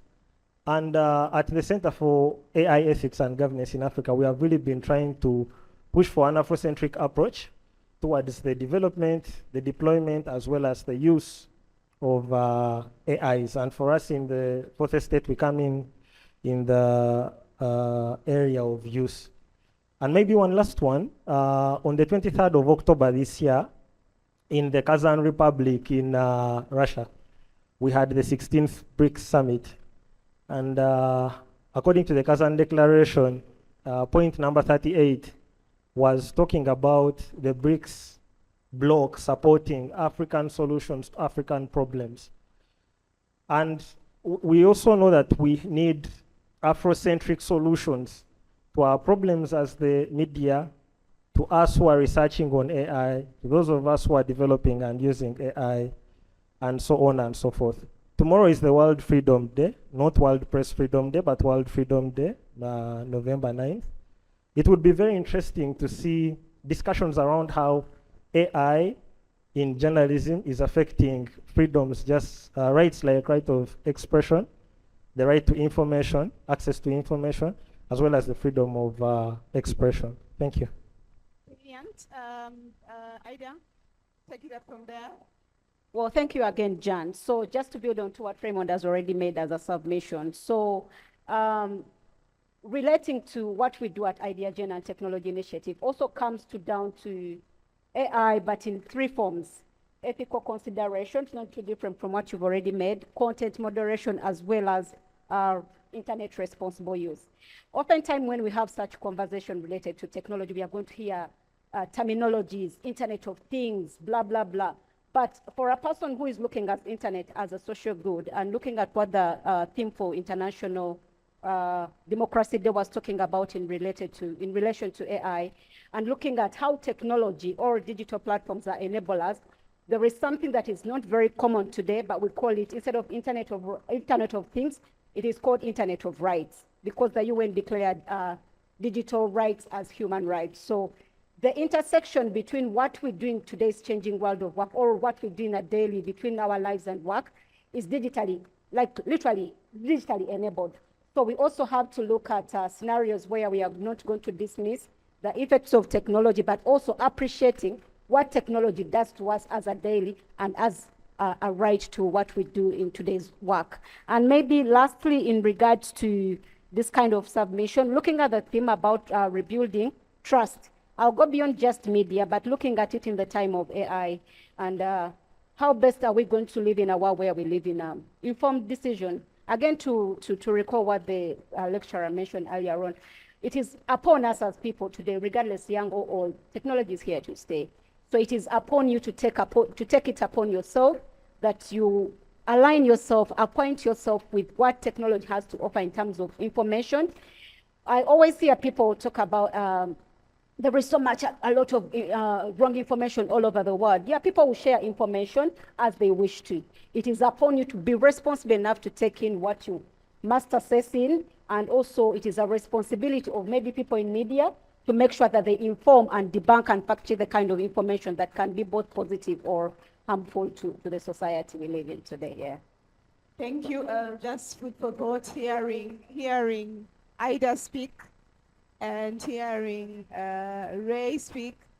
I am just asking whether the journalism have actually been able to break down AI in our context, like the reporting on the subject, whether it's actually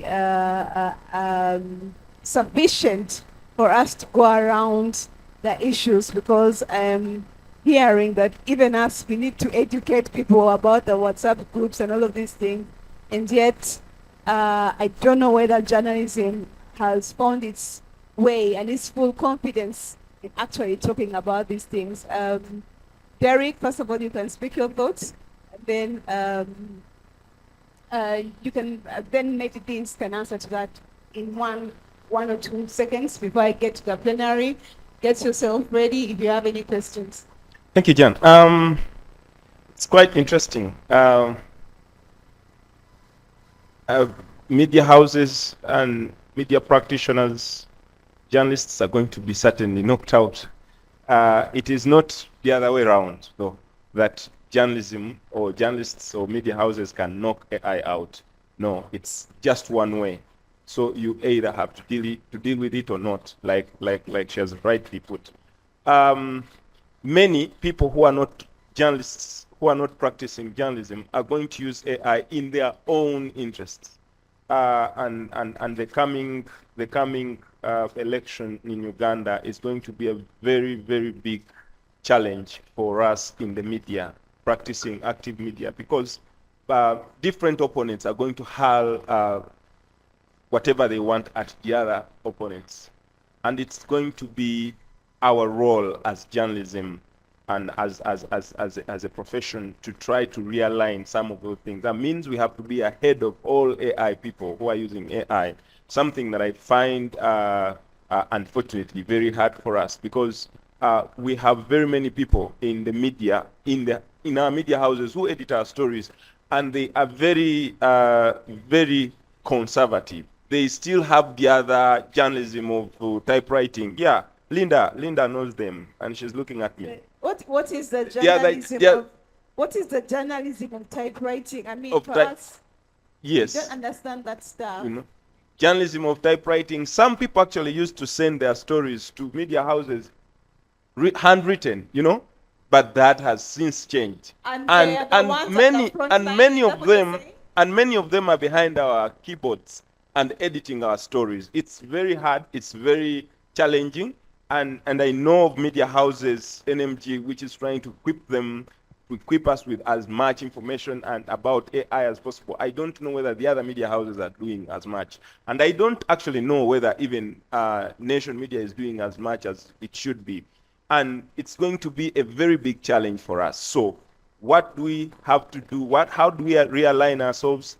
These conferences, these trainings must come in very handy now or never, because we're going to fall at a position where candidate A is going to say, I caught candidate B in someone's house stealing something.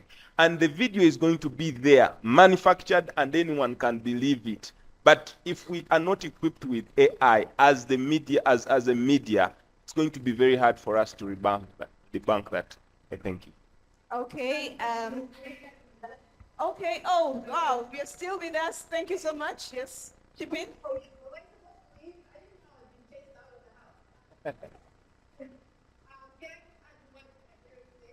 Yes. Yeah.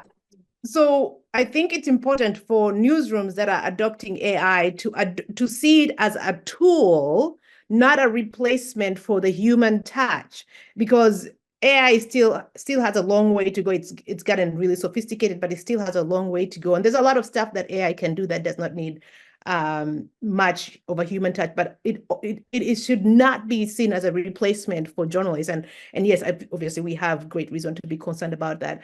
But so one thing, it's a tool, but also it's important that every newsroom, that's what it's named, take the time to educate its reporters, its entire newsroom, on how to use AI. And guess what? The tools are there, the trainings are there. If you are a newsroom leader right now, or an educator in the audience, go and find, Google has a series of trainings. I have taken one of them, and you get a certificate on that, on misinformation and disinformation, and AI, and how to verify the validity of an image and see if a video has been tampered with.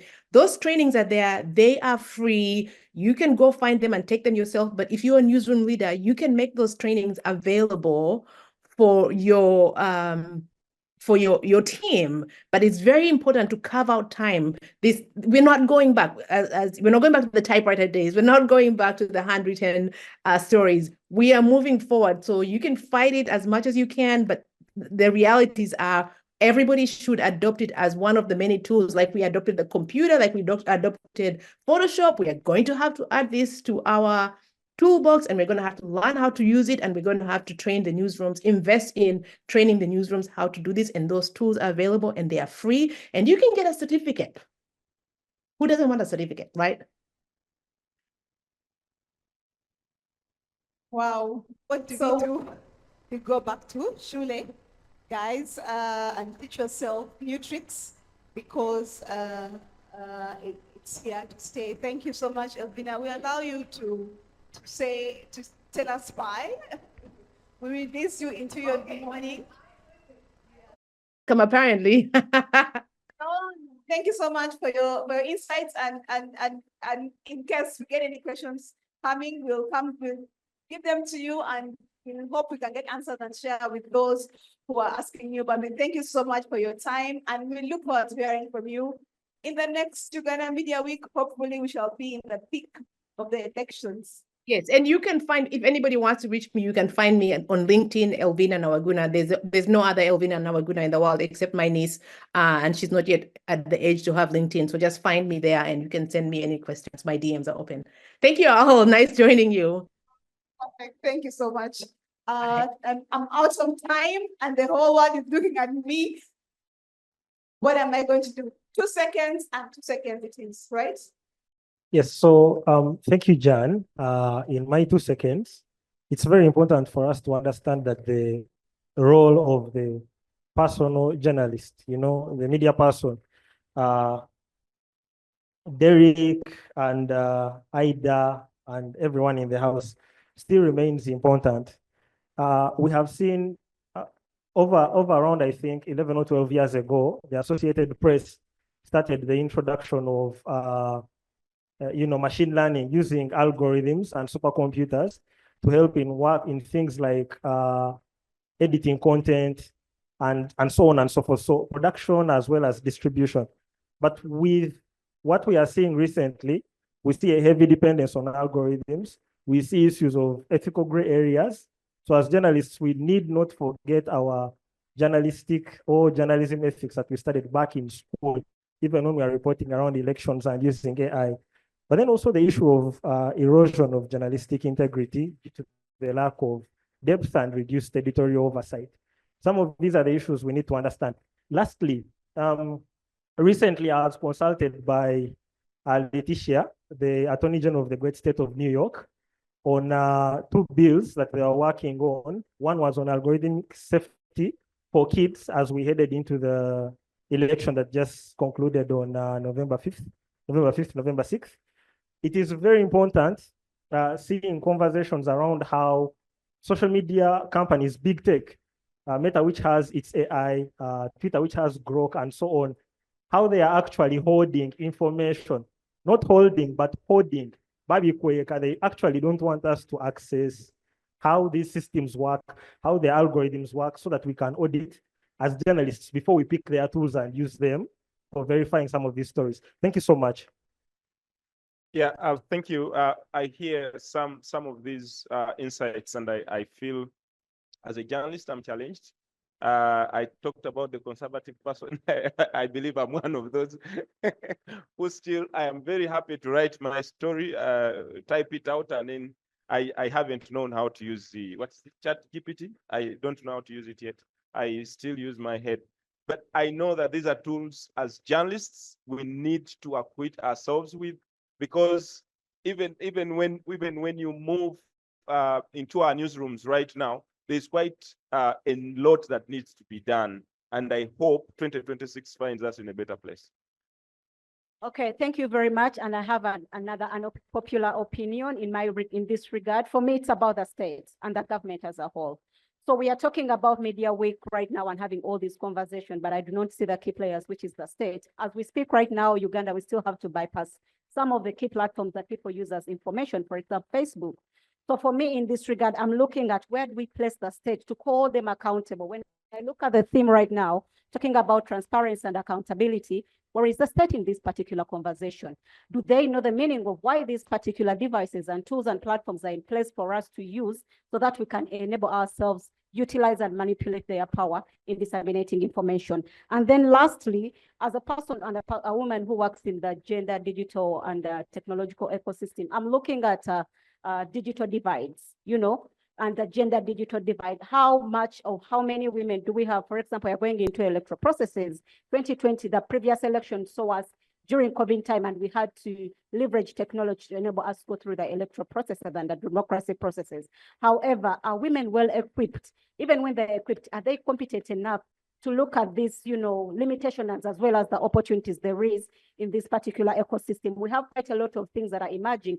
Gender-based violence online, technology-facilitated violence, identity theft, fraud, cyber insecurities, and the likes that, threaten people's full potential, but majorly women, because we cannot dismiss the fact that we have a hugest number of people, majorly women, who are not digitally competent and digitally literate. And lastly, in 2 seconds, I'm looking at the state role in shutting down the internet in terms of democratic processes.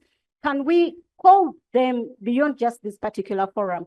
Censorship is happening. Surveillance is like data privacy and, abuse and misuse of, both in as citizens, but again, at the state level. Can we call them to account and be more transparent to make sure that they allow us and enable us to tap into these opportunities that technology has to offer us?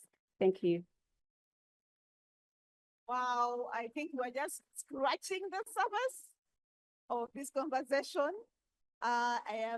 It's very multifaceted, but because we are running out of time, with your consent, I am going to ask for at least one person from the plenary to say something. 2 or 3. Madame Rose had put up her hand first, and then yeah, sure, at the back.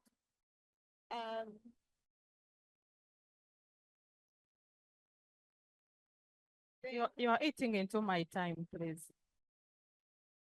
Fortunately, Madam Ida has scratched what was eating me up. Can we hold this conversation of elections and AI and 2026 without talking about the internet shutdown? So my question is, are there strategies? Are we lobbying? Are we trying to convince government that we can't work if the internet is shut down? I was in the Situation Room of the Uganda Human Rights Commission in the last elections, and we were having actually trouble getting even reports from our observers who were all over the country. And I could imagine what was happening to the media people.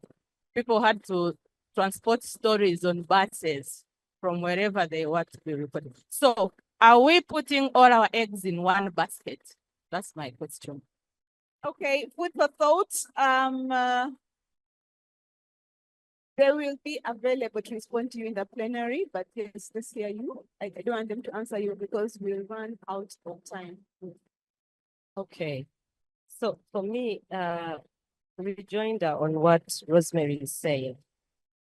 1, tomorrow, everyone who has a blog, a newspaper, a radio station, or a place where you speak, do this. Make sure the story, the headline is digital rights are human rights. Shut down the internet, you've violated human rights. Let's do this story until 2026. Let's have the conversation and don't kill it until everybody has heard and understood that this too is a violation of human rights. Now, the second thing that I thought I could say is, first, courts need to rethink the use of AI, because in the process of gathering evidence after the elections, one of the things is going to be the information that was infiltrated into the process and without checking AI. Thirdly, if everyone has a phone, you do check if you have Meta AI on your phone. Some people have not used that tool at all. They do not know it even exists. Tell you what, even as I talk right now, it's gathering information. And without my consent, and without me knowing that it's there. So this is the reality for where we are. Except to put your phone in flight mode, AI will pick the information it wants and will transform it for the people that want to pick it up. I thank you. I think even in flight mode, it's probably picking it up. Let's have just Pius that goes with us as well. I think you've been following the question very well.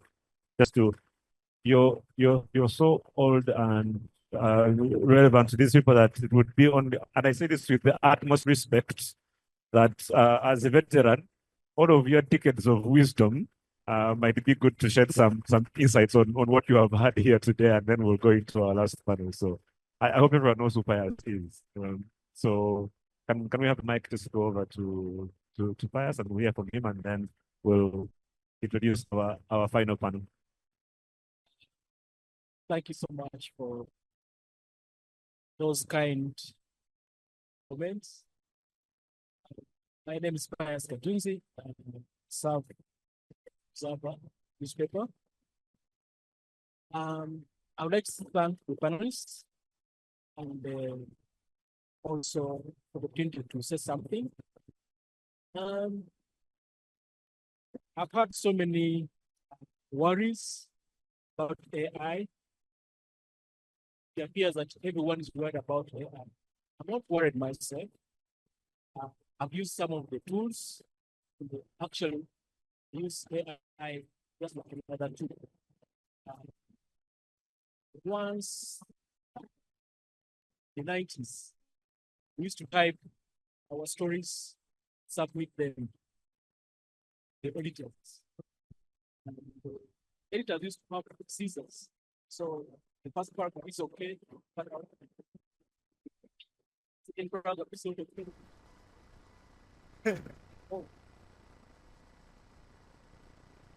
Oh, so and if the entire story, those days we call them folios.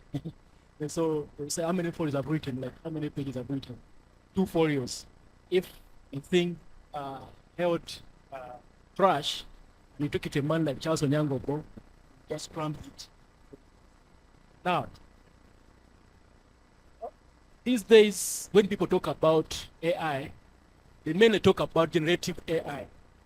But AI is involved in so many things. We use AI, for instance, to find out which stories are most read on our websites. We can use AI to, and that's distribution, to find out which better distribution channels. So for me, the advice I'd like to give to the journalists that how can journalists cope with AI? You just have to basically to be critical thinking.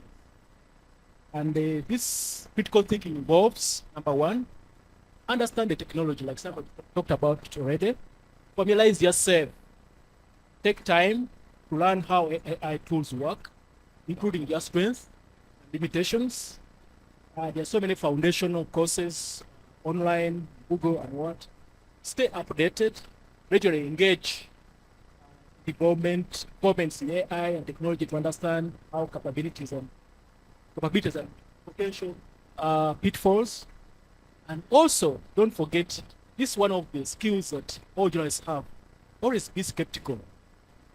It's good to take a skeptical approach to AI, especially with the heavy content that will be coming during elections.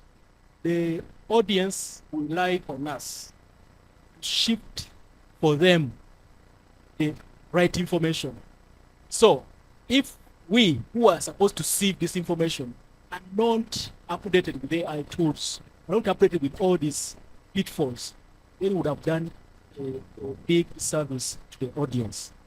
Finally, I think we have to maintain some editorial oversight. And that means that we have to ensure the AI tools are used as aids rather than replacement for humans. And also, we need to understand that some people have been saying that AI is going to kill creativity. I don't believe that. Instead, it's going to actually enhance creativity. For instance, if you're not creative enough, you can't write a very creative prompt, which will give you something. And even after that, I hope everybody knows what a prompt is. Even after that, when you get that content, you have to use your human mind to check, again to fact check, and also check whether the thing, really what you're giving is the right thing or not. So, for me, I'm not worried, and I'm just happy that we have these tools. And if we use them well, the people will continue trusting them. Thank you so much. Thank you very much, Pius. Unfortunately, I have to sort of go to the next session. But how many people here know what a folio is? So what I was saying about Pius, yeah, Rose, naturally, you're a dinosaur like Pius, so that's expected. It's very interesting how far things have moved. A big thank you to our panel. Derek, please never say anywhere, again in public, that you don't know how to use ChatGPT. We shall excuse it for today, but never again should you be ever had to say you don't know what ChatGPT, how it works. And homework for you, I need you to go and learn. That thing is incredible. I wish we had time. It would have been to do an actual live demo of how AI works. But you have, okay, so can you be able to do that? Can they set up something for us on one of, I'm sure you have subscriptions to like all the AI tools. Is it possible for us to do a live demo with like 2 of them later on? Do you think it would be possible? Yeah, because it would be really good for you guys to see what AI can do. There's a particular one called Love Marketing, which I would recommend that you go and check out. That if you want to create any sort of communication, it can do a full advert for you. If you want to do, for example, it's a Juliet is not here. If you want to do electoral democracy content, you can tell it to create videos with a black woman and a disabled African man in a village in Kanungu, and it will pick that stuff and do a full video with a Uganda accent. That's how ridiculous AI has now become, and you can actually be able to do that, and it will show you exactly what you want to do. And I think the one thing that Pius mentioned that is extremely critical is that issue of prompting. AI is simply a tool that does what you tell it to do. Yeah. So if you don't have the brain, it's just like you trying to get a 5-year-old and put them in a car and say drive to Kampala. They won't have any idea what to do. So that's the power behind AI and how it retains our creativity. So big thank you to our panel. We'll excuse them and give them a big hand clap. Yeah. To the hosts, do we have interpreters here? Do we have interpreters? Yeah, where is Hope? So we do have Hope who's been with us. Okay, I just wanted to be certain that we are being very inclusive, Yes, because we if are. you have this kinds of We are ahead of conversation you, there. please. We are switched That on. was it. Thank you. We are in the class at the front. In fact, we are next to the teacher.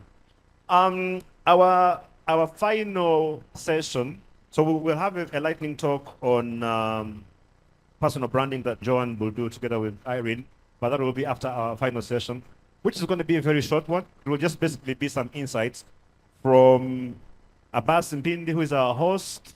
Doesn't need any introduction. Please give him a big hand clap. For feeding us well, I've put on about 2 kilos since yesterday.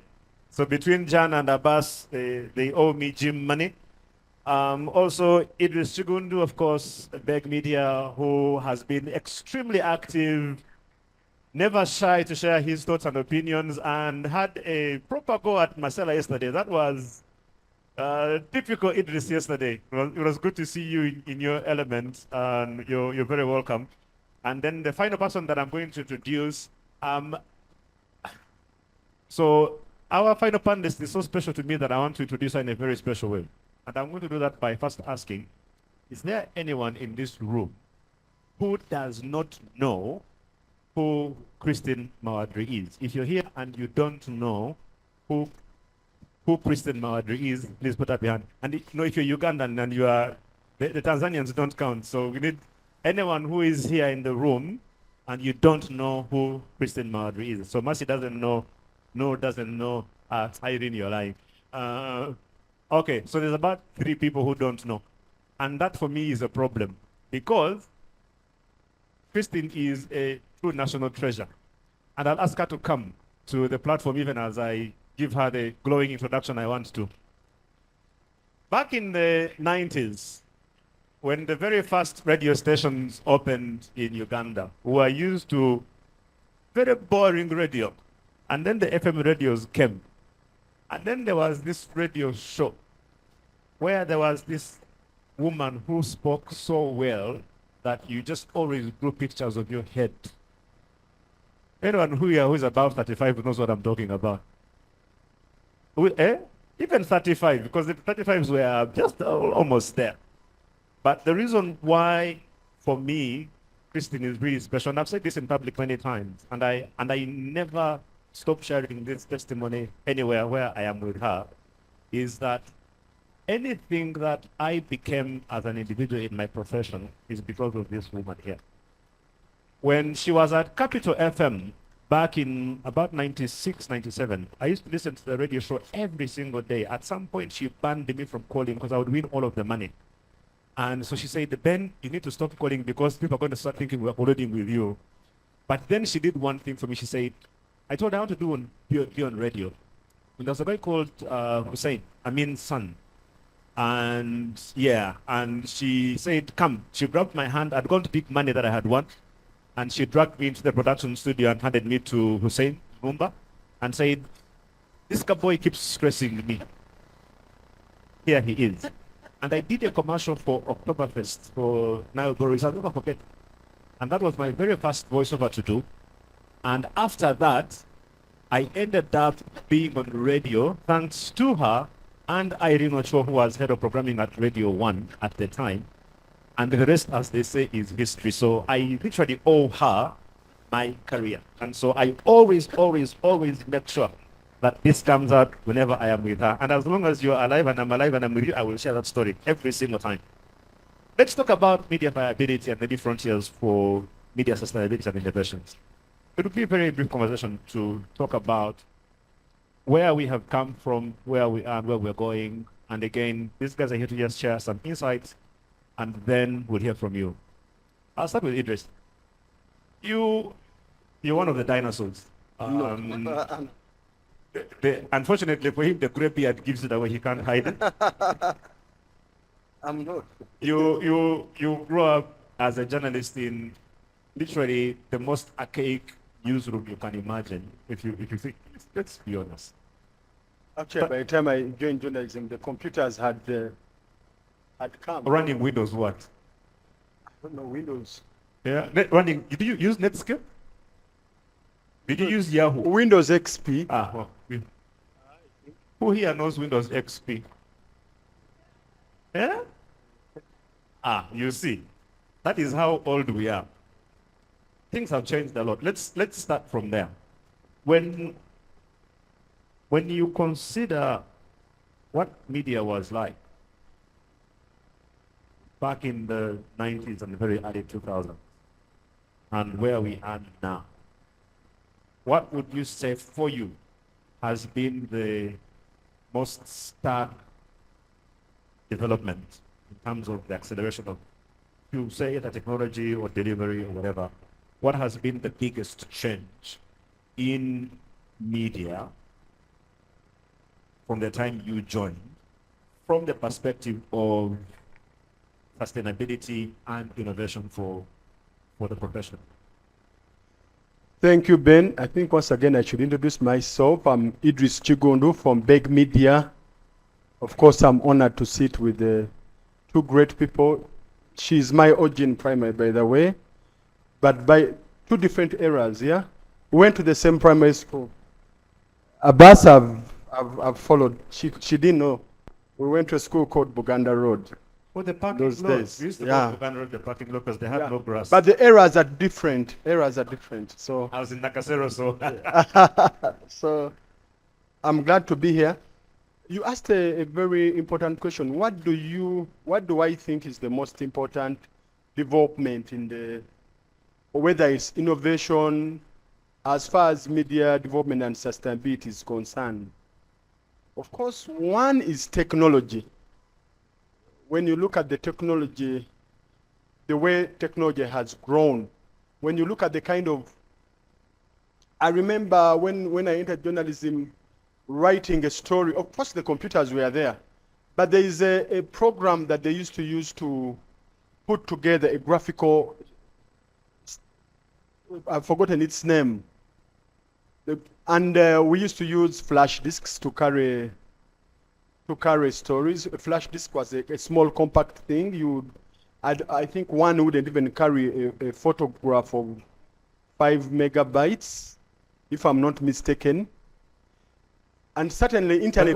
What was it? A floppy? I think you meant floppy disk. Yeah, a floppy. Yeah. Flash disk is recent. No, yeah, it was a floppy disk. A floppy disk. And then it could malfunction very fast depending on how we used to keep them in papers. You get a paper and then you wrap it.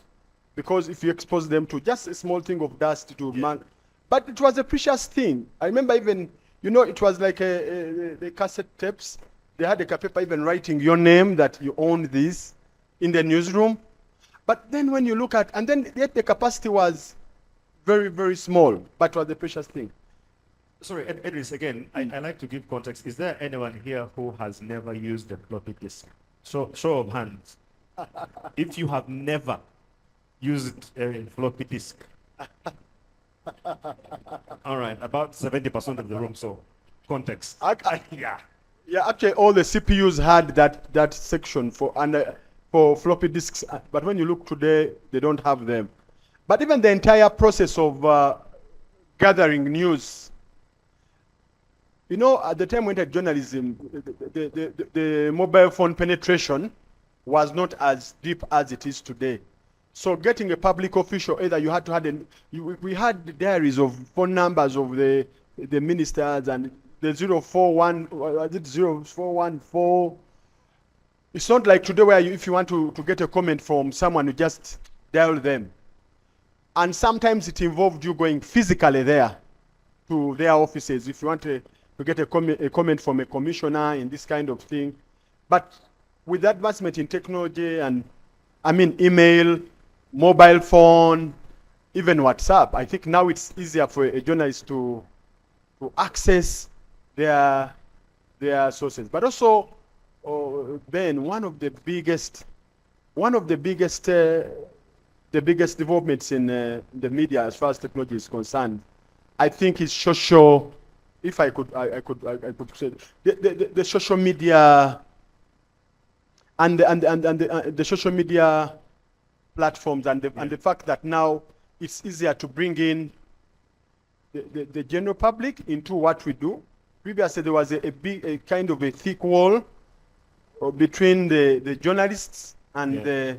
I remember the first time I saw Toya Kilama, I think on Kampala Road, there used to be a restaurant called the Cariport. I used to watch Toya Kilama on UBC. UTV. On UTV. The first time I saw him was around 1989. I was in P2. And I was walking from school from Uganda Road. And there used to be a restaurant called Cariport before you reach, I think, Shell. So I saw him, I think he had gone to eat food, and there was that big, sometimes of a. But I think today that wall is no longer there. I think when you look at the way, when you look at like X, you write, and then people respond to you and even attack you. You see you're working for government, you are deceiving us. You saw there's that. How many people knew that they could interact even with the president on WhatsApp like that? Yeah. Or a minister, you get it. On now, you can actually have a conversation. So with I the think richest man in the world. citizen journalism and that acceleration, I think, is one of the things. So I know sometimes you pretend a little bit and then things hit you hard in the face. So I'm looking at this and I'm thinking, but okay, you're old. And then he's saying that he met Toya Kilama in 1989 when he was in P2, and I was in P7 at the time, so I'm wondering what to say about myself. Also, Benson, thank you so much for pointing out something very interesting. So if you go to your laptop on your computer, whenever you're going to save a file, the icon for saving a file on your computer is actually the image of a floppy disk. And the reason was that at that time, the computers almost had visual memory. You would only be able to save the file onto the floppy disk to be able to move it around. When it would take you 25 minutes to actually log into your email. Christine, just picking up from where Idris has stopped, again, from your perspective, because I want us to be able to just quickly lay a foundation of where we have come from, and then Abbas is able to bring it home to, does it even really matter that we have come that far to where now things are, and then where are they going? How much has changed? Because you've stayed in the industry, you know, all of these years. How different are things now from what they were in 1993? Yeah. Wow. First of all, I'm very honored to be here. And thank you for that amazing intro. Sometimes I forget things that I do. And thank you for reminding me from time to time that I need to come and collect. You need to. I owe you. Okay, so nice to be on this panel. Mr. Chibundu, Abbas. These when I hear their profiles, I feel comfortable that I'm sitting in the right place with the right people. Media Week, thank you for having us here. Okay, so let me dive into it. As he's probably told you, Ben, I've been in the media for 30 years.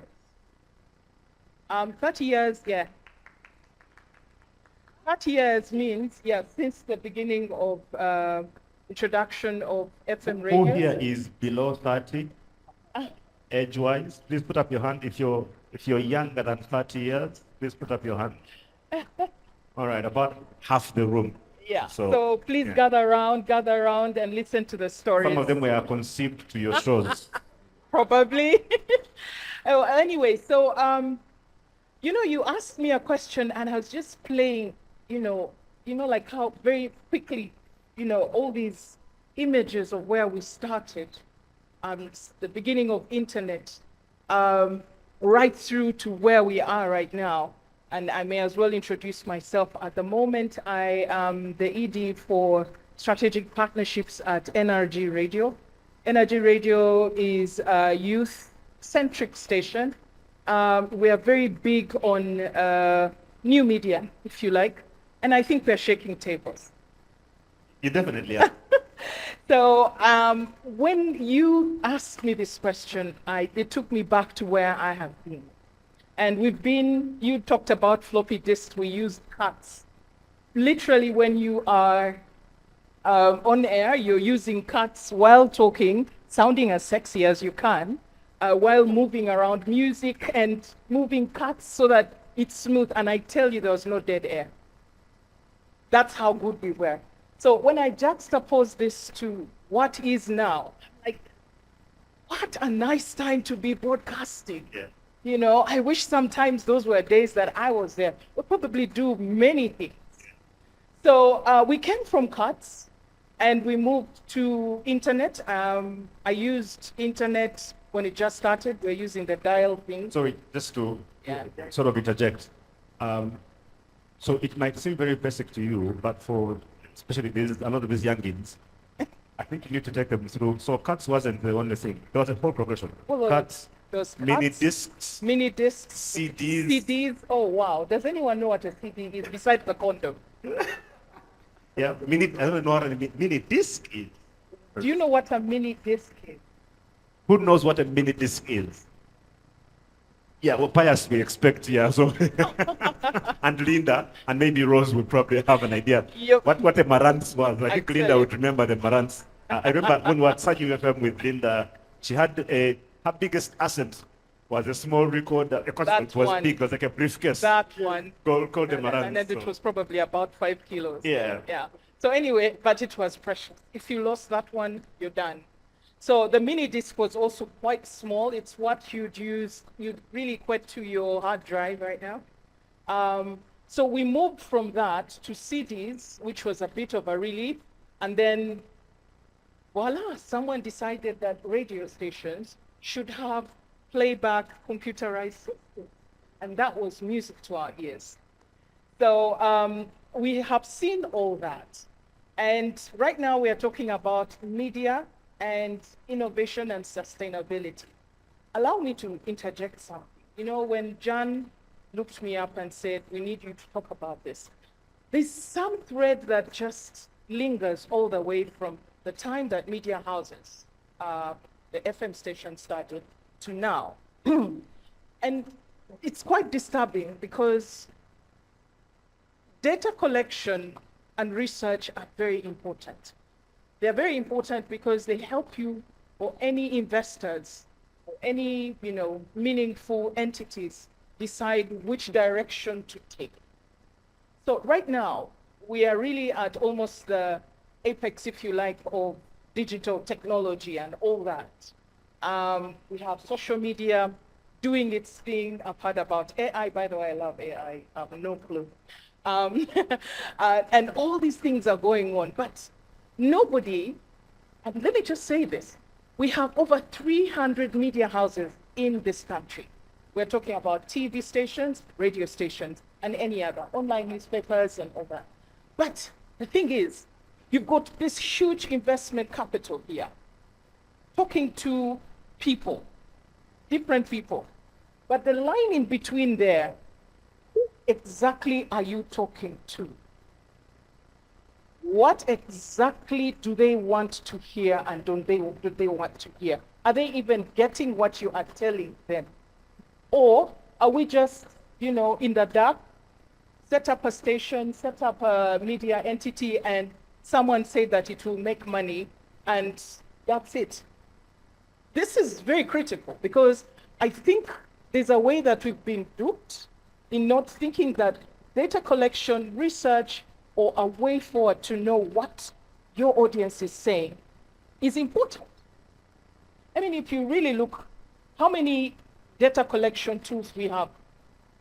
One. Who? That one. So we only have that one. And we are depending on this one to give us all the research we need. Research for brands to say where to put their products, research to say what lifestyle that, our audience is doing, research to tell us whether a brand is expired or it should be off the shelf or not. That research, which comes only twice in a year. Twice in a year. Am I saying something here? Yeah. Guys, it's dire. You remember Nigeria's reviews of radio stations in the late 90s, how people used to wait for them in Daily Monitor? Yeah. And as a big judgment on how they were doing. Absolutely, because it was important for investors, for audiences, for everyone to know, even brands to know where to place, to pair. But right now, so what happened to Steady Man? We shall not name them. Yes, not going to mention. We are not mentioning next day. But I think look, the point gets driven home so strongly, and it's something that I think we've struggled a lot with, where you have to wait 6 months. Sometimes. Yeah. For someone else to decide for you that you're worthy of being given business, and yet in those 6 months you've probably been the best thing that has been happening in the industry the entire time. And this is where my pain point is, if I may. While this is going on, digital media is slowly creeping in. The Gen Zs are saying, guys, as we are moving on, okay? And then as we're left holding the bag on the other end with old traditional technology and that one entity which has helped us to give us data that we depend on, and things are flying off, they're going off the other way. I did a research with Gen Zs about 2 years ago, and I was shocked to find out that they don't listen to radio stations. And I said, okay, what about TV? I don't listen to TV. I'm like, okay, so what do you do? And I said, I game, and I game. And I said, so, okay, where do you get, if you need any news or information? Then, Twitter is very simple. That time it's Twitter. I just go there, see what's going on, look at the little video they put in Parliament, and move on. Look at the jury, the judge, everybody, and everyone has something to say. So and they just move on. So this is the thing. If we're going to talk about innovation and sustainability, in what regard? So, and that's the thing. So let me bring it up here, I guess, because I was having a chat with someone yesterday over the lunch break about this, about, again, sustainability and viability. It's a conversation we have every year. But one of the things that came out strongly was you have media houses, right? Like the one I work for at the moment, which has 500 and something people. The newsroom, for which it is pretty much built alongside some people, that has, I don't know what, 140, 150 people who have to spend their entire day trying to put together a 25-minute bulletin. And then on the other hand, you've got MCI. You have 2 kids who you send out in the morning, they hang out with those other guys and be able to produce pretty much the same bulletin with about 10% of the resource required. Sure. Right? From again, so from where you've seen this going, because you're training journalists and all of that, you just get the sense that, as Kristen is saying, we can't keep doing things the way we've been doing them and expect to survive as a media house, right? And now AI has come. You And see now the way AI digital came? Digital now. media came and removed the rag from everybody under everybody's feet. Yeah. Now AI is here. And you might find that with a bit of probing, research, innovation, you might find you don't need all that stuff, you just need AI. Just saying. Just saying. Thank you, Ben. So I just want to start by sharing one framework. That's this idea that media can only be viable if the community it serves is economically and socially and literate, viable enough to consume quality journalism. So there's an icon on social media platforms which is the sharing icon. That icon is very powerful. So when you talk about young Gen Zs are not watching TV, they're not listening to radio. So the question is, how are they getting its referral, right? And the power of the sharing button. Is your story interesting, fun, and useful enough for a young person to share it in groups?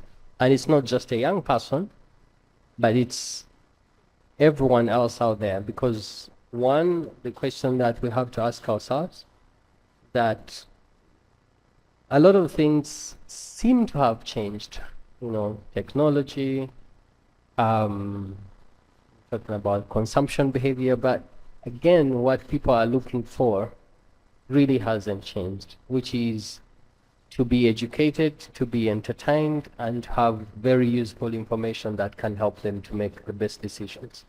So if I come to your platform and also what we've lost as an industry is the exclusive and monopoly of being the first to break the news. So if I can find all that information anywhere, there has to be a reason why I come to your platform. And that reason has to be, are you educating me? Am I able to make proper judgment because of the information I'm getting? Am I able to use this information and make my community better? Am I able to laugh and just crack and have so those things are fundamentals. They haven't really changed. But what has happened is the disruption that a lot other people out there can do those things. And that's why you say people are on TikTok. But that's because those platforms, millions of people are providing that motivation for a young person to join those. So we have to answer that. And then when we talk about media viability, of course, for me, I argue that we're not just looking at a media that is viable, we're also looking at the community that is viable. And the reason is, if the community is still struggling with basic needs, they will struggle to subscribe. Because first, food, second, shelter, and then, information.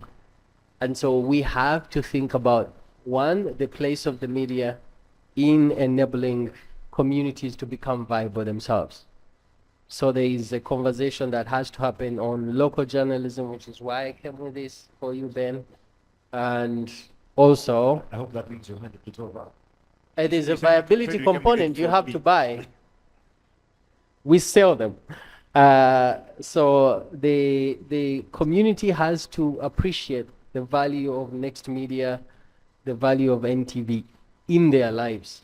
And so way back, there would be, radio stations that are really connected with the community. They are doing development programs, and people in the community would say, that's our radio station. And we need to get back to that level where people say, young people say, that's our media platform. Why? Because there are these three reasons why we go there.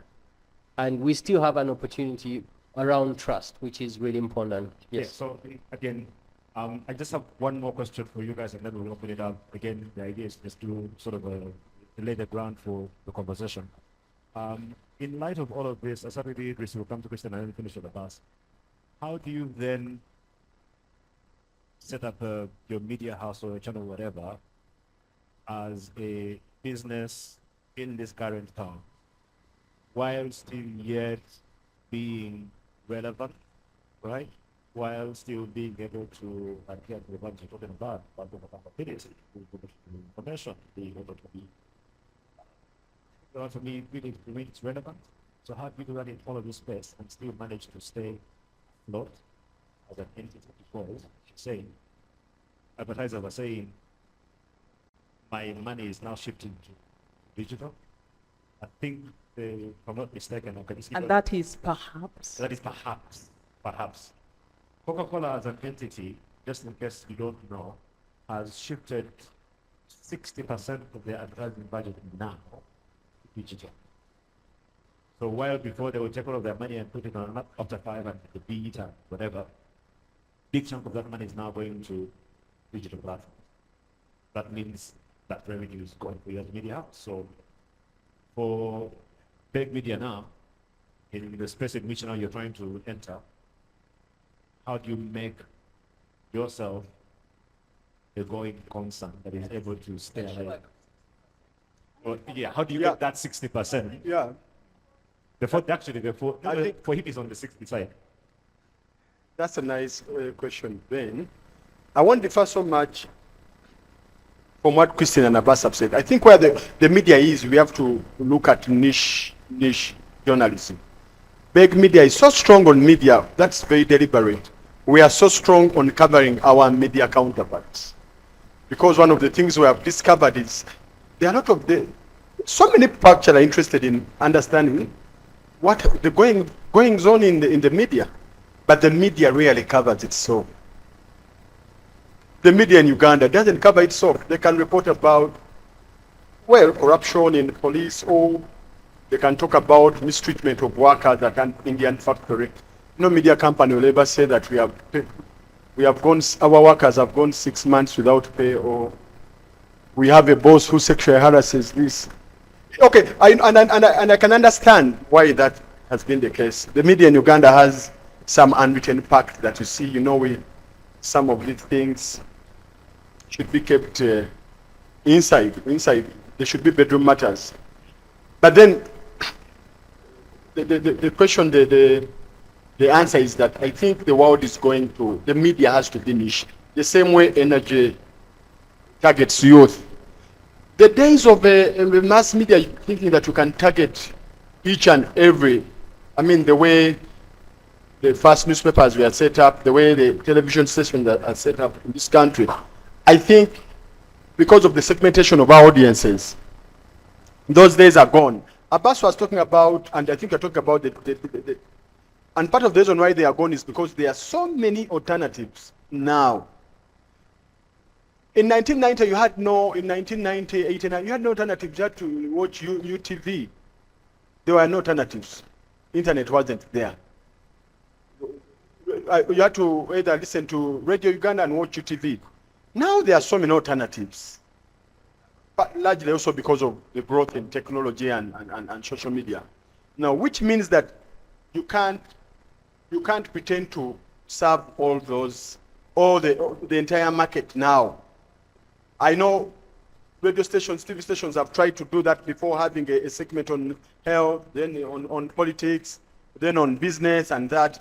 But where the world is, if I set up, like, I see the Smart 24, sorry if I'm pushing that, like, that's where the world is going, where someone will just tune to a TV or tune into a radio knowing that I expect this kind of music, this kind of, yes. So, just for and when you become an expert, or when you become solidified in that kind of niche, advertisers are going to come.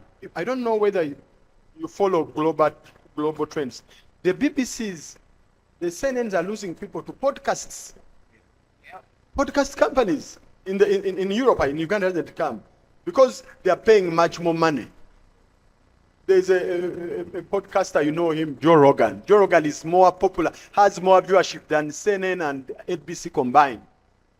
It's just a, and ABC, you can actually combine about 4 media houses and he has, when he goes on there's no show on CNN, whether it's by which will have more viewers than the listenership of Joe Rogan, the guy who interviewed Trump in the world.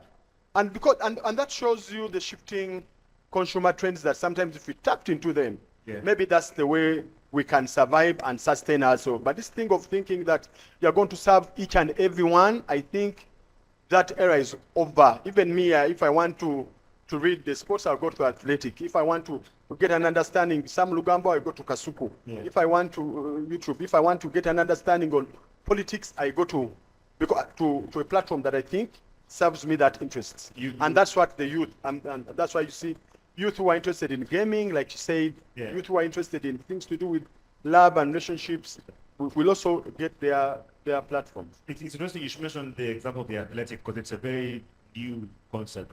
And when they started, we were thinking subscription only based, and yet they're thriving. They're actually very profitable because they found a niche and managed to take it well. For the context of all our sub-30s, you hear these dinosaurs talking about this stuff, and it seems. Please, can you replace that with icons? Icons, okay, legends, legendary icons. I need to give you perspective to understand exactly how things were. Back in 1992, 91, 92, when we had only one TV channel called UTV and one radio called Radio Uganda.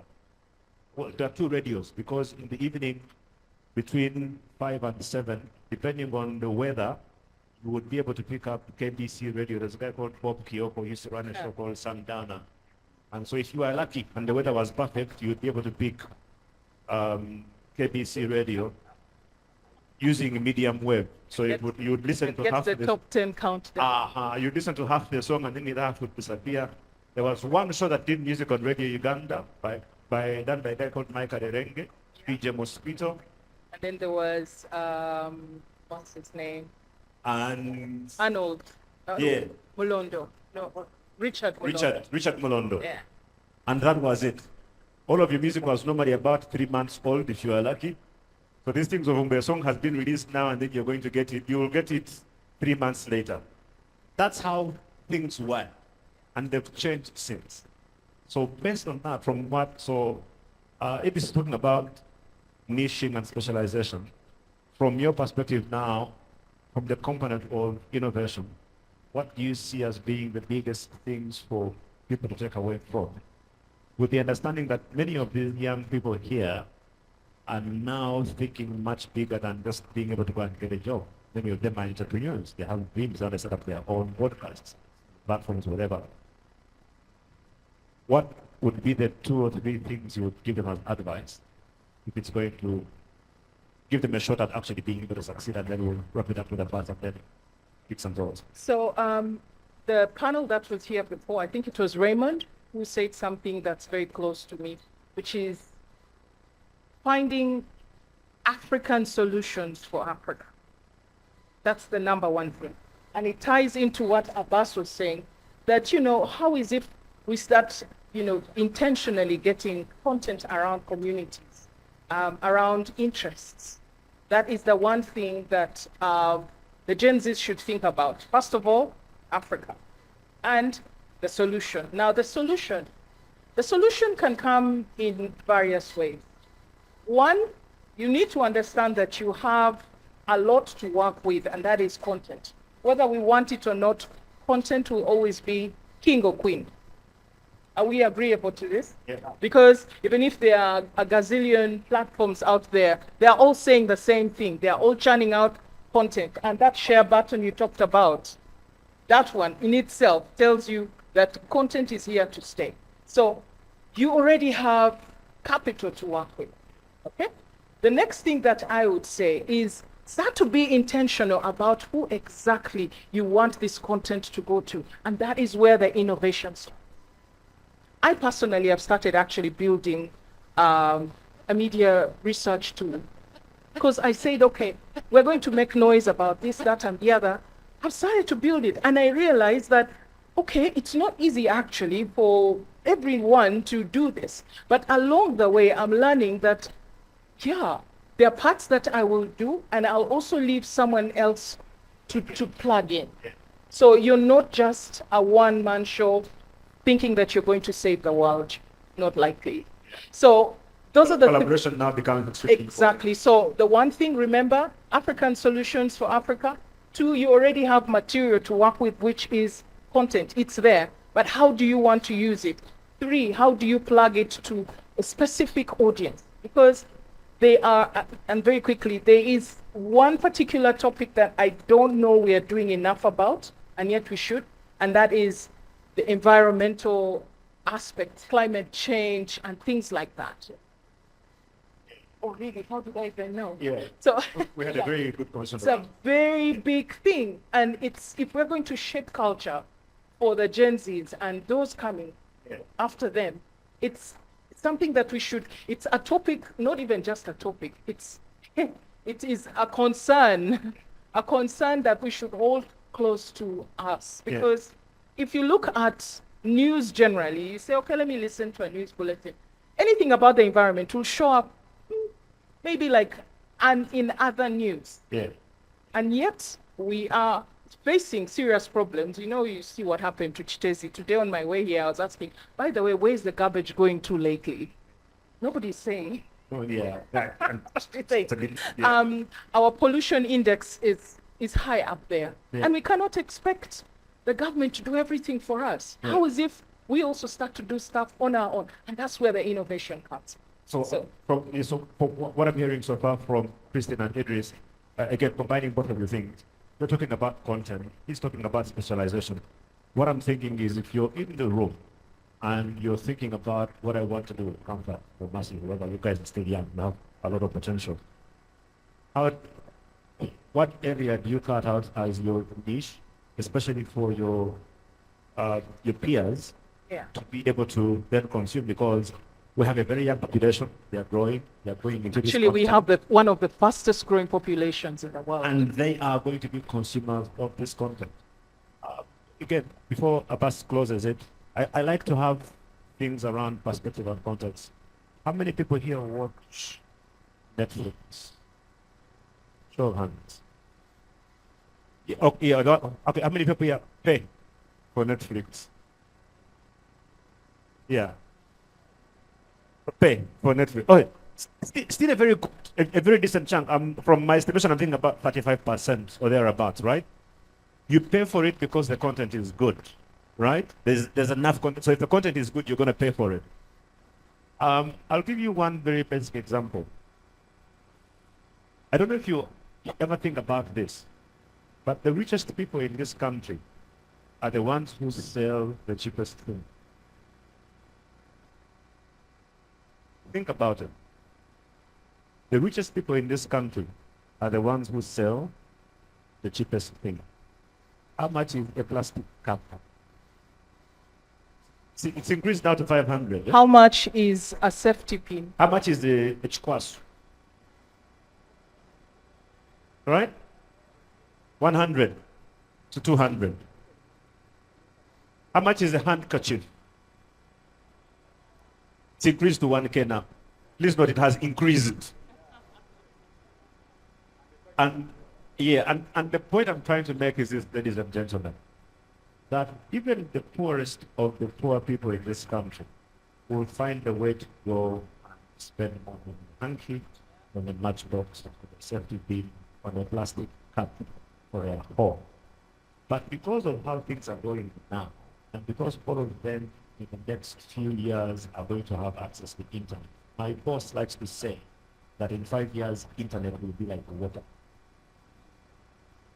When MTN came in 97, yeah, 97, Celtel 96, MTN 97, right? 95 actually, end of 95 to 96.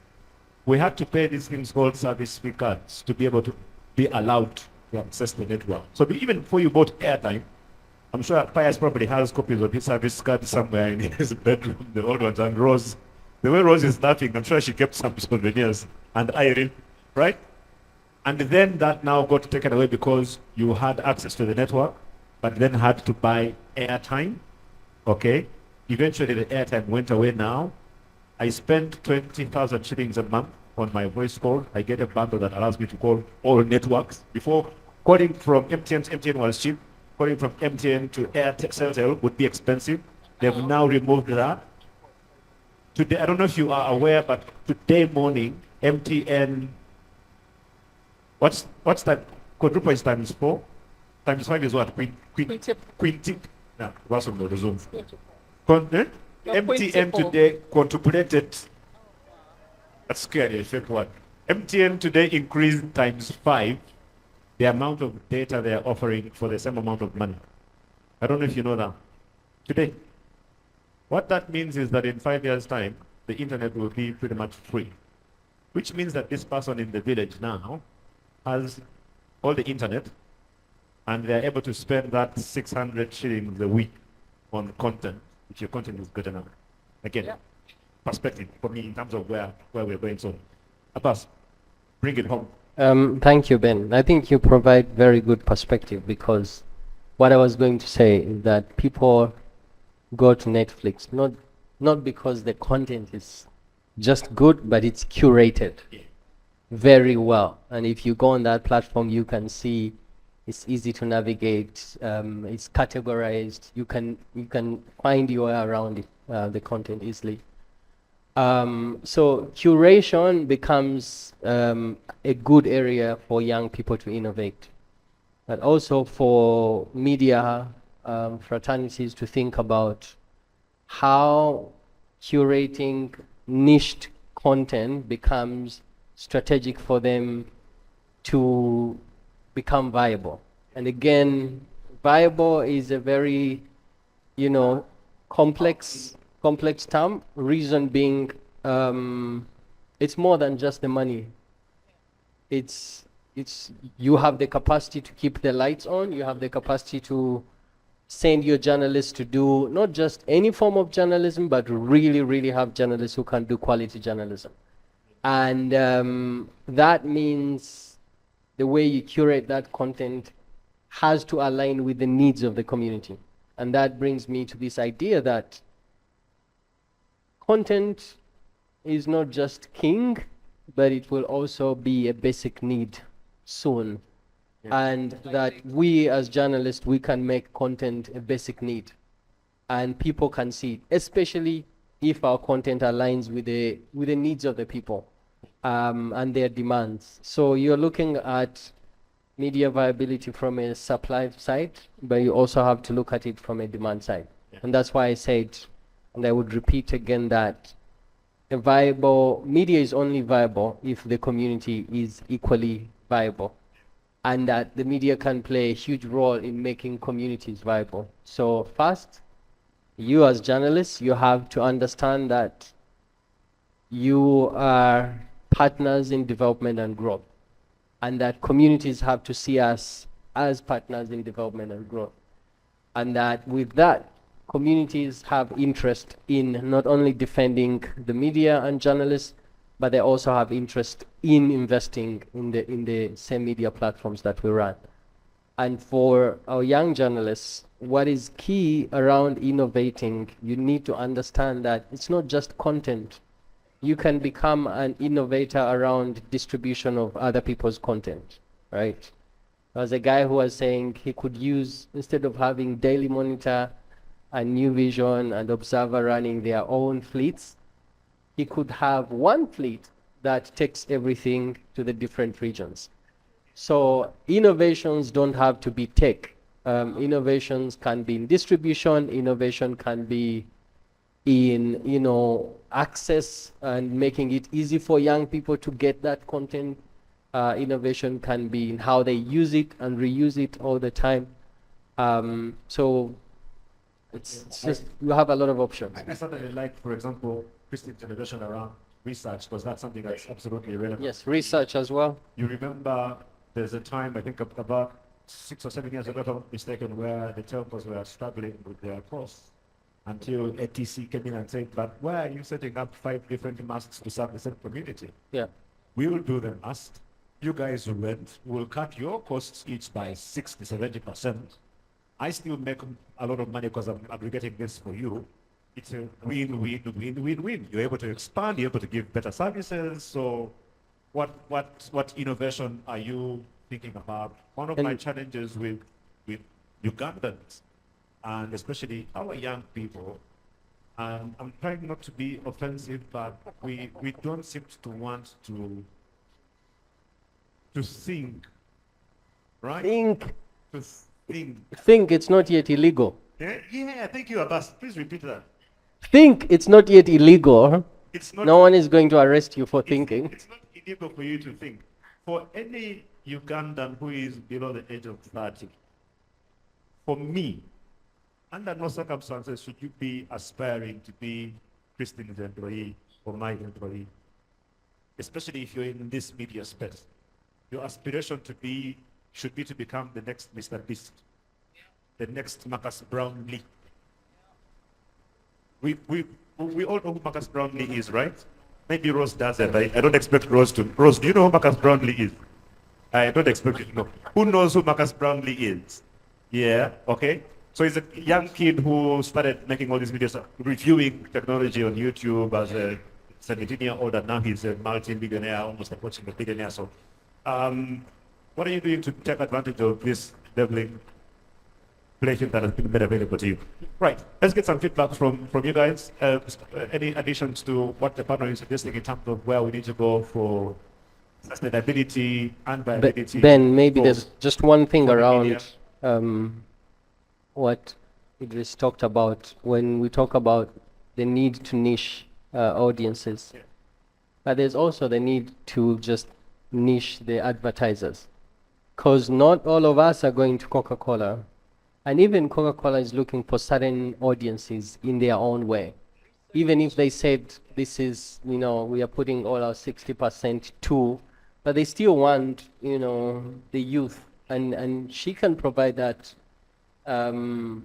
group very well. So even if you're if you are focusing on mental health, like Nabu Guzi there and her podcast, strong minds should be the people that you become friends with rather than running after, I won't say that. Yeah, no, absolutely. You're spot on about that, right? Any key learnings, anything that has stood out from you from what our legendary icons, I'm saying we shouldn't call them dancers, so our legendary icons. So Pius, we'll start from Pius. Mercy, we'll come to Mercy. Anyone else? And then we'll go over there to the corner. One more person? Okay, so we'll do those three, and then we'll hear about personal branding before we close. Thank you, Ben. I'd like to thank also the panelists. Christine, it's good to see you. It's been a while. I just wanted to add a comment on what Bas said. Actually, he read my mind. That in order for the media to be viable, we need to have a viable community. We gave an analogy of buying safety pins, being affordable, and the people who sell them rich. It's right at that. Problem with things which are affordable. For instance, when somebody buys a safety pin, you take your mic I don't know if it's the way. Is your mic a bit lower than mine? Yeah. Okay. Do you hear me now? No, use mine. I think yours is a bit low. Thank you. The problem with buying things like which are affordable like safety pins is that the owners will keep them forever. Now just imagine if we make newspaper subscription very affordable. Someone will buy. If it doesn't renew after that. So if there was a way where all the print media would agree to this agreement,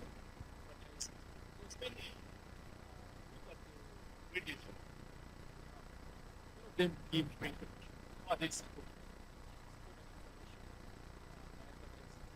So if the print media will agree rising premium full page yet, and even audience for the reader get the paper. Then of us, yeah. even have speech right about someone being common discuss the thing outdoors, but Yeah. before, still find it hard.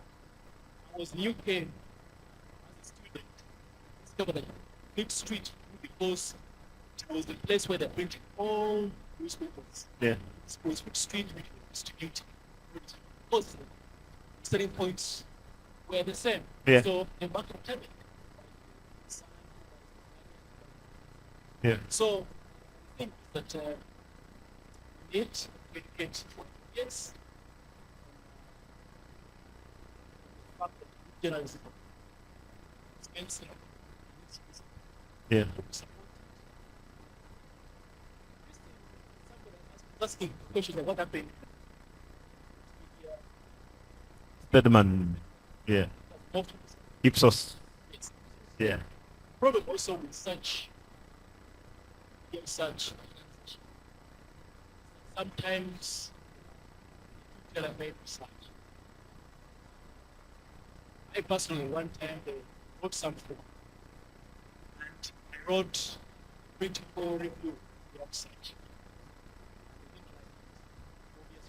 Yeah. But I'm just going to point out because if for instance you merge sell salt, then merge that concept.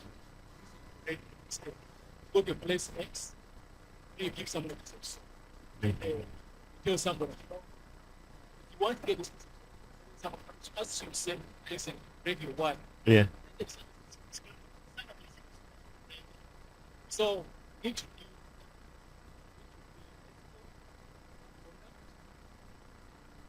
also bear in mind that don't produce some stuff.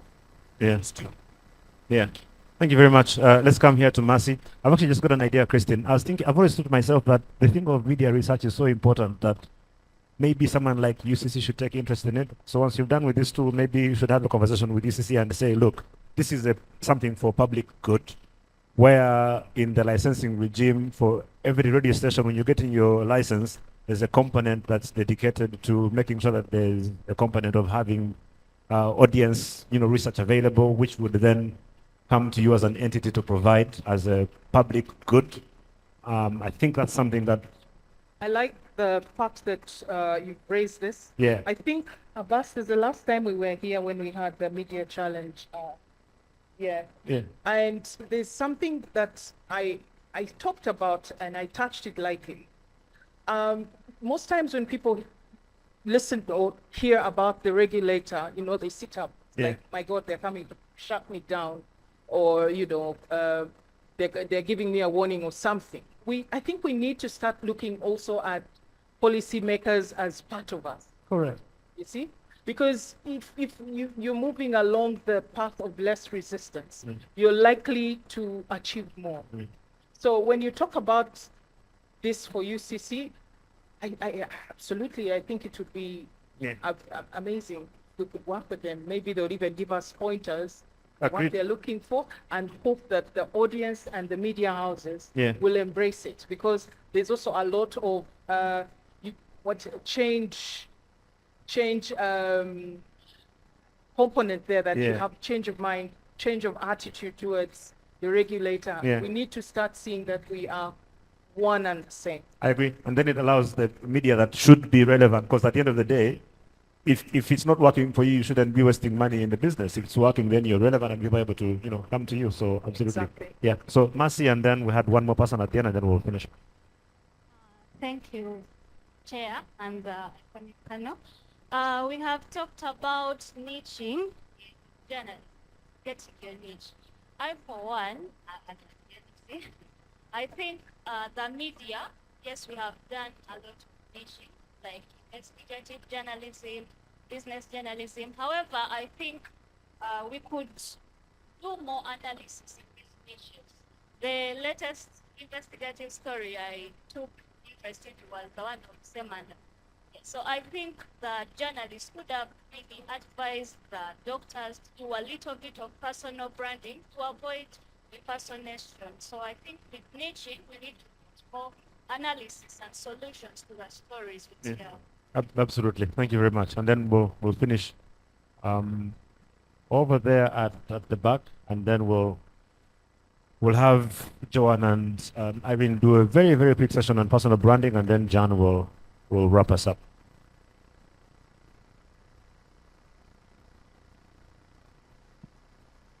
Thank you. I'm Philemon Badago from Ultimate Media Consult. I'd like to agree with Idris. It's actually good to pick out one thing and concentrate on it. As you are aware, there are so many people willing to get that content. But if you go everywhere, you are in sports, you are in this area. For example, I'll give an example of a newspaper. There are those who buy specifically to look out for a specific page. And if you are a journalist in this room, you can pick out an area and concentrate on it. And those who are interested in that area will be able to find your content. For example, you have been talking about environment. There are those who are willing to put money in the environment. There are those who are willing to put money in people with special needs. Yeah. If you just concentrate on an area and you are perfect in it, you are able to get those who can give you the money. And this issue of audience, actually, you cannot struggle with the audience. If you are doing the right thing for the right audience, the audience will look for you. Yeah. Thank you. Thank you. Thank you very much. And a big hand clap to our panel as well. I'll excuse them. Idris is burning to say something. Just one thing, I like giving this example. In 1997, if you asked people who watch managers at UTV then, that who do you think your biggest competitor is? 97, they would say Sun UTV. Yeah. In 2000, if you asked Professor Gordon Wavamuno who he thought the biggest competitor was, it would be UBC, Yeah. UTV. Yeah. In 2000, around 2000. In 2008, the OBS would, Professor Wavamuno said it's NTV. Yeah. By 2012, if you ask NTV, when NTV took it will tell you they are still looking at the OBS. Yeah. In 2016, NTV will tell you it's NBS. NBS, yeah. Today, if I ask the NBS that who do you think your biggest competitor is, it's none of this. Agree. It's TikTok. Yep. It's Instagram. Yep. It's X. It does, you know those things of where you go and get it's nowadays it's useless to just, okay, I'm saying it's not helpful to go to a computer and read, and because the audiences have shifted. Yeah. You are competing for eyeballs with TikTok now. It's not record. It's not NTV. It's not, and that's how far the thing has gone. I see Christina switched on her mic as well, so. Just one little thing. While we talk about new age media, we talk about, everything at our fingertips and all that, there's a part of me that still says the traditional way of doing things is not a bad thing. And there will be a time, an era, whereby the very same Gen Zs and the generation after that will be wanting to go back there. Yeah. To see how it was actually done. So it's just like people who collect vinyls. Yeah. Right now, Yeah, the most expensive thing money, you can get. people who collect antiques. But the beautiful thing about this entity, which is the fourth estate, it just keeps giving. Yeah. So you find that content doesn't go off the shelf. It doesn't have a sell-by date. That's true. So while we're talking about this, let's also bear in mind that the structures are important for us to get where we are. And also look at Umuntu wa bulijjo, how are they benefiting from all this? Yeah. So, Abbas, I don't know if you have thought about this yet, but I've just got an idea. One of my superpowers is being able to come up with concepts and ideas. I know. And I've just thought, why don't we create a proper media museum? I don't know if there's any I've not seen any here yet. Yeah, We're talking about floppy disks and mini disks. It would be good to actually have something like There's a you have journalist. written it down. So as There's a journalist who's doing it. I know a senior journalist. I won't mention. We need to find them and. when I think when they were asking about recorders, Yeah. I wrote down Great minds think alike. Great minds, you know. So I we hope will I talk. get to be in the inn. We shall make you a body chair for the Body entrance. chair. Yeah. No, so again, I just don't, that would be really good because I would want my sons to be able to come and see how these things were done all the time. So big thank you to our panel. We'll excuse them and allow them to step down. Please give them a big hand clap as they come. Just wanted to confirm, is Ronald here from Strong Minds? Is he still around? Wanted to, you're around. We had such a powerful session with yesterday. And I know I'm running late, but I wanted to find a way of being able to make sure you can come and talk to, especially anyone who might not have been here, about the importance of safeguarding our minds, even as we close. So maybe I'll have you do that before Jan finishes. But let's now quickly hear from Joan, and I think coming with Irene to talk very briefly about image and a case for personal branding as a journalist and why this is important.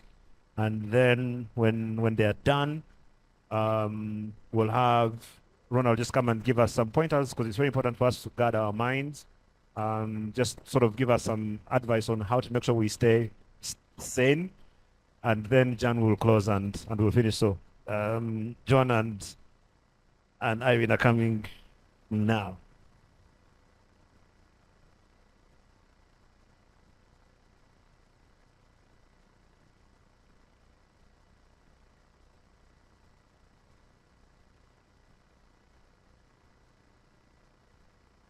Ben is good at throwing people at the deep end. Now he wants me to stand where he was. And he's taking a phone call. Good evening. My name is Abalo Irene Oto. And yesterday, when I looked at the schedule and there was this animal called branding, I got excited and I said, yes, now we get to talk about the very uncomfortable things in journalism. Someone is smiling at me and wondering, what exactly are we going to talk about in branding? I would like us to do a small exercise, all of us. We all have access to the internet, right? Anybody who doesn't have internet? Abbas, everybody has access to internet, right? In a space like this, you can't fail to have internet. So, one simple thing, just go type your name on any browser you use. Your name.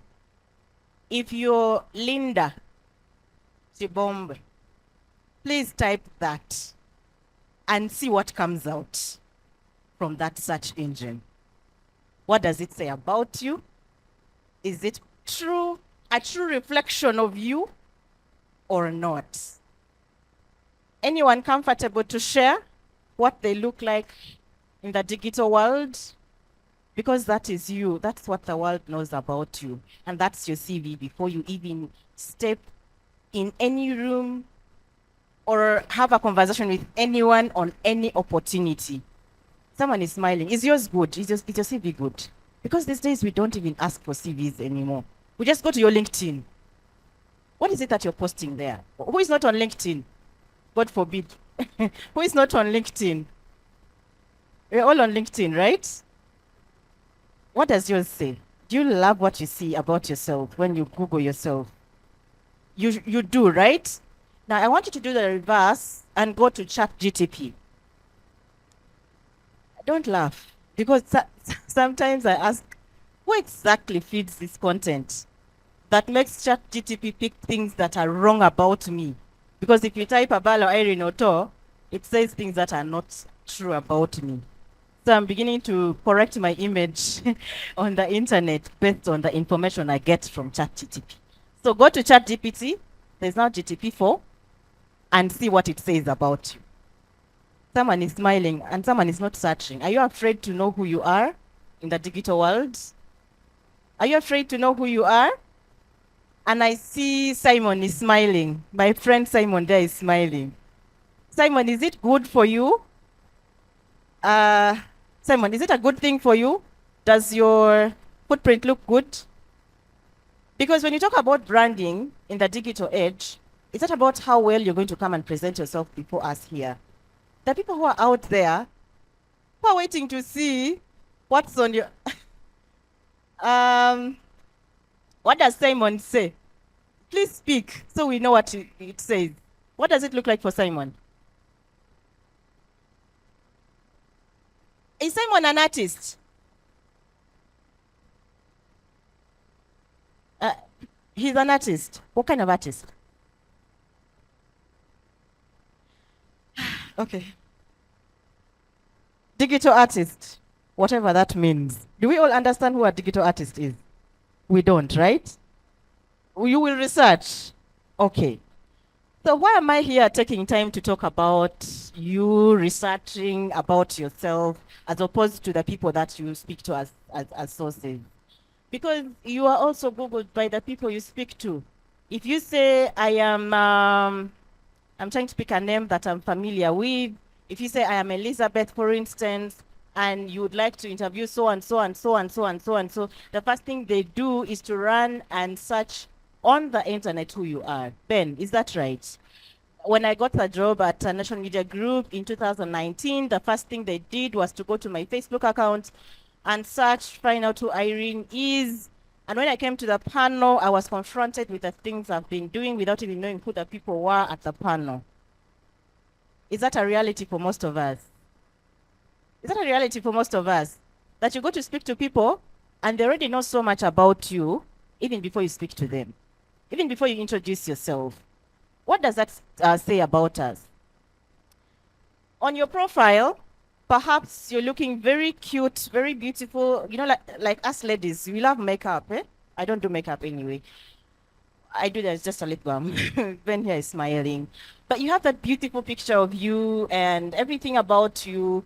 And then when you finally appear before people, we begin asking ourselves, is this the same person I read about on that profile? I mean, can anyone relate? Minus the makeup and everything you put on Facebook or X. Someone rebelled yesterday and said it's still Twitter and LinkedIn. Do you represent that personality that you say you are in the digital footprint? Or you are two complete different people?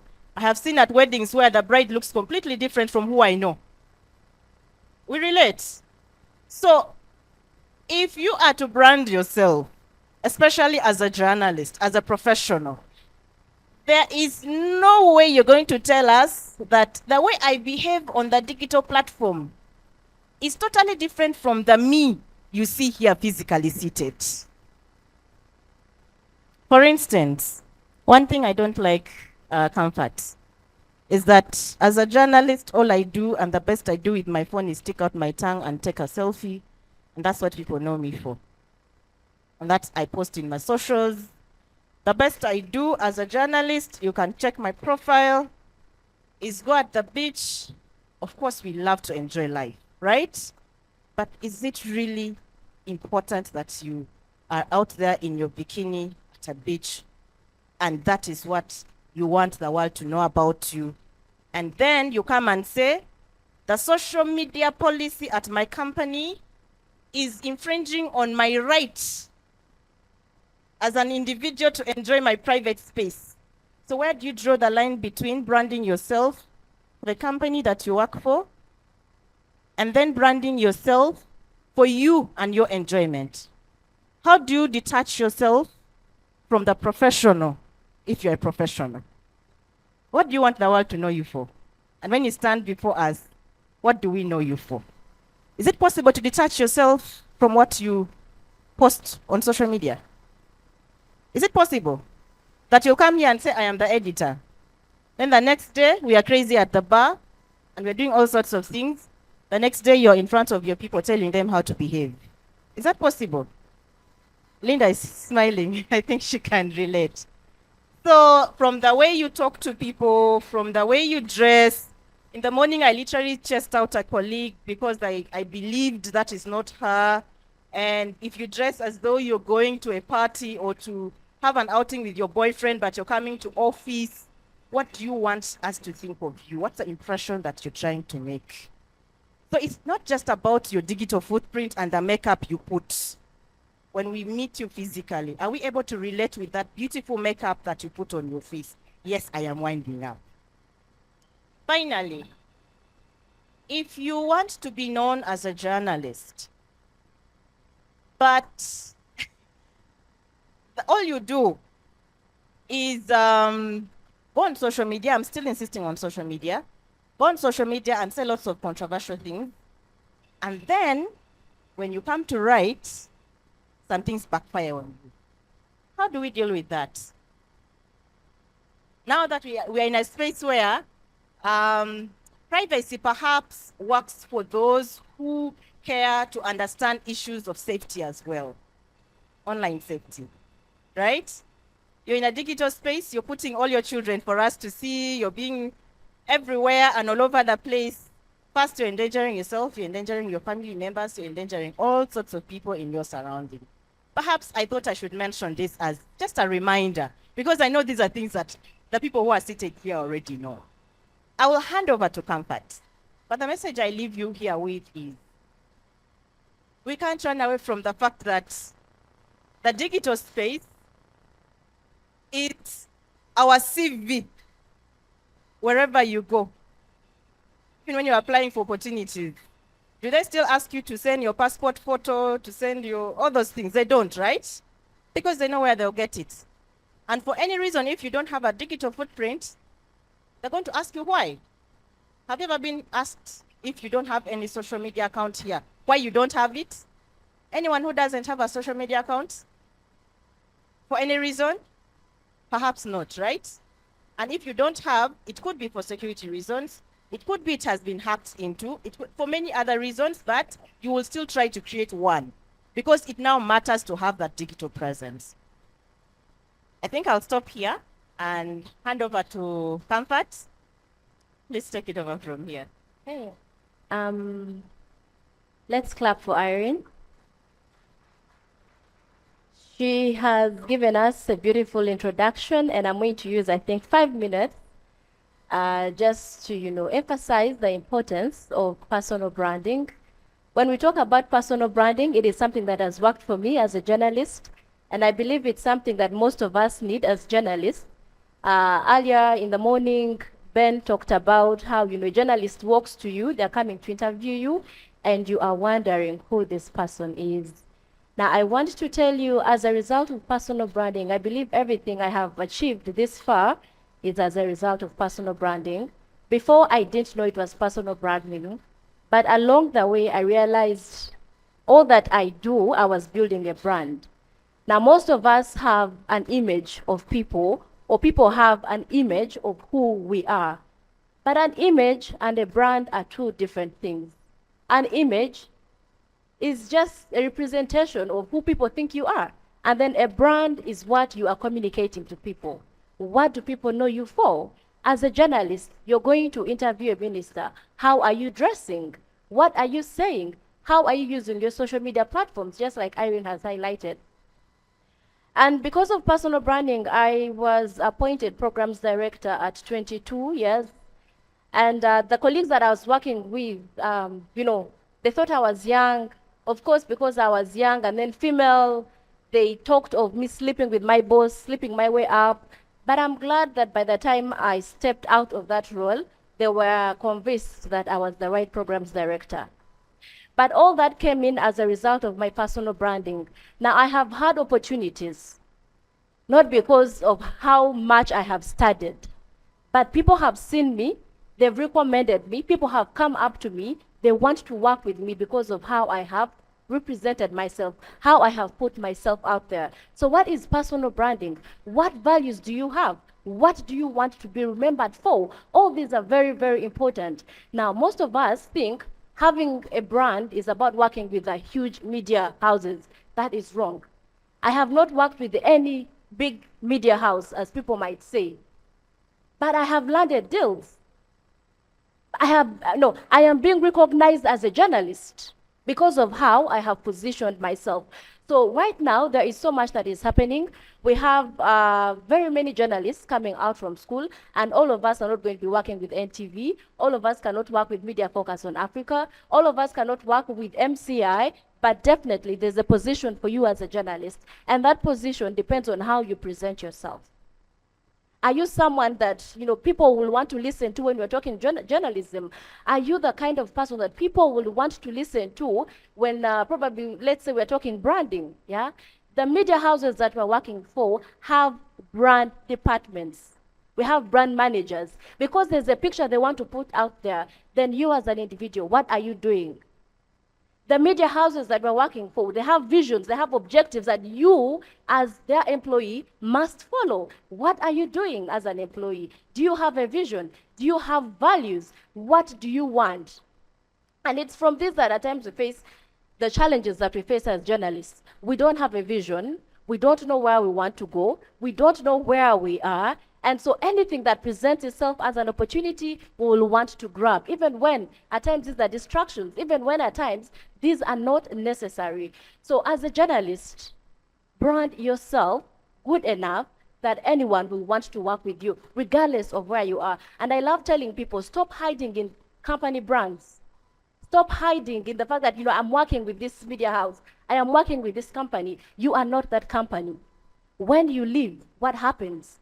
We've seen media personalities that have worked with big media companies, but the moment they step out, we don't know what is happening with them.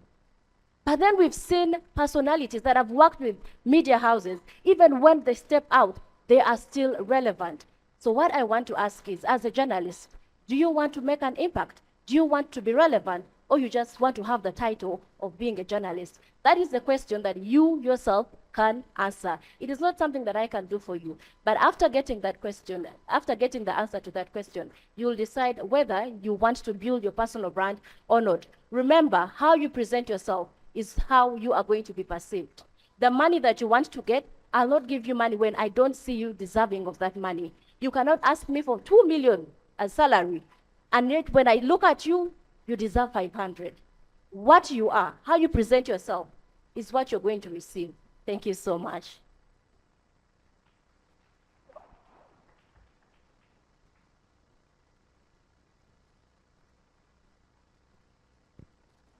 Joanne, I hope that I did my part. A bit-ish in personal branding. And it's an important topic that we must reflect on. And then unfortunately, we didn't have all the time to talk about it, but food for thought, food for reflection, and Ben told stories about all of those things, but part of the reason some people think that journalists are in a certain category is because how we present ourselves. And so thank you very much, Irene, and thank you so much, Comfort, for that. Yesterday, we spoke a little bit on mental health, and some of you felt that the subject wasn't adequately presented. And I know we are running out of time, but the conversation continues, and I'm going to ask Ronald to come here again, and we are glad that he returned to the second day of the media week, and talk and share with us. Yesterday he provoked us. I reached home and I just slept. But there's more fundamental things he can say, so please, the floor is yours. You have all the liberty to share with us, and if anyone has any questions, we can still reach out to him. Some of you have media houses, and we are talking about diversifying content and information. When was the last you had information and content about mental health? Is there any way you can get Ronald to come and speak to you and speak to this issue such that we address it even in a broader level? So over to you, Ronald. We thank you so much for making it back here. We now want to hear more of what we missed out yesterday. Thank you.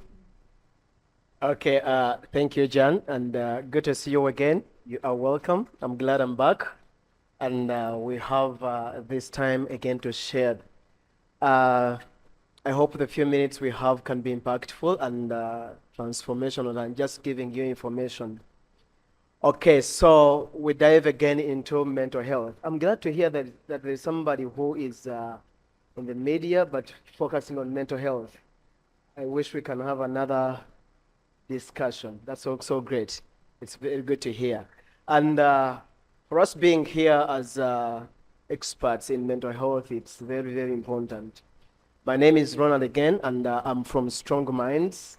Strong Minds, we are a mental health organization, and we are majorly treating depression, but also supporting all other people that are suffering from other mental disorders, and yeah, by referrals. So that's what we majorly do. Let's go deeper a little bit into mental health. And I want to ask a question, if you allow me, John, just 2 or 3 people. I just want to ask, what is the local language, the word for mental illness in your local language?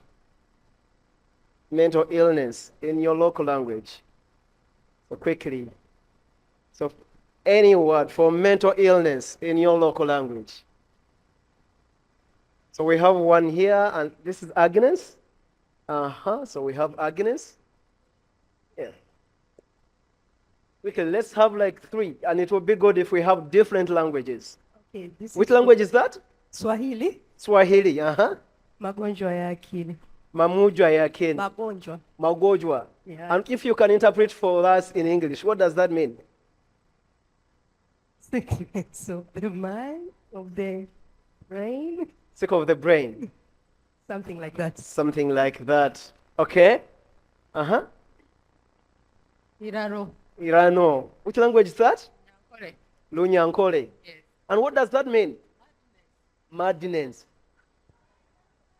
So we have a gentleman here. Okay, here and then here.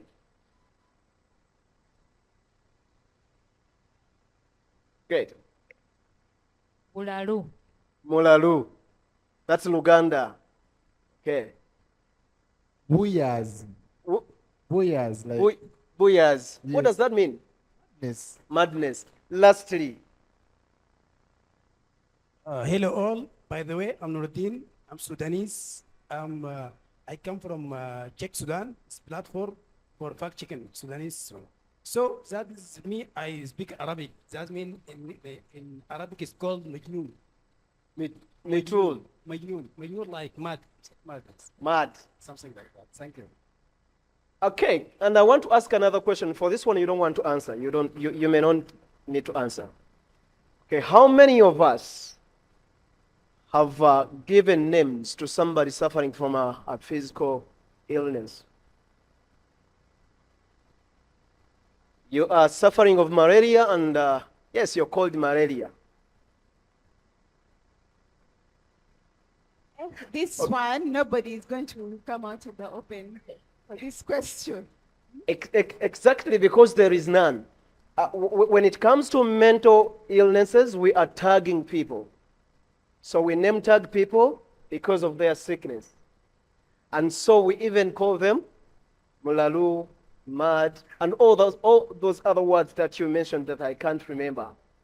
So that's where the problem starts from. And it's very important for us who are in the media that we come out to demystify the myths around mental health.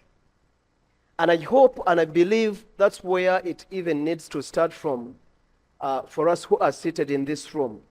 Before we even come to workplace mental health or even to your personal, how about the people that we are serving? The places where you're taking those stories from.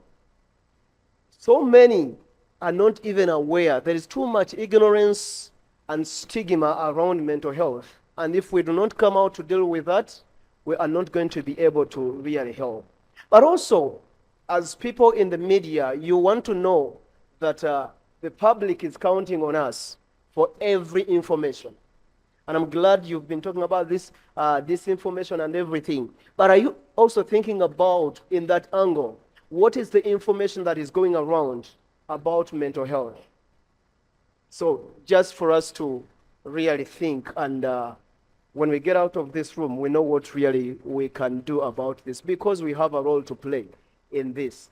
And so for us, it is important that we also have a clue of what mental health looks like and what mental illness looks like. And briefly, that's what I want to talk about, that you also know what to do. You also know how to tell that somebody is suffering from a mental illness.